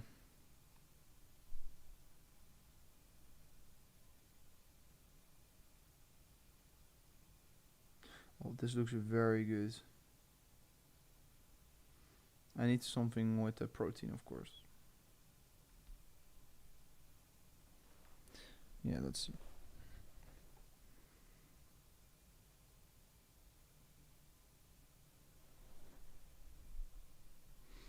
Yeah, Bitcoin looks strong here. Maybe pasta is also nice. I don't know what I'm going to eat. Chicken pasta. Ooh. No, pasta's bad. I'm just going to reorder what I ate yesterday, actually. Bam, that's easy. Boom. You ever make your food yourself? Nah, sometimes I do. Sometimes I do. But it's just easy to order. Right now, like in these times, it's easy to order. So, and you have I like to eat healthy food. And it's so nice to get good healthy food. It takes a long time to do it yourself. It's too late to open a trade, Rover. It's never too late to open a trade, because I still think we're going to get a move back up here. However, is this the perfect entry? No, definitely not. I can tell you already. Is this a perfect entry? No. Is there more upside potential? Yes, for sure. But like I told you already on my spot call, I firstly think that this is going to be, we're about to confirm the bullish divergence. So actually, in hindsight, you actually only should open your trade if we confirm the bullish divergence, and we can confirm it in 1.5 hours from now on. So yeah, you still have a little bit of time before you can potentially open your trade here. Or the Talabot. I use Talabot always, man. Talabot is the best. Look at this. Boom. Your order's arriving on 3 p.m. So it's like 40 minutes from now on, guys. I'm so hungry. So I'm trying to drink a lot of water.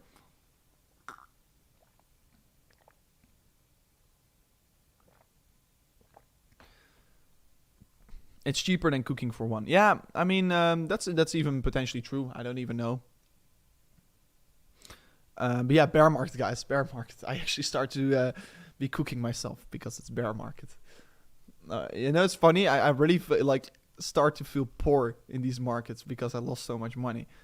But I also have to keep on living, so.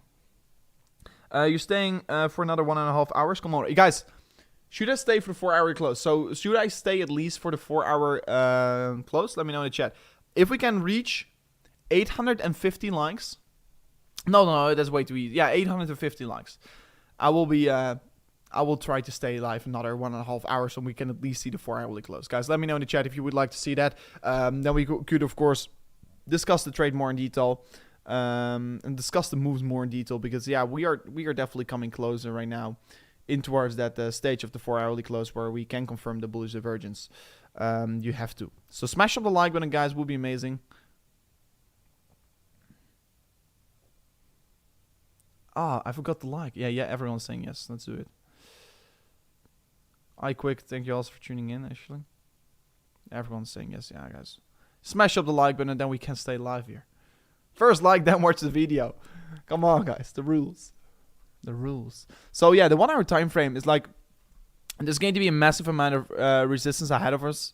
I'm very curious to see how Bitcoin is going to react towards the 20k region. it's going to be very important.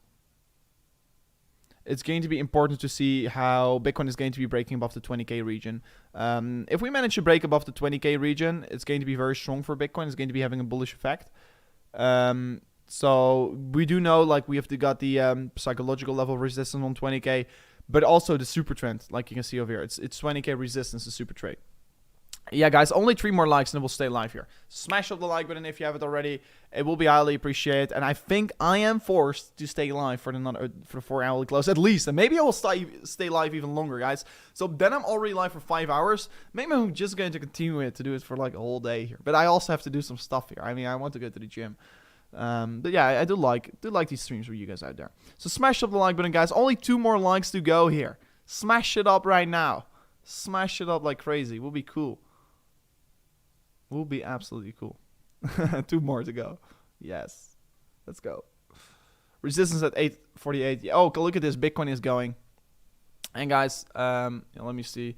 Yeah, this trade is still negative. This trade is still negative. I entered on 19.8k. I'm probably going to exit my trade if we're going to come positive again here, because it's not the perfect entry. But yeah, I've not been closing it yet here. Like I told you, live monitoring. So yeah, let's see how this trade is going to play out. But yeah, the other trades I do on Bybit, I unfortunately can't show on the screen right now because I've got some issues with networks. But yeah, you can see them on my phone. I am accumulating swing longs right now. And yeah, I'm about to flip positive again, guys. I am right now in a 0.05% loss. So I'm about to flip positive on my swing trade that I am accumulating along the way down here. So average entry price is 19.4k, and yeah, 19.450 or something, 460. So yeah, on the Bybit exchange, we're $20 lower right now than this Coinbase exchange. So yeah, it's about to flip positive again. That's pretty nice to see. It's a very low leverage trade here, however. But yeah, let's see. Let's see how it's going to be playing out.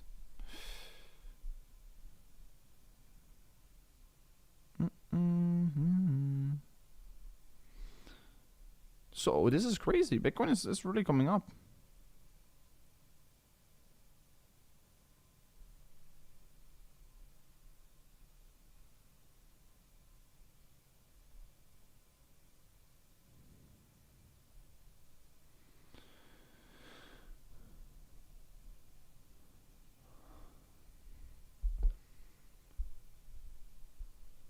Yeah, amazing.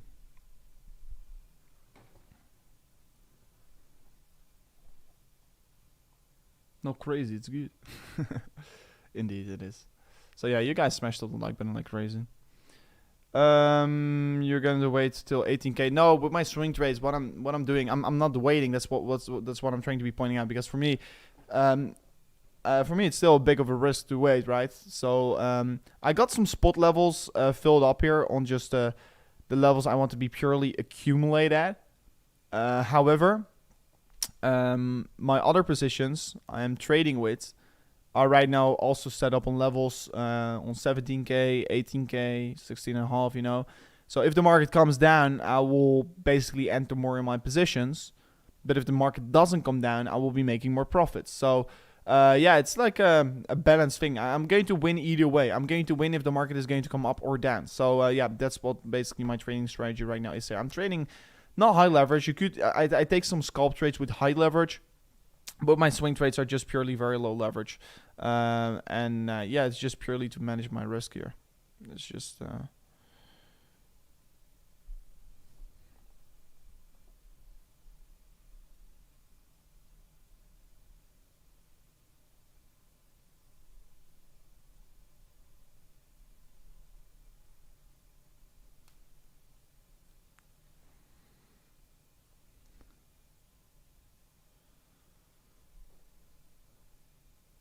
can't believe how strong Cardano is. Yeah, it has been holding up very well. It has been doing so well, Cardano. I'm actually also pretty impressed by it. It's about to flip bullish again, actually, on the super trend. 4 hour, like you can see, shorting the super trend. It's like, as long as you're not breaking above the super trend, you're usually staying a little bit more bearish. If you're breaking above it, you're bullish. Breaking below it, you're bearish again. It's a very good indicator to use. determine market trends, basically. So yeah, that is actually pretty exciting to see. And look at this. This is the falling wedge we've been looking at. This falling wedge is a pretty interesting one because Bitcoin forming a 4-hour bullish divergence and on the 1 hour forming a falling wedge, right? The resistance comes together with the super trend. So what is the resistance to break for Bitcoin right now? In order, if we want to be, like, this is going to be also a very good long opportunity, right? If we break above this region right here, that's going to be absolutely flying the markets up. But what do we need to do in order to see that happening? We need to see the market to break above the 20.2k. 20.2k is going to be the resistance to be looking at. And actually already a little bit lower, maybe. Yeah, 20.2k is the resistance to look at. It's going to be this purple range over here. This is going to be the level to look at. And Bitcoin is right now flying. It's absolutely doing an amazing job here. But this is the level that we're going to be looking at to really break above, right, on the 1 hour time frame. Is it better to trade with leverage on Bitcoin than... Yeah, for sure. Be very careful. But like altcoins... You can, like, if you're shorting, of course, you have to use leverage because you otherwise can't short a market. But with it's better to trade with leverage on Bitcoin because Bitcoin is just more predictable and Bitcoin usually have lower leverage, like lower percentage swings. So yeah, I prefer to trade on Bitcoin. It's just for me something. I do short altcoins right now in this market because it's easy to do, and of course, if we're in a bull market, it's going to be interesting to long altcoins again here, but right now I'm just being a little bit more cautious, right? So, yeah.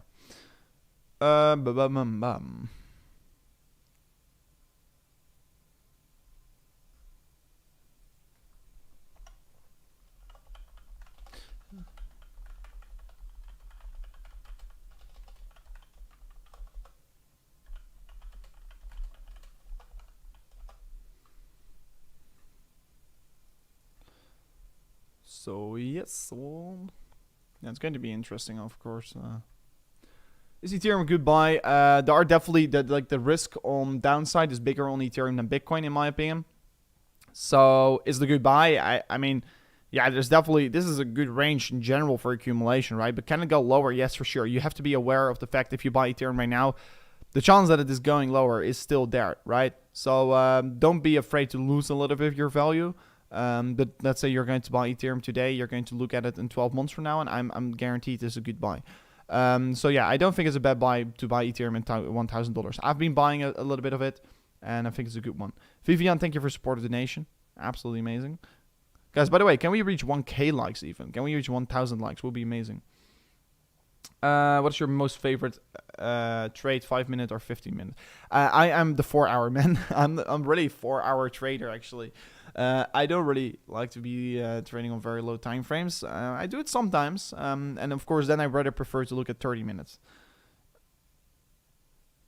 If you're a small amounts, does it make sense to trade on Bitcoin? Yes, because you're more profitable probably to trade on Bitcoin. But yeah, of course you can also take altcoins and take big swings, but yeah. For sure. Where do you purchase your shorts? I purchase all my shorts on Bybit. So yeah, like I told you, if you are going to be trading, do it with Bybit. And if you sign up with the highest link on the description, you are currently only getting to pay 0% fees for the coming 30 days. So 0% fees is very profitable because yeah, fees can sometimes run up high in high volume markets.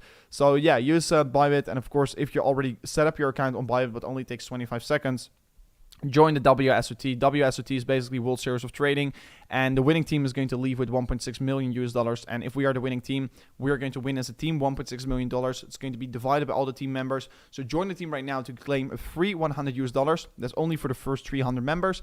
And after that, you can also, of course, yeah, you can also benefit from the 0% fees, right? So, yeah. It's important. It's important.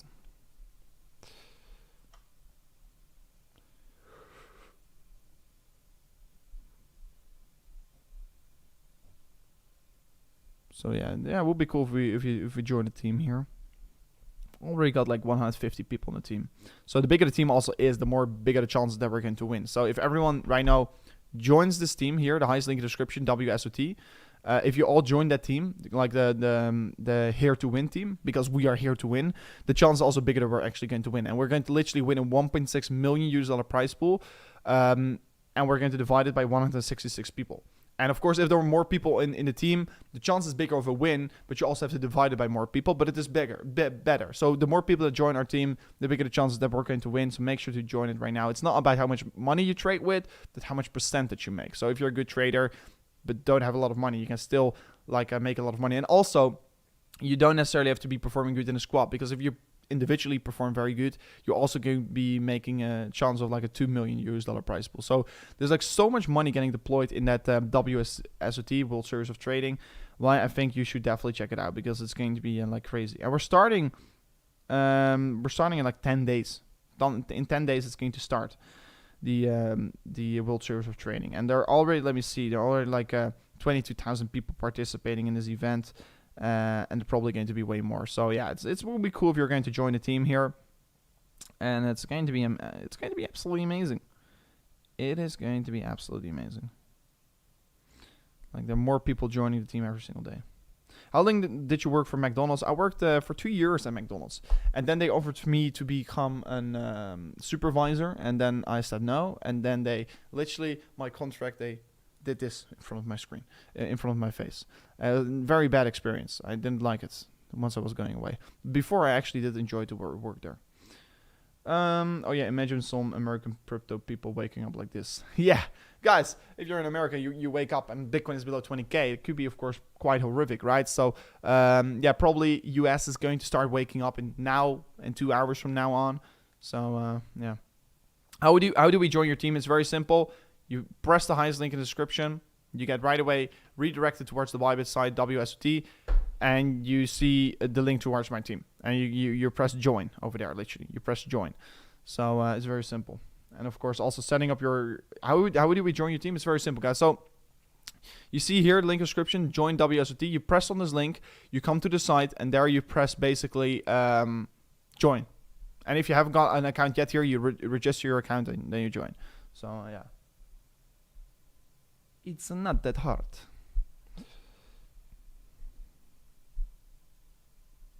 No sleep team. Yeah, for sure. No sleep team, guys. No time for sleeping. I've been not doing a long live stream like this for a very long time. For a very long time.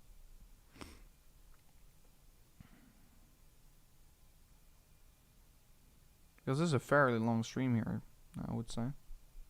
Is there qualification? Yeah, I don't know what the qualification is actually. There is a qualification. There has to be some requirements. You have to have at least at least a certain amount of money in your account. Otherwise, you can't join a team. But I don't know how much it is actually, and I can't load it up right now without the VPN. But yeah, there are definitely requirements, but I don't know. It's not very strict requirements.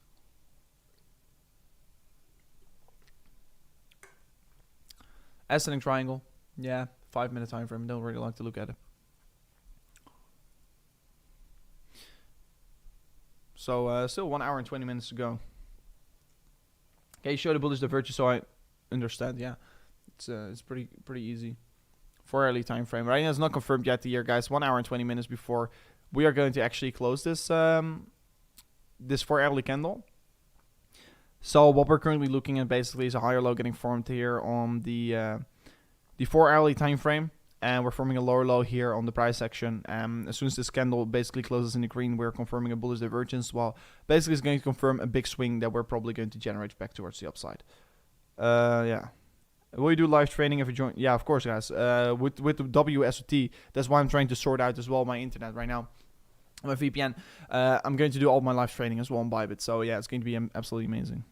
I'm long on 19.2K with 50x leverage at $800. How do I set my stop loss and take profit? Man, whoa, that's beginning. I'm definitely going to make a tutorial video as well. But yeah, you take profit is very simple. You can press market and you can exit. So I will this in different exchange, but like you can do this. You can press on the top bottom right here. You see market. You close your position. You can close a certain amount of quantity, and you can also press on TPSL. It's the same on Bybit, and you just press up your stop loss, take profit. It's very simple. It's not that hard, but I will be making a tutorial video anytime soon. He's 5'8". Guys, do you know my length? How tall are you? I imagine you are huge. F. Yeah, I am. I'm pretty tall. I mean, I don't know actually how it is in feet. Let me calculate. I'm 1 meter and 92 centimeters. So 1, 2, 2. I'm 6'3", I think. 6'3". Yeah, 6'3", I guess. 6'3". 6'3" or 6'4". Yeah, no, wait, it's 6'4" because it's 6.36. So yeah, it's 6'4". It's actually 6'4". Same as Monday Green. So yeah, guys, I'm so bad with these kind of stuff, you know. Crazy. Ascending triangles. Yeah, it's nice to see a falling wedge getting formed actually, and a bullish divergence getting formed. Right, a lot of confluence coming together. A lot of confluence coming together right now.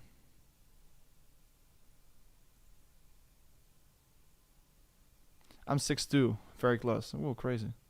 Well, you're super tall. Yeah, I'm from the Netherlands. In case you didn't know yet, I'm from the Netherlands, and the world's tallest people are from the Netherlands.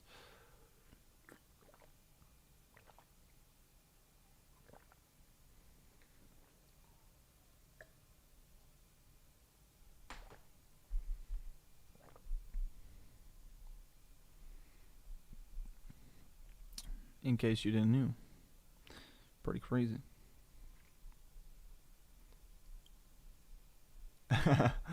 Would not want to meet you.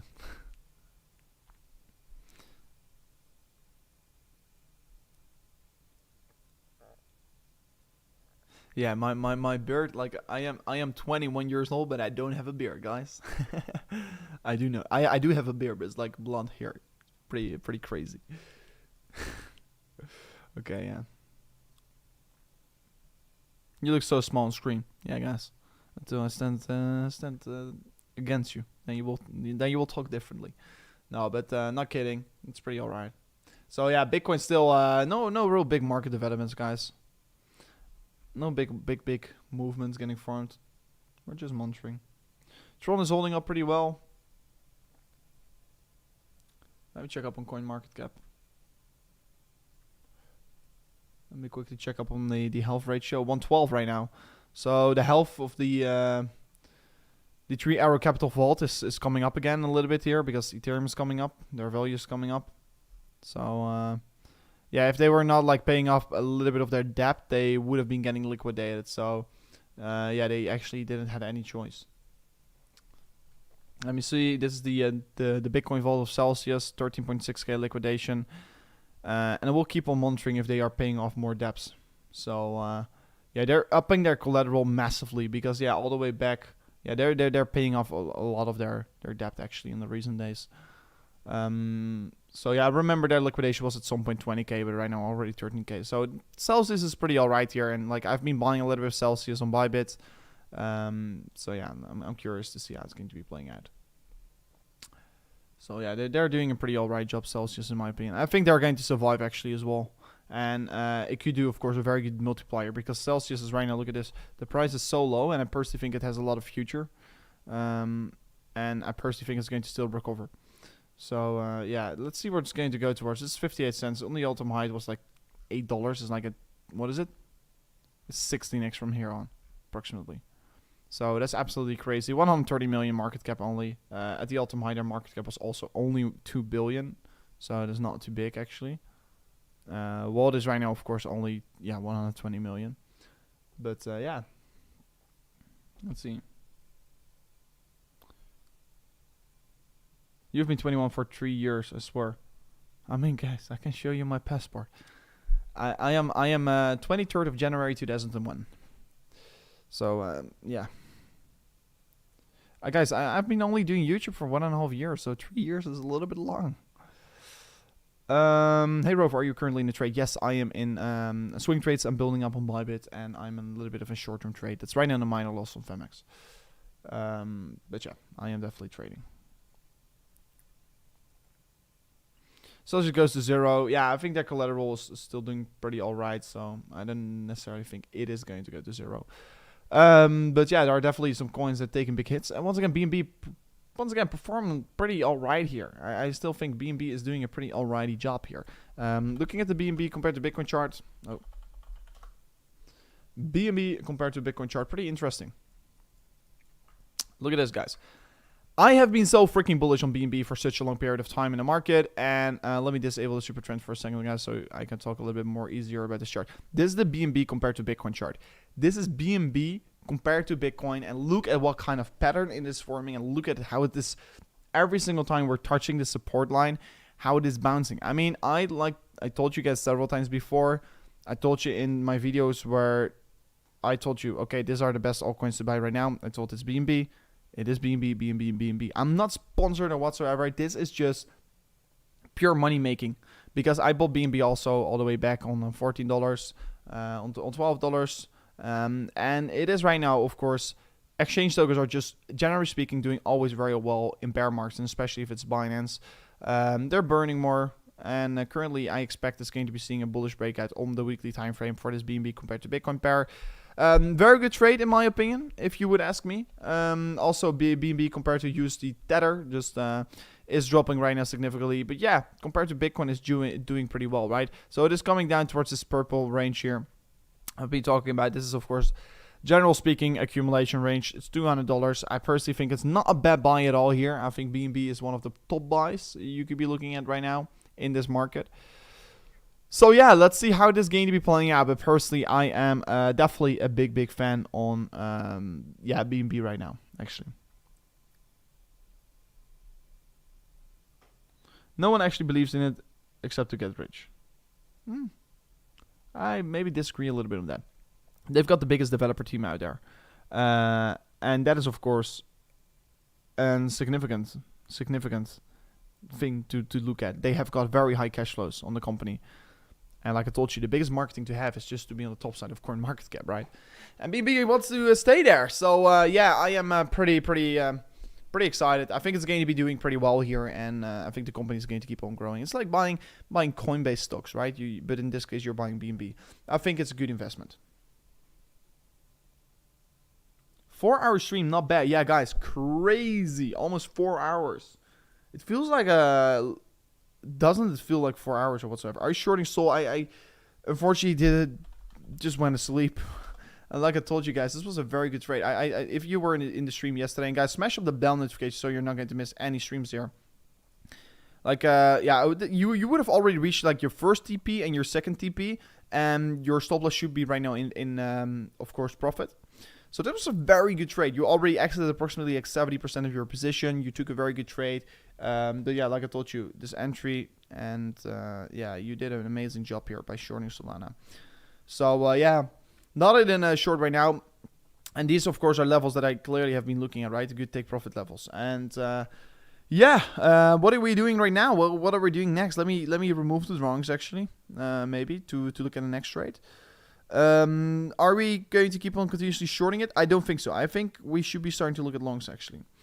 Maybe long if we do break this downtrend over here. It's going to be interesting to see if we can finally break above it. But yeah, it's going to be an interesting one to see Solana how it's going to be playing out. I shorted Solana like 3 times here. I shorted it over here towards the downside. It was like a 6% move. Then I shorted it over here to the downside, like 10% move. And this one I missed out. So yeah, there were a lot of shorting opportunities on Solana. But now I think we're starting to look once again at longs. Look at this. We're also bouncing from that lower region. So yeah, it's going to be a question which direction we're going to be breaking towards, right? Are we going to be breaking bullish, bearish? It could be making up our minds and our thoughts. If we want to be trading it, like I told you, if you want to be trading it, you can do it on Bybit with that 0% maker fee right now. 0% fees if you sign up with the highest link in the description. So yeah, not looking for shorts right now necessarily, because Bitcoin is opting to create a bounce. Solana is going to be bouncing also because of that, right? So I'm not saying like it's just purely out of trading perspective. There could be some very good gains here because the market is volatile, and especially with day trading, you can make a ton of money from it right now. So yeah, I'm actually pretty excited about such kind of a trade actually. Let me look at some other potential trades. Cake. Let me look at Cake. Cake is pretty. It's probably, yeah. People don't like Cake right now, right? People don't really like it. Look at this. Last time around in this correction here, it moved up 40%. Like, I personally think that like if we get this bounce back to $3.80, it's 40% bounce. Like, there's massive money to be made here. I don't think it's going to continuously form a higher high than this, but I do think it's going to have a little bit of a relief rally, right? So something like this. So yeah, cake could be a pretty good one to trade actually right now. Only once again, be very careful with it because it's highly volatile. But yeah, there are many trades we could be looking at right now, but I'm not doing that. CHB falling down furthermore. Decentralized holding up pretty well actually. It's holding up very well. Oh, that's crazy. Yeah, it already also took a big hit here.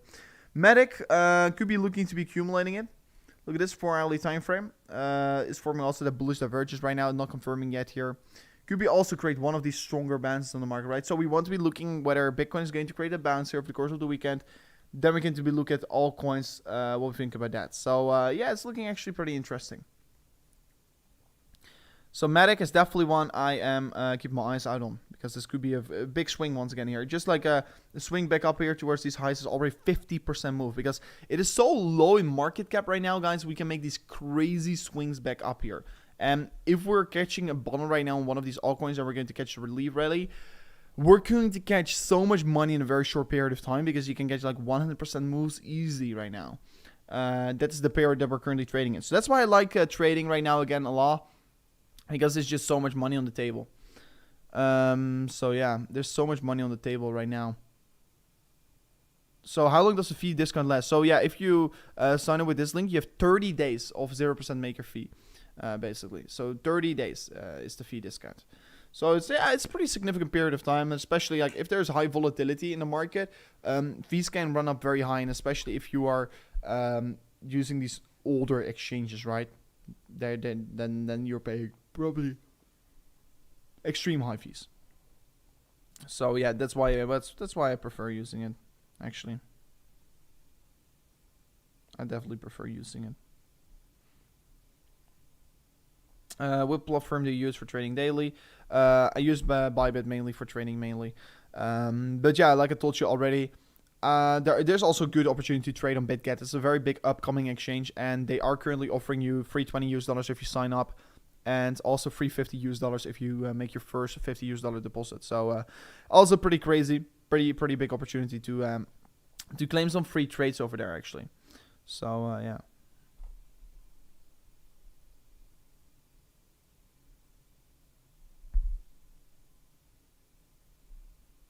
Sorry, it was out for 15 minutes. What's your opinion on XRP? Okay, let me check in a second from now. I'm not buying XRP right now, guys, to be very clear. I'm checking up something on my phone real quickly. But I'm not buying XRP at all right now. I don't think it's also smart buy to do so right here. But yeah, if you are interested, you could do so. It's the lawsuit, you know. It's the lawsuit what we're currently looking at. What is your percentage of portfolio? Your money on portfolios? It's below 5%. Below 5% of my money is on exchanges. Why? Is because, yeah, I don't like to have my money on exchanges. Not your key, not your money, not your coins. So check Cardano. Let me go over Cardano before going into XRPos. Cardano, free fall coin. Sorry. A little bit of leg spike. I'm back again. Cardano. Free fall coin. Free fall coin. I remember this was a very latecomer. It really exploded in October. Yeah, I remember. Many people talked about this project. NFTs were shitty overhyped at that point. Just like Cardano. Is this going to be bouncing? It's forming a falling wedge. Yeah, indeed. Is it going to be breaking out of this falling wedge? Most likely, yes, it is. Is it going to be creating a short-term bounce? Most likely, it is going to create a short-term bounce here. It's a very bullish pattern we're currently forming on this market. This is a typical bullish bias pattern. Is it going to be bouncing from here on? Most likely, I do think so. Is it a good long-term hold? No, I don't think it's a good hold for the coming 2 years, actually. So be careful with Cardano. Can you make some short-term flips from it? I personally think yes, but make sure to also get out of it quickly enough. Get out of it quickly enough. So yeah, this is what I basically think of Cardano. Like we're forming the falling wedge here. It's pretty alrighty. But yeah, it can just certainly create more lower lows. Let me look also on the RSI. Yeah, it's creating one crazy bullish divergence. No, yeah, it's creating one crazy bullish divergence on daily time frame. It could definitely move up further from here on. What about ApeCoin? Don't buy it. Don't buy it. You're buying someone else's bags, bro. If you buy ApeCoin, yeah, you have to do more research. I think it's terrible. But people like, they can't own a freaking Bored Ape, so they're going to buy ApeCoin. And by buying ApeCoin, you're basically supporting everyone who's holding the Bored Ape and making it more expensive. Like, it doesn't make any sense if you're going to buy it. And of course, it does make sense if you're buying it, if you do hold a Bored Ape, right? Because you're getting free tokens, basically your money, if you hold a Bored Ape. So yeah, it's shitty. I am staying away from it. It's like a money generator for people that are holding the Bored Apes. I didn't buy the Bored Ape. I was planning to do so. Maybe in the bear market, I'm going to buy one. Because yeah, I should have bought one. I was planning to buy one on 40k. Then I didn't. Stupid. I know, stupid, right? Stupid, because I could have sold it for like 300 or 600k or something at one point. So yeah, stupid. But I'm going to definitely buy one in the future, but not right now. Like, not right now. No, I'm just waiting. Maybe a little bit of a. We need a little bit more sentiment coming back in the market, and then maybe I'm going to start buying one. But yeah, what we can see on XRP. Bullish divergence on daily time frame right now, pretty strong. However, yeah, it is XRP. You know, I'm not a hater of XRP or whatsoever, but it's XRP. It's going to be probably not performing that well right now, unless we're going to get the lawsuit getting sorted out. Then we're probably going to pump all the way back up towards new all-time highs. But right now, we're probably not going to do so. So be careful with XRP. It can't just have Bitcoin. Look at this. Yeah, nice. But yeah, XRP, of course. Yeah, we're just forming a massive falling wedge right now, and yeah, it could be, of course, still having some positive bounce from here. You could definitely make some money from it. It's only not a good long-term sustainable investment. I just joined in the team. Congratulations. Jordy asking, can you look at Shiba? Of course, I don't prefer Shiba as a good sustainable investment, and I also don't really prefer like watching it. I've always said never buy this shit. Look at this, how low it is trading. It's crazy. I personally think it's going to drop way lower in the coming 2 years. Where are those Shiba boys, actually? Where are the Shiba boys? It's down 91%. I have always told everyone to not buy this shitcoin, and I have to see a chart with more data because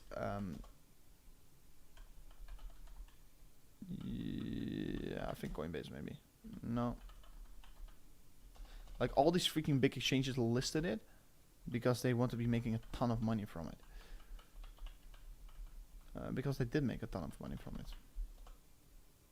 No, okay, I don't know. But yeah, Shiba, yeah, guys, is a good one. Can we actually short Shiba? Let me quickly check up on my phone, guys. Because this could be a big bleeder in towards the coming years, actually, man. This could be a big bleeder. So be careful out there with Shiba. You can trade Shiba. So yeah, if you're interested in trading Shiba, you can do it in the link description on Femex and on Bybit. I think Femex is the better one for trading Shiba probably. But yeah, you can trade Shiba in the link description.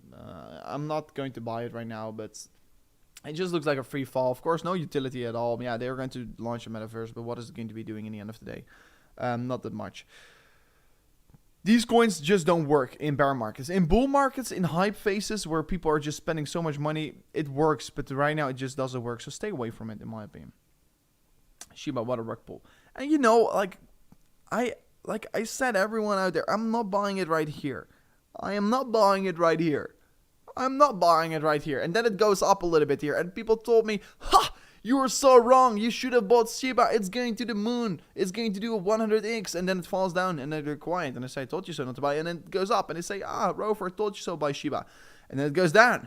It's like this. It takes time for these things to die out. But it dies out eventually. Like Dogecoin has maybe a little bit of future because of Elon is backing. But still also, Dogecoin is not a sustainable investment, guys. It's not a good investment. Don't ever think Doge is a good investment. But yeah, you look at this. It's just a free fall, guys. It's just shit coin. These are meme coins, shit coins. I always call them shit coins, but apparently still people like to be buying into shit coins. So be careful out there. 1 hour close. Is it coming up, the 1 hour close right now? Yes, it did come up just a moment ago, guys. 1 hour close, pretty nice. It's still, like I told you, I am waiting to see whether we're going to be coming up again and whether we're going to test the 20.1k, right? So that's going to be important to see. Right now we are exactly only 1 hour away before closing this 4-hourly candle and confirming potentially the bullish divergence. So guys, can we also reach 1,000 likes before closing this 4-hourly candle? It will be truly amazing. So smash up the like button right now here. It's only going to take a few seconds of your time. And subscribe to the channel and ring the bell notification if you have it already. If you're already down there. And let me quickly check up on the subscribers. So guys, we're doing an absolutely amazing job here working together. So today, whoa, this is a crazy spike here. So yeah, 83.2k almost. That's absolutely amazing, guys. Thank you so much for subscribing to the channel like crazy. You guys have been like crazy subscribing to the channel. I would rather buy VeChain than Sheep or Doge. Sorry, yeah, true for me. Shiba will come back later. Like, yeah, maybe it come back. I think, yeah, there is going to be, of course, an inevitable bounce for Shiba. It's going to be. Is it worth it to buy it? No, I'm making smarter investments than Shiba, I think.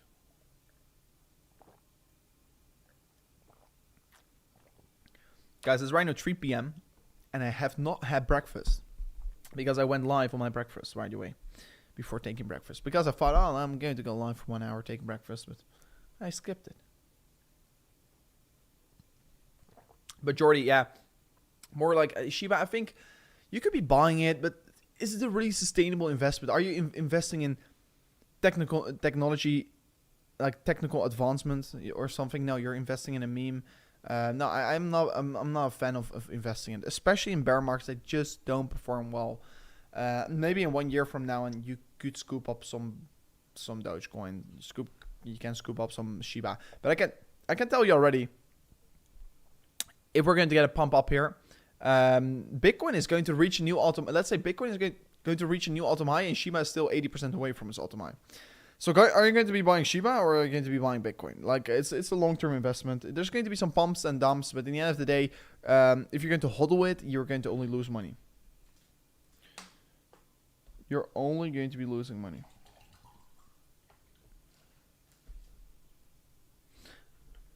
Does Ethereum worth long-term? Yes, 100%. Ethereum is a good long-term investment, just like Bitcoin, in my opinion. It's not a short-term investment.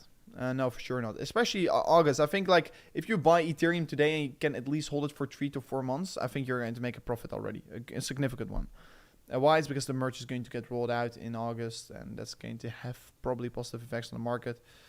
So yeah. Answer me. What's the question? I don't read it. 4 hour will finish red. Let's see, guys. Let's see. I mean, I don't care. If it's going to finish red, we're not confirming that bullish divergence, of course. If it goes like this or just finish green, it's going to be amazing. Confirmation of bullish divergence.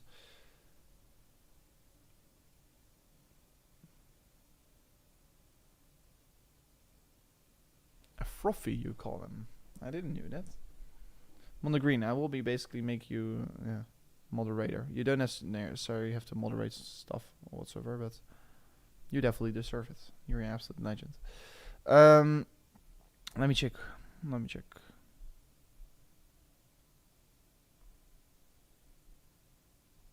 Okay, this is weird. It says my food is already delivered, but it isn't. Wait, I thought I heard something, so give me a second. Let me see 5-minute chance.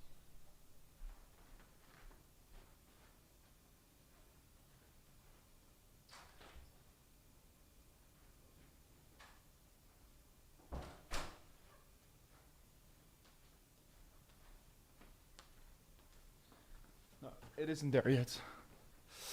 Do you really think Ethereum 2.0 comes out and actually works and not tank the market? Yeah, actually, guys, I personally think that as soon as Ethereum 2.0 comes out, it's going to be tanking the market, but the hype is going to be there for sure. But what basically happens if ETH 2.0 comes out, right? So let me get some charts in front of the screen. So let me get the charts. Let me leave this. Yes.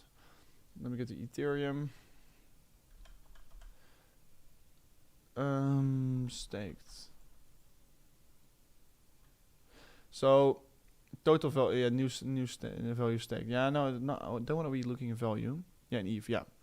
So what we can see right now here is that there's more and more staked Ethereum coming in towards the market.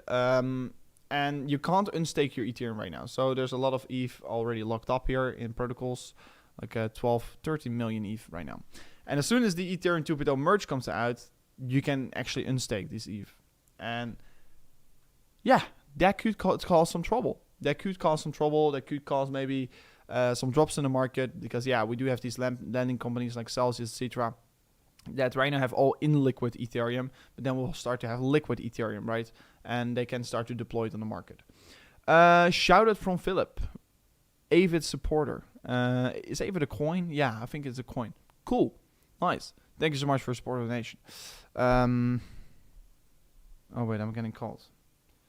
Hello. Oh, you can come upstairs. 2901. Yes. Yes, I am outside. Yeah, but I am actually doing a stream right now, and normally everyone always brings it upstairs. Okay. Okay, thank you. Yeah, normally they always bring my food upstairs, but I can't go down right now. I can't leave you guys hanging. Yeah, Ethereum, like if they are unstaking the Ethereum, it could dump the market pretty massively, right? So that is still a thing to worry about.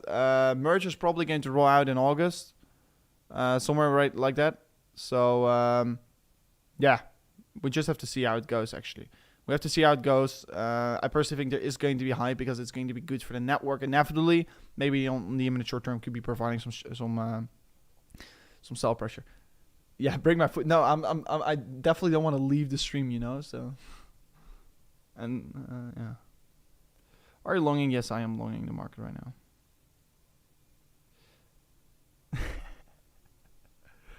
now. Food review now. I ordered this food like for 4 days in a row already. Give him some tips, yeah, guys. Should I let him come in the stream? Should I let him come in the stream? You know, the smallest tip I can, I always give tips through the app here. But if I want to give like cash tips, I only have like the too big cash amounts, so I can't give small tips or something. You know, and then I have to right away give him like, what is it, $200? I can't do so. If you guys want me to do, should I give him $200? Should I do it, guys? Let me know. It's like it's 500 dirhams, like $150 or something. I don't know. Let me know. I could do it. Maybe it's pretty fun to do, actually. Give some money away. But I could also give it to you guys out there. And you guys are like the watchers, so I have to make a balance of it. But I don't know if he wants to like come in my room. That's also a pretty weird thing, right? So, what's your Ethereum prediction in August if they won't delay it? I think Ethereum prediction. I think Ethereum can definitely run up back to 1600, right? Give him some Luna. Maybe I should ask if he got Lightning Network and I can send him some Satoshis. He's not going with the stairs. He's staying in the elevator. Bringing on the stream, guys. Okay. Okay, wait. Let me. Should I do it? Okay, make it there. Okay.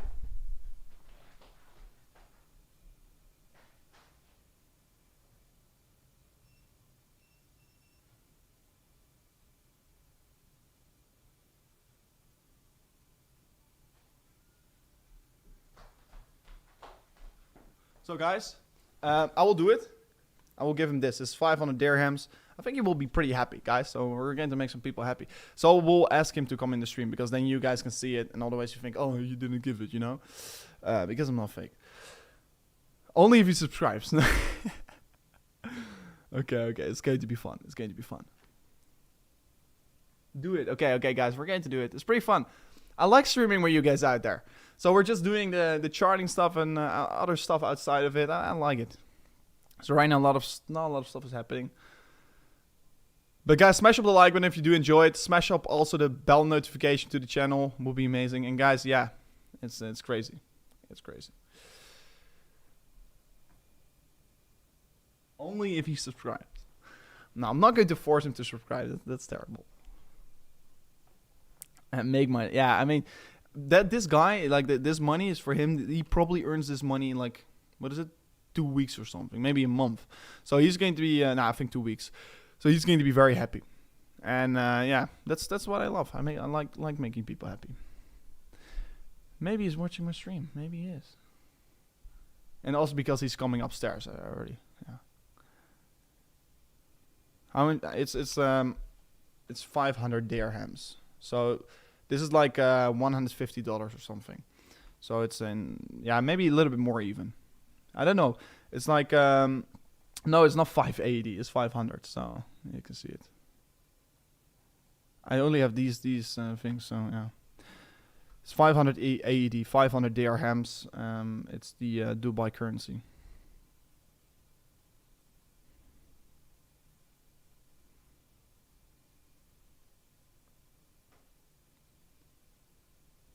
You're well, bro. Never let strangers in where you sleep. Bro, this is Dubai. I don't know if you've ever been in Dubai, but Dubai is the safest place where you can ever come towards. No one is going to do shit.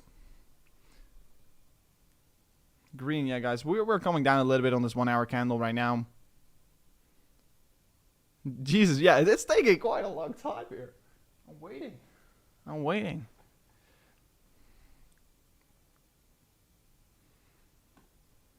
I am still waiting. So yeah, we're coming down a little bit here. 4 hourly candle turning back red, guys. So it's going to be important that we are actually going to close this 4 hourly candle in the green. So we're going to just keep on looking. We're going to look back and wish we had bought more Ethereum under $1,000. Probably, yeah. We in hindsight, it's going to be always. Like you're going to look back and you think,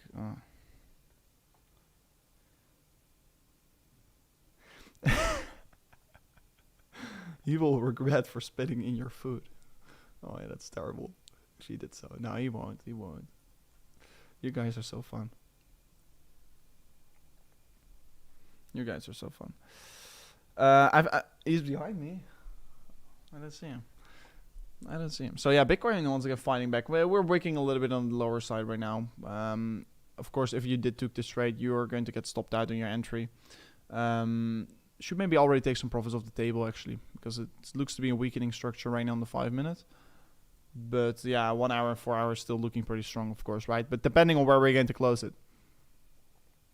I don't know where he is actually. I have no clue where he is. If he's not coming, I will be literally like, if maybe someone from the reception brings it up here, it's going to be terrible. It's going to be terrible because, I don't know, maybe I've never had that before. Normally it's always like the deliver guy that brings it here, but maybe he thought, screw that, I'm not going to do it. Then it's going to be terrible because then I will give this to you guys out there. But I truly hope he's coming up because it's taking very long. Normally it doesn't take that long here. So, yeah. I truly hope it doesn't is happening. I truly hope it's not happening right now. He hasn't not called me yet, so yeah, I don't know. But this takes very long. This takes very long. This is not good. Not good signal.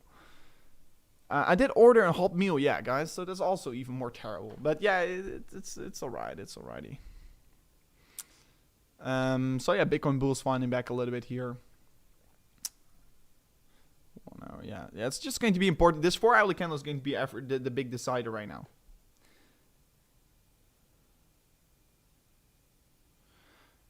Yeah, it really is really the rally we're waiting for.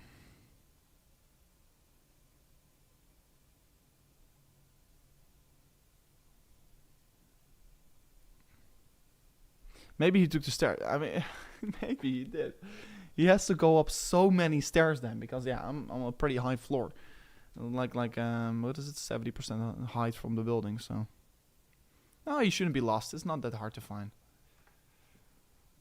It's pretty sad. Like I really want to give this tip to him. It's so hard for him to find it. Guys, do you also want to ask a question to him? So if he's here, you just all ask questions to him, and say it in the chat, and I will try to let him read the chat. It's going to be so fun. It's going to be so fun. It's so well what we're doing, guys. I love it. I absolutely love it.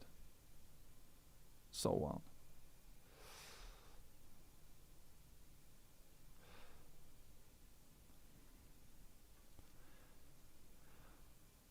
So yeah, well, we're coming back up again a little bit here. It's still waiting for the confirmation. I think we can start to move very quickly on this hourly candle as well, guys. But yeah, let's see what we're going to do.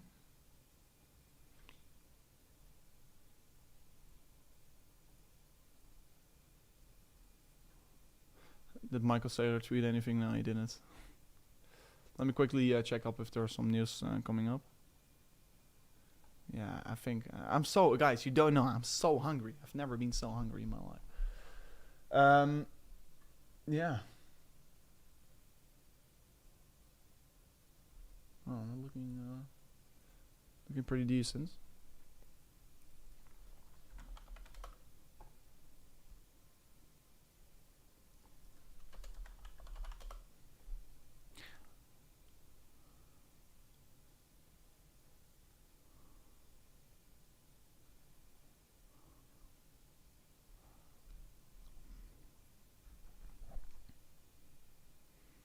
I just actually have no clue where he is.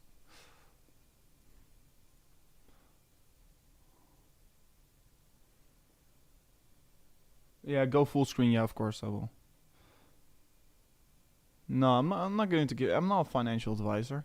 I'm not going to do that. Yeah. 19.3k still waiting.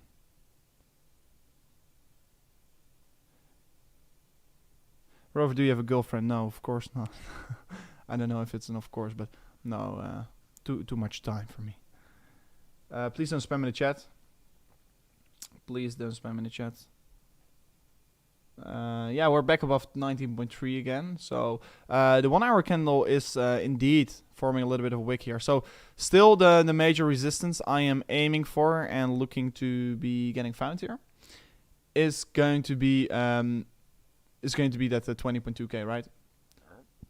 4 hour storage RSI still coming down. Daily forming a divergence right now. It's crossing over right now. Weekly time frame, storage RSI is also flipping bullish, so that's pretty interesting to see right now, actually.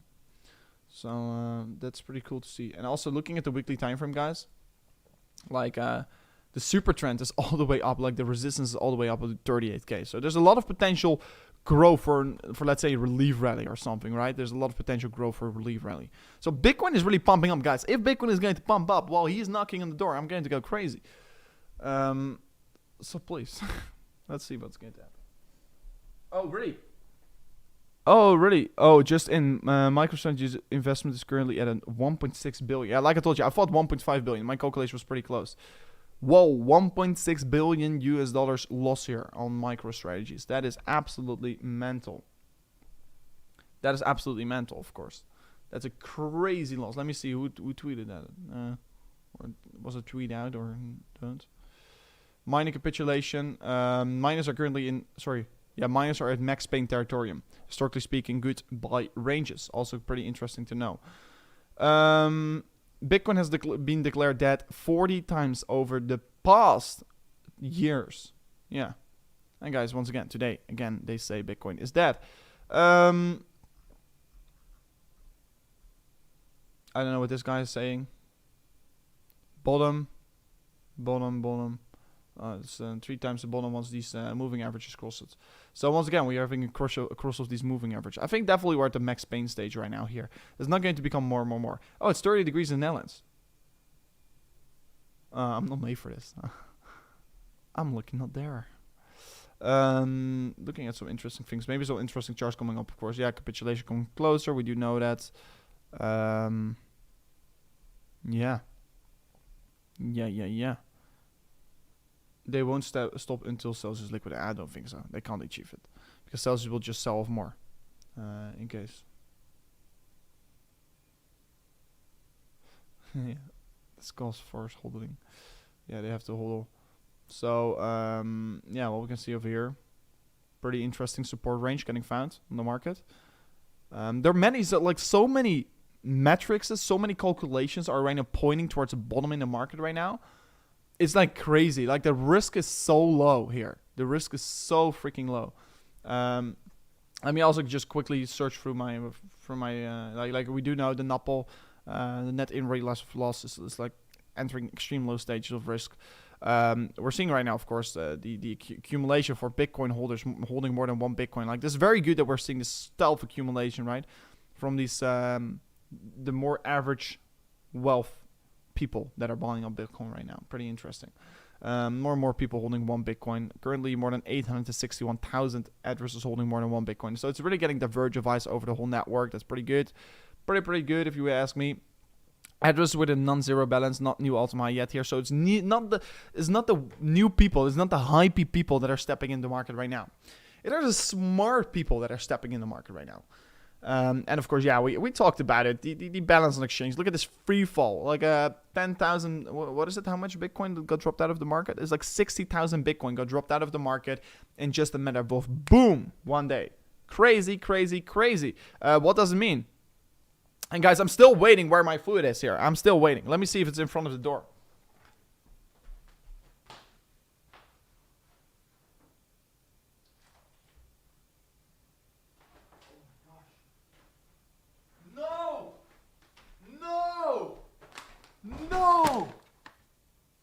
No!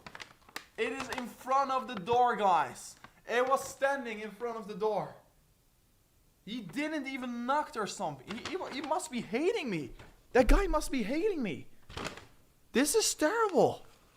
He just placed it in front of my door. Like, sometimes people do this, but he didn't even knock on the door. This is terrible. Guys, he doesn't want to take it, but I will give it to you guys out there. So I will do it like, what is it? $100. Yeah, let's do $100 giveaway to you guys out there. I'm sorry, man. I truly wanted to give this to him, but he didn't knock on the door. And oh, this is also terrible. This is absolutely terrible. He hates me. I truly know he hates me.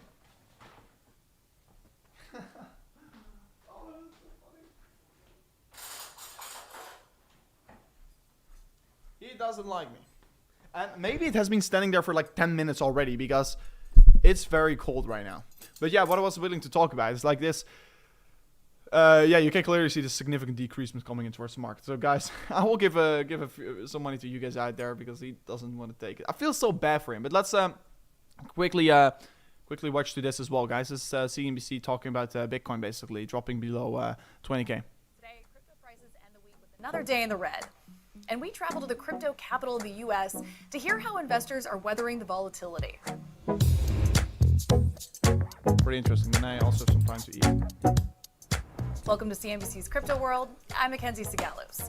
Digital asset prices are falling again today. By noon Eastern, Bitcoin hovered at around $20,000. Ethereum dipped below $1,100. Meanwhile, Solana fell to $31. Now, in the past 6 months, Bitcoin has fallen 60%. Ether, well, it's down 73%. Compare that to the S&P, which has fallen 23% in the past 6 months.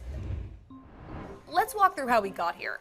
We started the week with crypto prices plummeting, Bitcoin falling as much as 17% at one point in the day. It seemed like the crypto winter was definitely here. Most importantly, I asked every CEO offline, do you have any Bitcoin? The word that kept coming back, con. It's a con. I said, well, how about NFTs? And they said, well, it's just, can't conceivably even be asking about NFTs if I'm telling you that crypto's a con. I didn't meet a soul who had any crypto. Now, in the chaos, a major crypto lending firm, Celsius, halted withdrawals and cited extreme market conditions as the reason why. Celsius, which managed more than $10 billion in May, was known for offering high returns for customers. We're talking upwards of 18%. Now, those crazy high yields were what eventually came under scrutiny. I don't want to make a joke of it because a lot of the younger people and a lot of people borrow money. They will be gone today if they're not careful. This is just shocking to people because, frankly, we don't know how many exchanges there are. I know when Gary Gensler made money, I was telling him I was getting 8% with my Ethereum. And he said, well, that's basically too good to be true, Jim. And I think what he was really saying is you're about to lose a lot of money. So this risk certainly seems like it's just kind of beginning. What I would say is on the decentralized side, so a lot of the DeFi protocols, a lot of those positions are over collateralized, so you shouldn't quite see the underfunding situations that can happen with centralized borrower lenders. But that being said, you could still see a lot of liquidations with that collateral being sold off on DeFi protocols.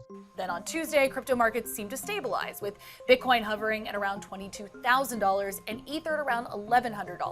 Investors were assessing the fallout of Celsius And meanwhile, another company made waves. Coinbase announced that it was laying off nearly a fifth of its workforce due to crypto volatility. The company had previously cut spending and even rescinded job offers in the hopes of stabilizing its business. We had the recent inflation report that came out that I think surprised many folks. We've had Jamie Dimon and others talk about an upcoming economic hurricane. And so given what's happening in the economy, it feels like the most prudent thing to do right now.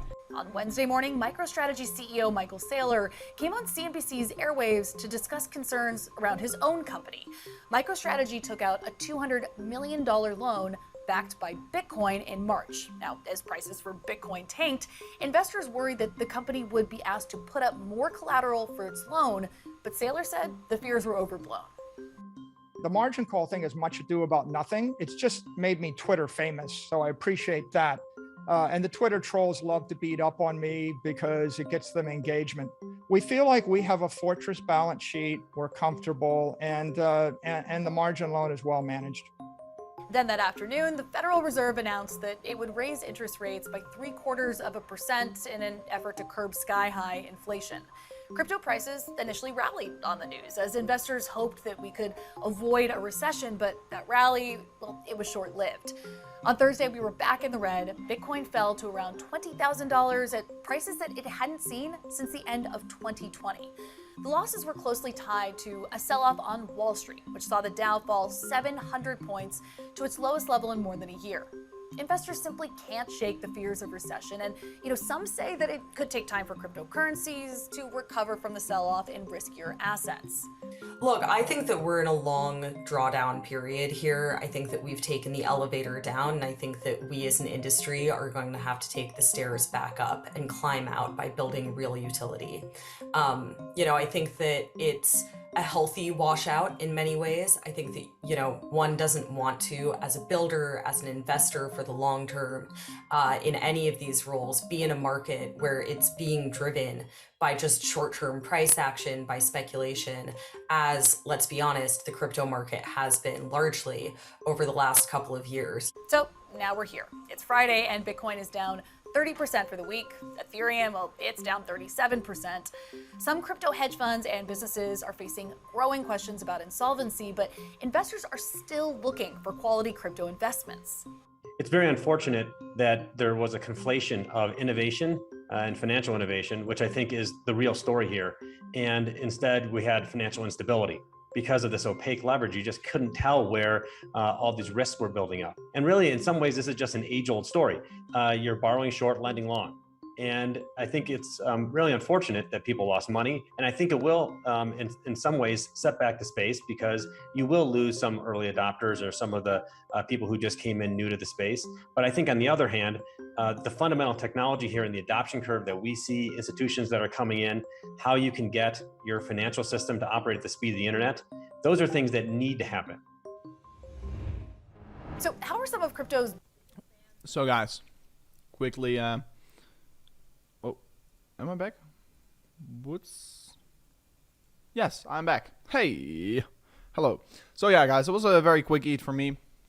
Very unfortunate. Very unfortunate. I would have loved to give this to him. But he didn't like me, I guess. So, yeah, I will do a very quick giveaway to you guys out there. I won't give you any cash. I will give you some tether or Bitcoin. And, guys, let me know. Should I do that right now? Let me know.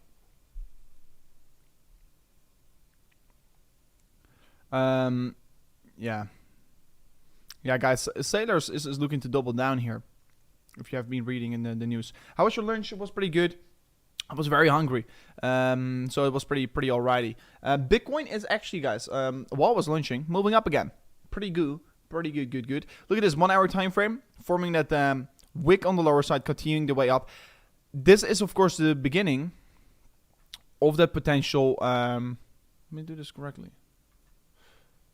This is, of course, the beginning of that potential candle we've been waiting for, right? So let me real quickly reset my screen because I see I have a black bar on the right side. So let me do this real quickly. Boom. Yes. We're back. So yeah, what we can talk about is that right now on the 1 hour time frame, we're creating the wick on the lower side. like I told you, I'm still anticipating the market is going to come up from here on. Yes, sir. Everyone's saying yes. Cookie for lunch. It was very amazing. Thank you for asking. You guys want me to do the $100 giveaway to you guys out there. Bitcoin is going to 0. Lol. Yeah, then do whatever you want to do with the Bitcoin giveaway I'm going to give to you guys out there. But yeah, I'm personally expecting we're going to get that imminent short-term bounce over here in the market. I'm trading it back up. I'm trading it on Femex and Bybit right now. My position is right now still at a minor loss here at my entry. But I'm definitely alrighty with the entry I got. So, yeah, what we could be looking for is a confirmation of the bullish reversion. Going to confirm in 30 minutes, guys. We've been staying live for such a long period of time that we can even see it right now happening, occurring live in the stream, right? So this is definitely one crazy opportunity we're currently looking at. And this is going to be a crazy divergence we're going to be creating on this market. So, yeah, it's going to be actually pretty exciting to see this one occur. And I will definitely say to you guys out there that I am expecting, if we are going to confirm this bullish divergence, that we are going to see this swing back up towards the upside. Of course, we are right now still in the weekend. Remember that in the weekends, we usually get attached back towards the CME Gap. CME Gap is currently on 20.5K. So since we're clearly significantly trading below it right now, we are expecting to see that pull back up, right? So, time for some giveaways maybe, guys. I think it's good time to do that. So how am I? I'm actually want to be doing it this time a little bit differently around. So, guys, it's very simple. It's very simple what you need to do. And I'm going to just randomly scroll through it. Yeah, go towards my Instagram. It's you can find the link in the description. I will post it. You go to my recent, my last post I did, and I'm going to do it with a randomizer. I'm going to just randomly select someone. So what you can do is just give a comment below the last post, and then you will be able to win. And I'm going to pick the winner live in the stream, guys. I'm going to just do random with my eyes closed. So if you don't know what my Instagram is, and also you have to be required to follow me, because that is of course also important. You have to be required to follow me, like my last post, and comment something. And of course, if you're commenting something, just comment something. So I will be picking the winner, guys. I will put a timer right now on. I'm going to pick the winner. And I give you guys, 6 minutes? I will give you guys 6 minutes. So 6 minutes, timer is going. 6 minutes, I'm going to pick the winner. So go towards my Instagram. It's at cryptooveryt.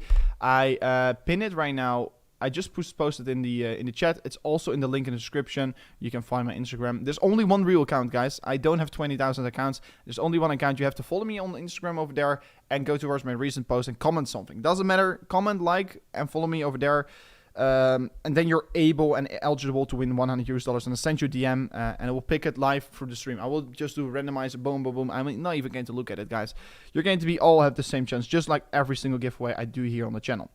It's all fair and square. So make sure to go there, follow me on Instagram, like the last post, and comment a little bit here. And as soon as the timer goes off, I'm going to, of course, we'll let you guys know who's going to be the actual winner. So that's going to be absolutely amazing, guys, if you do like that. It's going to be an amazing period. And of course, also, if you do follow me on Instagram, you see other kinds of cool stuff, right? Lifestyle stuff, and sometimes I just share also stuff about the market, etc. on my Instagram. So it's also pretty interesting to be following it, nevertheless, right? So will be cool if you're going to follow that. Will be absolutely amazing, and we're going to pump it up. We're going to pump it up. So as the timer goes off, I will be do this. BTC bottom, is Elias saying, guys. Maybe, hopefully. So yeah, we're going to watch this. Most people think Bitcoin is going to do 15K, but I think shorts are going to get wrecked. Could be for sure true. I'm very neutral right now. I'm very neutral on Bitcoin. I'm not calling for lower targets right now. I've reached my price target to the downside. I've been saying 19K, 19.8K was likely. And like I told you, venture capitals are stepping in from 18K. It's right now weekend, so that's maybe the only issue we currently have. But yeah, I am definitely think we're way closer to the bottom than, of course, like the drawdown is so much lower than the potential reward we're going to generate from this level. So I am actually pretty excited by accumulating my Bitcoins over here on this region. So yeah, for me, no worry at all, actually. So for the people that just tuned in, I'm going to give a free $100 towards one lucky follower. The only thing you have to do is follow me on Instagram at cryptooveryt. React towards my last post, like my post, and follow me. And of course, if you don't know what my Instagram tag is, you can also go to the link in the description. So yeah, you can find it over there. But it's very, very, very easy. So yeah, make sure to do so. And you can win some free money. And I'm just going to use a randomizer. So yeah, it's going to be pretty cool. Yeah, you guys are absolutely spamming in the chat here. That's amazing. Amazing. Now we're below Bitcoin previous all-time high. Yeah, guys, that's a fact. Bitcoin has never done that before. Bitcoin has never come below its previous all-time high, but now this time around we did it. Is it a good thing or bad? It's that's why I'm longing it. I'm longing the previous all-time high retest. Like, this is the first time in our lifetime that we get the opportunity to long the previous all-time high on Bitcoin. And like, if we're actually like, this is the bottom, in like a few months from now on, we're gonna say, oh, this is the bottom, or a few years, this is the bottom. But in hindsight, it seems so obvious. Why? Let me show you. It seems very obvious in hindsight, like always. But to actually see Bitcoin like form its bottom on the next cycle, on the previous all-time high retest, it will be seeming very obvious in the future, right? So I'm very curious to see where this weekly candles in the end of the day going to close, right? Rover, make a new post with a selfie.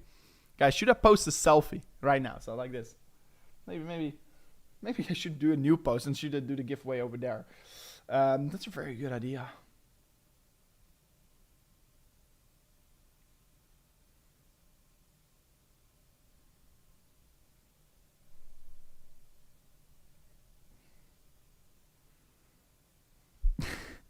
This is so awkward. No, I'm not going to post it.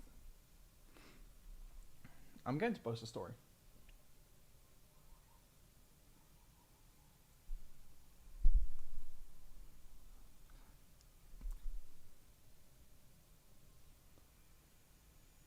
I posted a weird story. But yeah, for me, it seems very obvious to call this a bottom. It's like a logic level where Bitcoin inevitably is going to be bouncing from, in my opinion. Where's the post? This is the last post I did on my Instagram. So go to the last post and there you can see it. Just the last post on my Instagram page. You only have to follow me on Instagram. You have to like the last post. And of course, if you want to like more posts, be my guest. But you only have to like the last post and comment over there or something. So that's the easy way to win it. It's very simple. Comment once, guys. If you're spamming, this is not fair.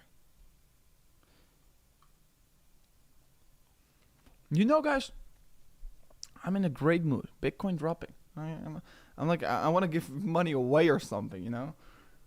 I don't know what it is. I just want to give money away.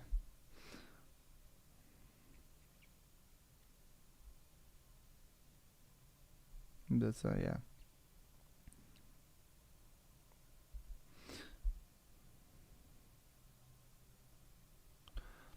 Yeah, we're still waiting another 20 minutes before closing the 4-hour candle, right? Yeah, you just made a story. Yeah, that's correct. Oh. Guys, so you hear this?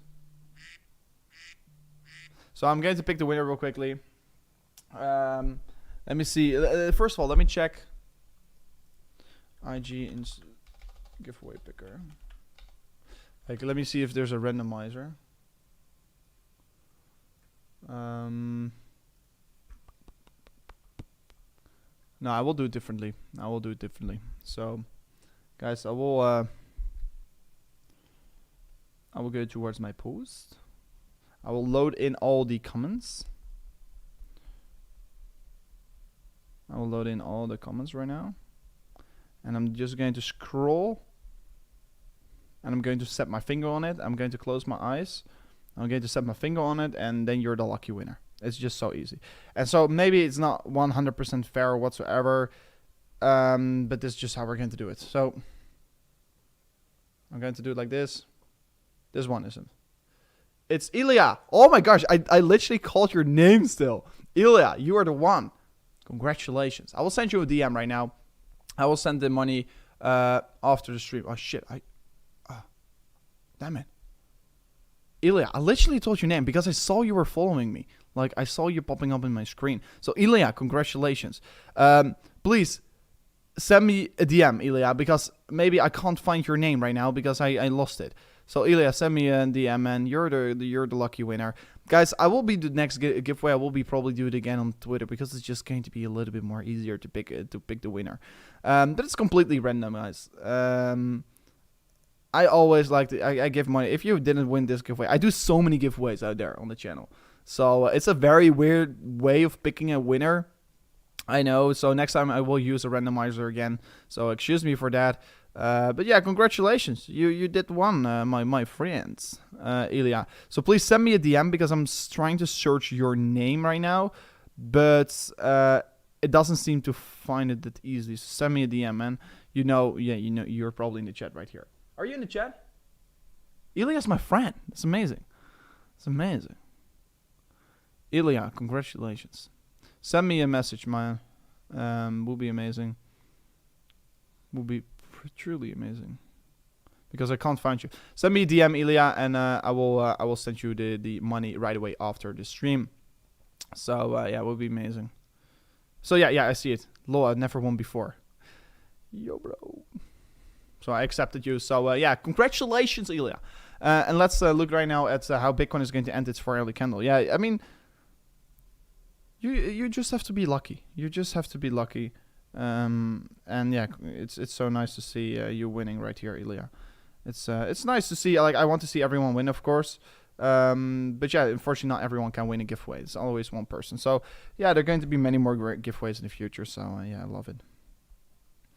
And yeah, congratulations for everyone who did jump on board and benefited from it. So absolutely amazing.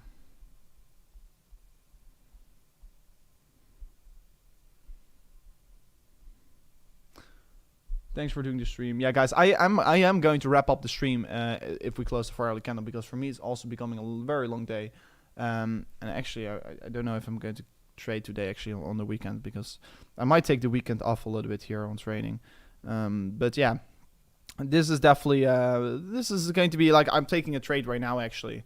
So yeah, I've never been really a weekend off or something, but yeah, I'm going to look to get, of course, this potential trade back up here. So yeah, looking forward towards it actually, but I'm not going to be yeah, trading that much over the course of this weekend. So it's going to be an interesting one actually. It's going to be a pretty interesting one. So let's see. Congratulations, man. It's absolutely amazing. It is absolutely amazing. Yeah, and I feel sorry for everyone who didn't win, of course. Sold Bitcoin, rebuy. I will rebuy at 13. Okay. For me, it's too late to be selling. I'm just dollar cost averaging with my income that I generate. I'm just dollar cost averaging right now at this point. There's no point for me to sell my Bitcoin right here to then potentially still buy it, right? It's like, there's no point of doing that right here. There's no point of doing that right now. There's no point for me selling my Bitcoin below sub 20k levels for potentially buying it back cheaper, right? So yeah, it's interesting. And guys, for everyone who didn't know it yet here, cryptocme is going to be one crazy company. It's not coin or whatsoever, but it is going to be an algorithm. It's going to be an algorithm, cryptocme. Are you ready for the future? We are only having a loading up page right now here, but make sure to follow our socials, because this is going to be a crazy product, guys. We're releasing one crazy product, and you definitely don't want to miss that. It's an automatically trading bot for you. It's an algorithm that's going to trade for you. You don't get wrecked because you don't trade, because the bot trades for you and an algorithm trades for you, and that's very nice. So stay posted for that. That's going to be an interesting development we're going to have on the channel. It's going to be very interesting developments. So I'm looking forward towards the product to get finally released, and I think it will be taking somewhat around 80 days still before we are finally going to release our algorithm, our beta version. Are we still live? Yes, Amir. We have been live for a very long time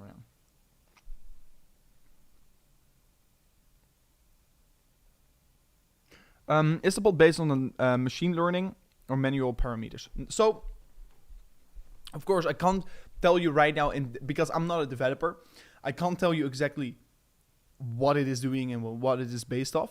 I had some calls with the team, and I put in my strategy in the bot, what I want to do, and they worked around it. So the bot is mainly worked on mean reversion. It's basically worked on mean reversion, pyramiding, all these kinds of strategies. Pyramiding, mean reversion. It's also a bot that doesn't right away open a big position. It opens like 0.5% of your account and builds up trades massively. So it's a pretty interesting bot. And of course, if you're interested in it, you can like schedule, as soon as the product goes live, you can just schedule a call with the team, with the developers, and they're going to explain to you guys out there how they made the product and everything basically. So yeah, I will definitely talk a little bit more about it. And as soon as our website goes live, you can see and read more stuff about it. And guys, actually, do you like the name cryptoc.com? You know, I paid so much money for that domain name. It's crazy because it's such an like, yeah, you have OpenSea and CryptoC. I really like that name, but I paid so much for the domain name, but I think it's worth it. I like the name.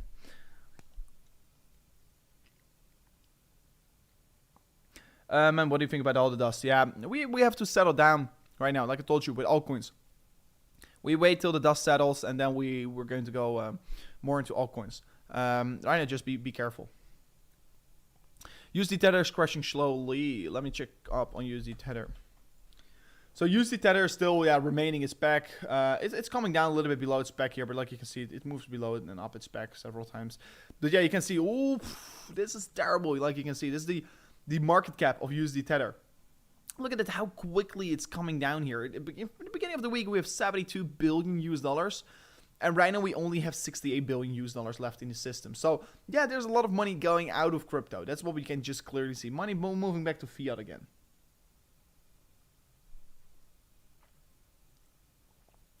Good name. Also, domain name like that is worth it. Yeah, that's like I could have gone with a .io, but yeah, not worth it.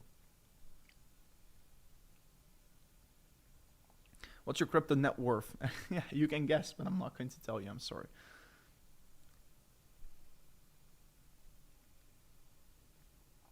What timers do you mainly watch? Yeah, usually 4 hour, man. 4 hours is my main time frame, my main big buddy. Also 1 hour, 4 hour. 1 hour, 4 hour daily, 12 hour weekly, 2 week, monthly. Like I'm not really a lover of the lower time frames actually. What's the 200 moving average? 200 moving average is basically the 200, the average from the last 200 candles, basically. So on the weekly, you have the average from the last 200 weekly candles. I recognize it from OpenSea. Yeah, that's why the same for me. I have the same like OpenSea, CryptoC. You know, it's pretty cool. But it's still like there's so many things coming up for this project. I'm very excited about it because I put so much money and effort and time in it. You know, it's going to be very exciting. So yeah, Bitcoin's still not moving. What time frame do you position? Yeah, right now I base my position mainly from the 4 hour and the daily and the weekly. Why weekly? Yeah, like I'm opening position right now because I'm just clearly seeing we're currently having that retest from the previous all-time high, right? And that is the main reason why I am currently opening this massive position in the market. It is just spelling a good opportunity, and that's why I'm buying it. That's why I'm buying it. The retest of the previous all-time high is an opportunity you in fact never had before in crypto, and I'm benefiting from this opportunity we actually never had before. So yeah, this is pretty particularly crazy. Let me tweet about it.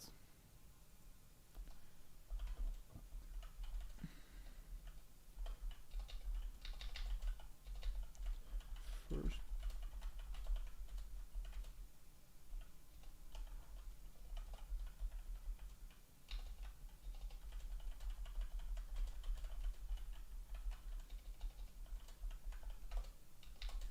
Guys, I like Twitter so much. So if I'm also not live, I'm just also tweeting. It's just such a beautiful platform.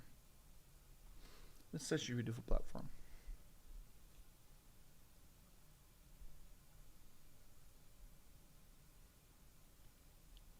Sold web. I mean, guys, the web design. You have not seen anything. Of course, I've seen the things we've made in the background, but you will see it as soon as the website goes live. The website is. I mean, I love it. But you will show it. You will see it eventually. Crash. No, it's not. It's not crash, guys. This is like 5 minutes. It's 5-minute time frame. So yeah, we're down almost 1%. It's like it is indeed a big move here. I'm no doubt about that. It's a big move. It's like a $150 move, but still, it's 0.7%.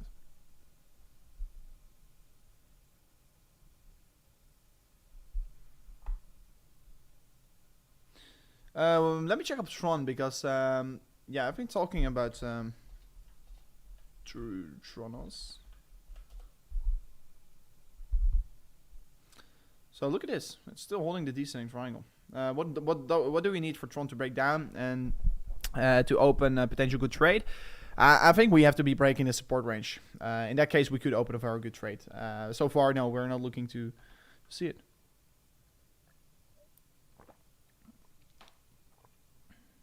Factors will be user interface indeed. But guys, it's also really what we really focus on is our product. Like if you have a good product, like a good trading algorithm that actually makes you good returns every year, so 30 to 60%. It's just marketing. The marketing is if your product works good. So that's what we're really focused on right now.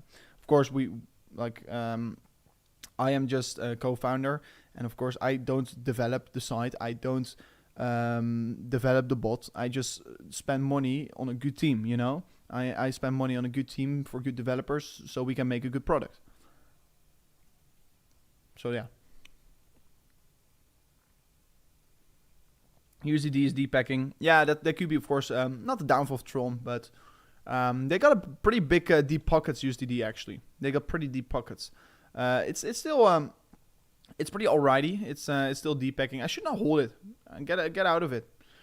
You know, it's funny. The market cap has been increasing. No, it has been decreasing a little bit. But get rid of it. Don't hold it right now. It's too big of a risk.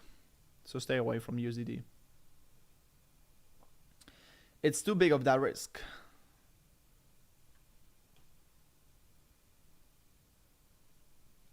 Yeah, thank you so much. Thank you so much. But basically what I will do is that I will deploy a little bit of my own wealth in the bot to see how it's going to perform. I don't expect that we're going to make returns in 1 month, and also that's very important to know. It's something that you can only make returns with if you are using it for a longer period of time, right? So yeah, I'm going to of course, I mean, especially in these markets, it's the best. In bear markets, it's the best to use such kind of bots, because on every single back test, bear markets works always the best for these kinds of bots here, because the market is easier predictable. So yeah, I'm looking forward towards this this bot, and yeah, we're very exciting. Yeah, they have around 300% collateralized. I don't think we will touch it at the moment. Yeah, if we're looking at Celsius, oh, the health factor of the 3-hour capital is also going up again. So interesting to see. But 3-hour capital, Celsius, yeah, they are over 200% collateralized right now. I don't really think they are in big problems right here. Liquidation on 13.6k. We're probably not going to reach it. And yeah, some people say, yeah, we're going to hunt it. We're going to hunt it. No, it's not going to happen. First live chat and 4 hours watch. That's amazing. First live chat. Oh, wait, crazy. You've been watching for 4 hours. That's crazy.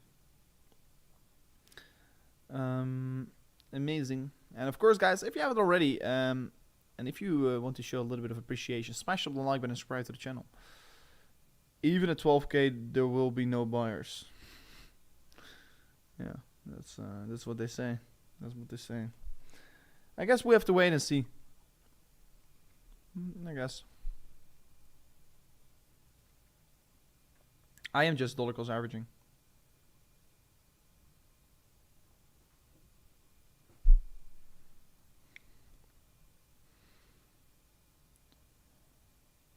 Five-hour stream, hell yeah, guys, we're about to enter 5 hours. That's crazy. That's a pretty crazy milestone.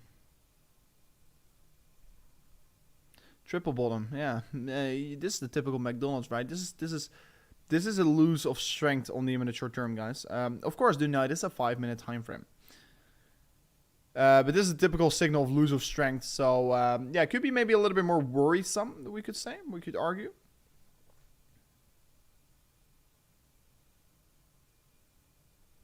Six more minutes, guys. 6 more minutes before closing the 4-hourly candle. And you can see we are absolutely on closing stages, and it's going to be important. We're going to confirm the bullish divergence right now. How do you confirm it with a bullish green candle? And of course, the next candle could be maybe be red, but yeah, you're hoping to see then a wick and create on the lower side, right? So yeah, I personally think if we're going to close this candle on the green right here, yeah, we could be seeing some more upside in the coming 12 to 24 hours ahead of ourselves. So yeah. Yeah, no, I'm also a big holder, guys. I'm not worried. So these are the last 5 minutes before closing the 4-hourly candle. So this 5-minute candle is going to be pretty important right now. So hopefully we can find back here, and the bulls can take a little bit back control.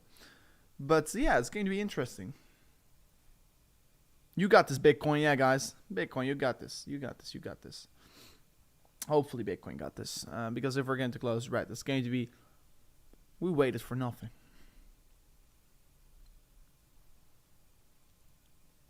So yeah, as well, 1 hour time frame. I still think there's some more upside here. There's like I'm not saying we can't go down here, but there's just room. There's just definitely room to 20.2k approximately. That could be a very good short target, actually, in my opinion. You could definitely short at 20.2k for potential another move down here.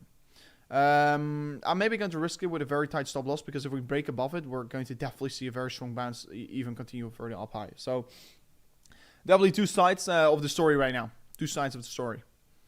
So yeah, I guess we have to see how this is going. So Bitcoin, yeah, it's holding up so far. And guys, if you don't already, the last 5 minutes of a 4-hourly candle are always the most volatile minutes. So yeah, you can clearly see the volatility is going to be picking up maybe a little bit in these coming 3 minutes.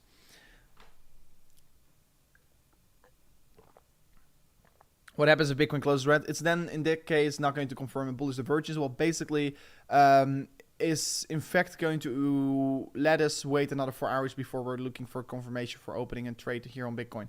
If we do close in green, we get the confirmation of the bullish divergence. So that's basically the confirmation of this trade back up towards the upside. So yeah, we want to be seeing a closing green, because then I am going to be opening a little bit more larger positions, because yeah, we're performing a bullish divergence from oversold territory. Just in fact, for me, a very good signal for accumulation. Let me also check up on the MACD actually over here right now, how it is currently looking and performing. Yeah, you can see also the MACD is creating a massive divergence. You can clearly see moving average is forming higher lows, excuse me, price action lower lows. You're forming a double bullish divergence. We're clearly losing sell momentum along the way down here, while price action is forming a lower low. So that is of course a clear reversal signal, and if we close in the green, we are basically confirming this signal. So that's what you're waiting for, and this could be still. We go very, very close, guys. It's going to be very, very close right now. And we are flipping it red right now and green. It's fighting on the last 2 minutes, guys. We are fighting on the last 2 minutes right now of this 4-hourly close. So it's going to be important to see whether we're going to be closing it green, whether we're going to close it red right now. Yeah, guys, I see it. I see you guys saying it in the chat. I see it as well, man. I am watching this. I am monitoring it. I am seeing it as well. This is absolutely terrible if we're going to close it red. I truly hope not to see it. It's not absolutely terrible, because we just have to wait for another confirmation. But to get the confirmation right now will be absolutely epic, of course, right? So yeah, let's see. It looks to be that we're really dropping. It looks to be. There's literally no support on the 20k to 13k.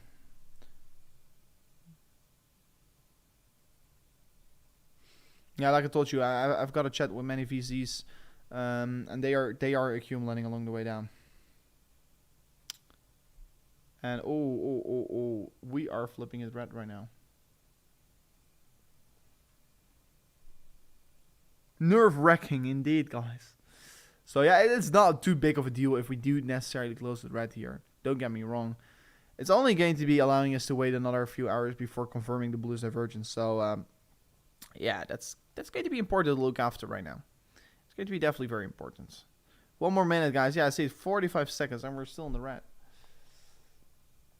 And yeah, that's unfortunate to see, actually. And I personally think, yeah, look at this M pattern. Could be, of course, create more downside from here on. This is not looking necessarily that good, if you would ask me. On the 5-minute time frame, of course. I mean, the 4-hourly time frame is looking way differently, of course. 1 hour is wall, but it's 4 hour time frame. So guys, it looks to be we are about to close it in towards the red. 10 more seconds to go, and looks to be we're closing it in the red right now. Come on, please. I hope I jinxed it. I hope I jinxed it. Okay. Okay, yeah, we closed it red. We closed it red. Maybe on some exchanges we're closing it green. No, we didn't. Okay. So, yeah, we closed it red. It's alrighty. It's alrighty. The volatility didn't really pick up here over the course of this candle right now. But yeah, this was of course pretty interesting to see, guys. We've watched the 4 hourly candle close. It's red. I see it, guys. You say it in the chat. I see it clearly. Is it bad? No, it's not bad, guys. It's not like life is over right now. We're going to look at it. I'm still in my long positions. I'm still very convinced we're going to confirm the bullish divergence anyway in the next 4 hourly candle. However, we're still trading significantly below the EMA. Yeah, the CME gap basically in the market. Guys, I definitely want to be staying longer live, but unfortunately, I am going to be wrapping up the stream right now. If you guys do enjoy the stream, smash up the like button. And guys, later today, I will be joining back live with you guys out there. I will, later today, like an hour from now on, maybe 2 hours, maybe 4 hours, depending. If the market is going to be moving, I will be the first one on YouTube that's going to jump back live. So make sure to go below the video right now and go towards the subscribe button. Smash up the subscribe button, and of course, press as well the bell notification button, because then you're going to stay notified about every single step we're taking on this channel. So, as well, don't forget to follow me on Twitter, Telegram, for live updates on my trades. And it's going to be absolutely amazing one, guys. Thank you so much for watching. And I'm going to try to open as soon as possible on my next stream a live trade again with you guys out there. So, anyways, thank you so much for watching. And I check you guys in the next one.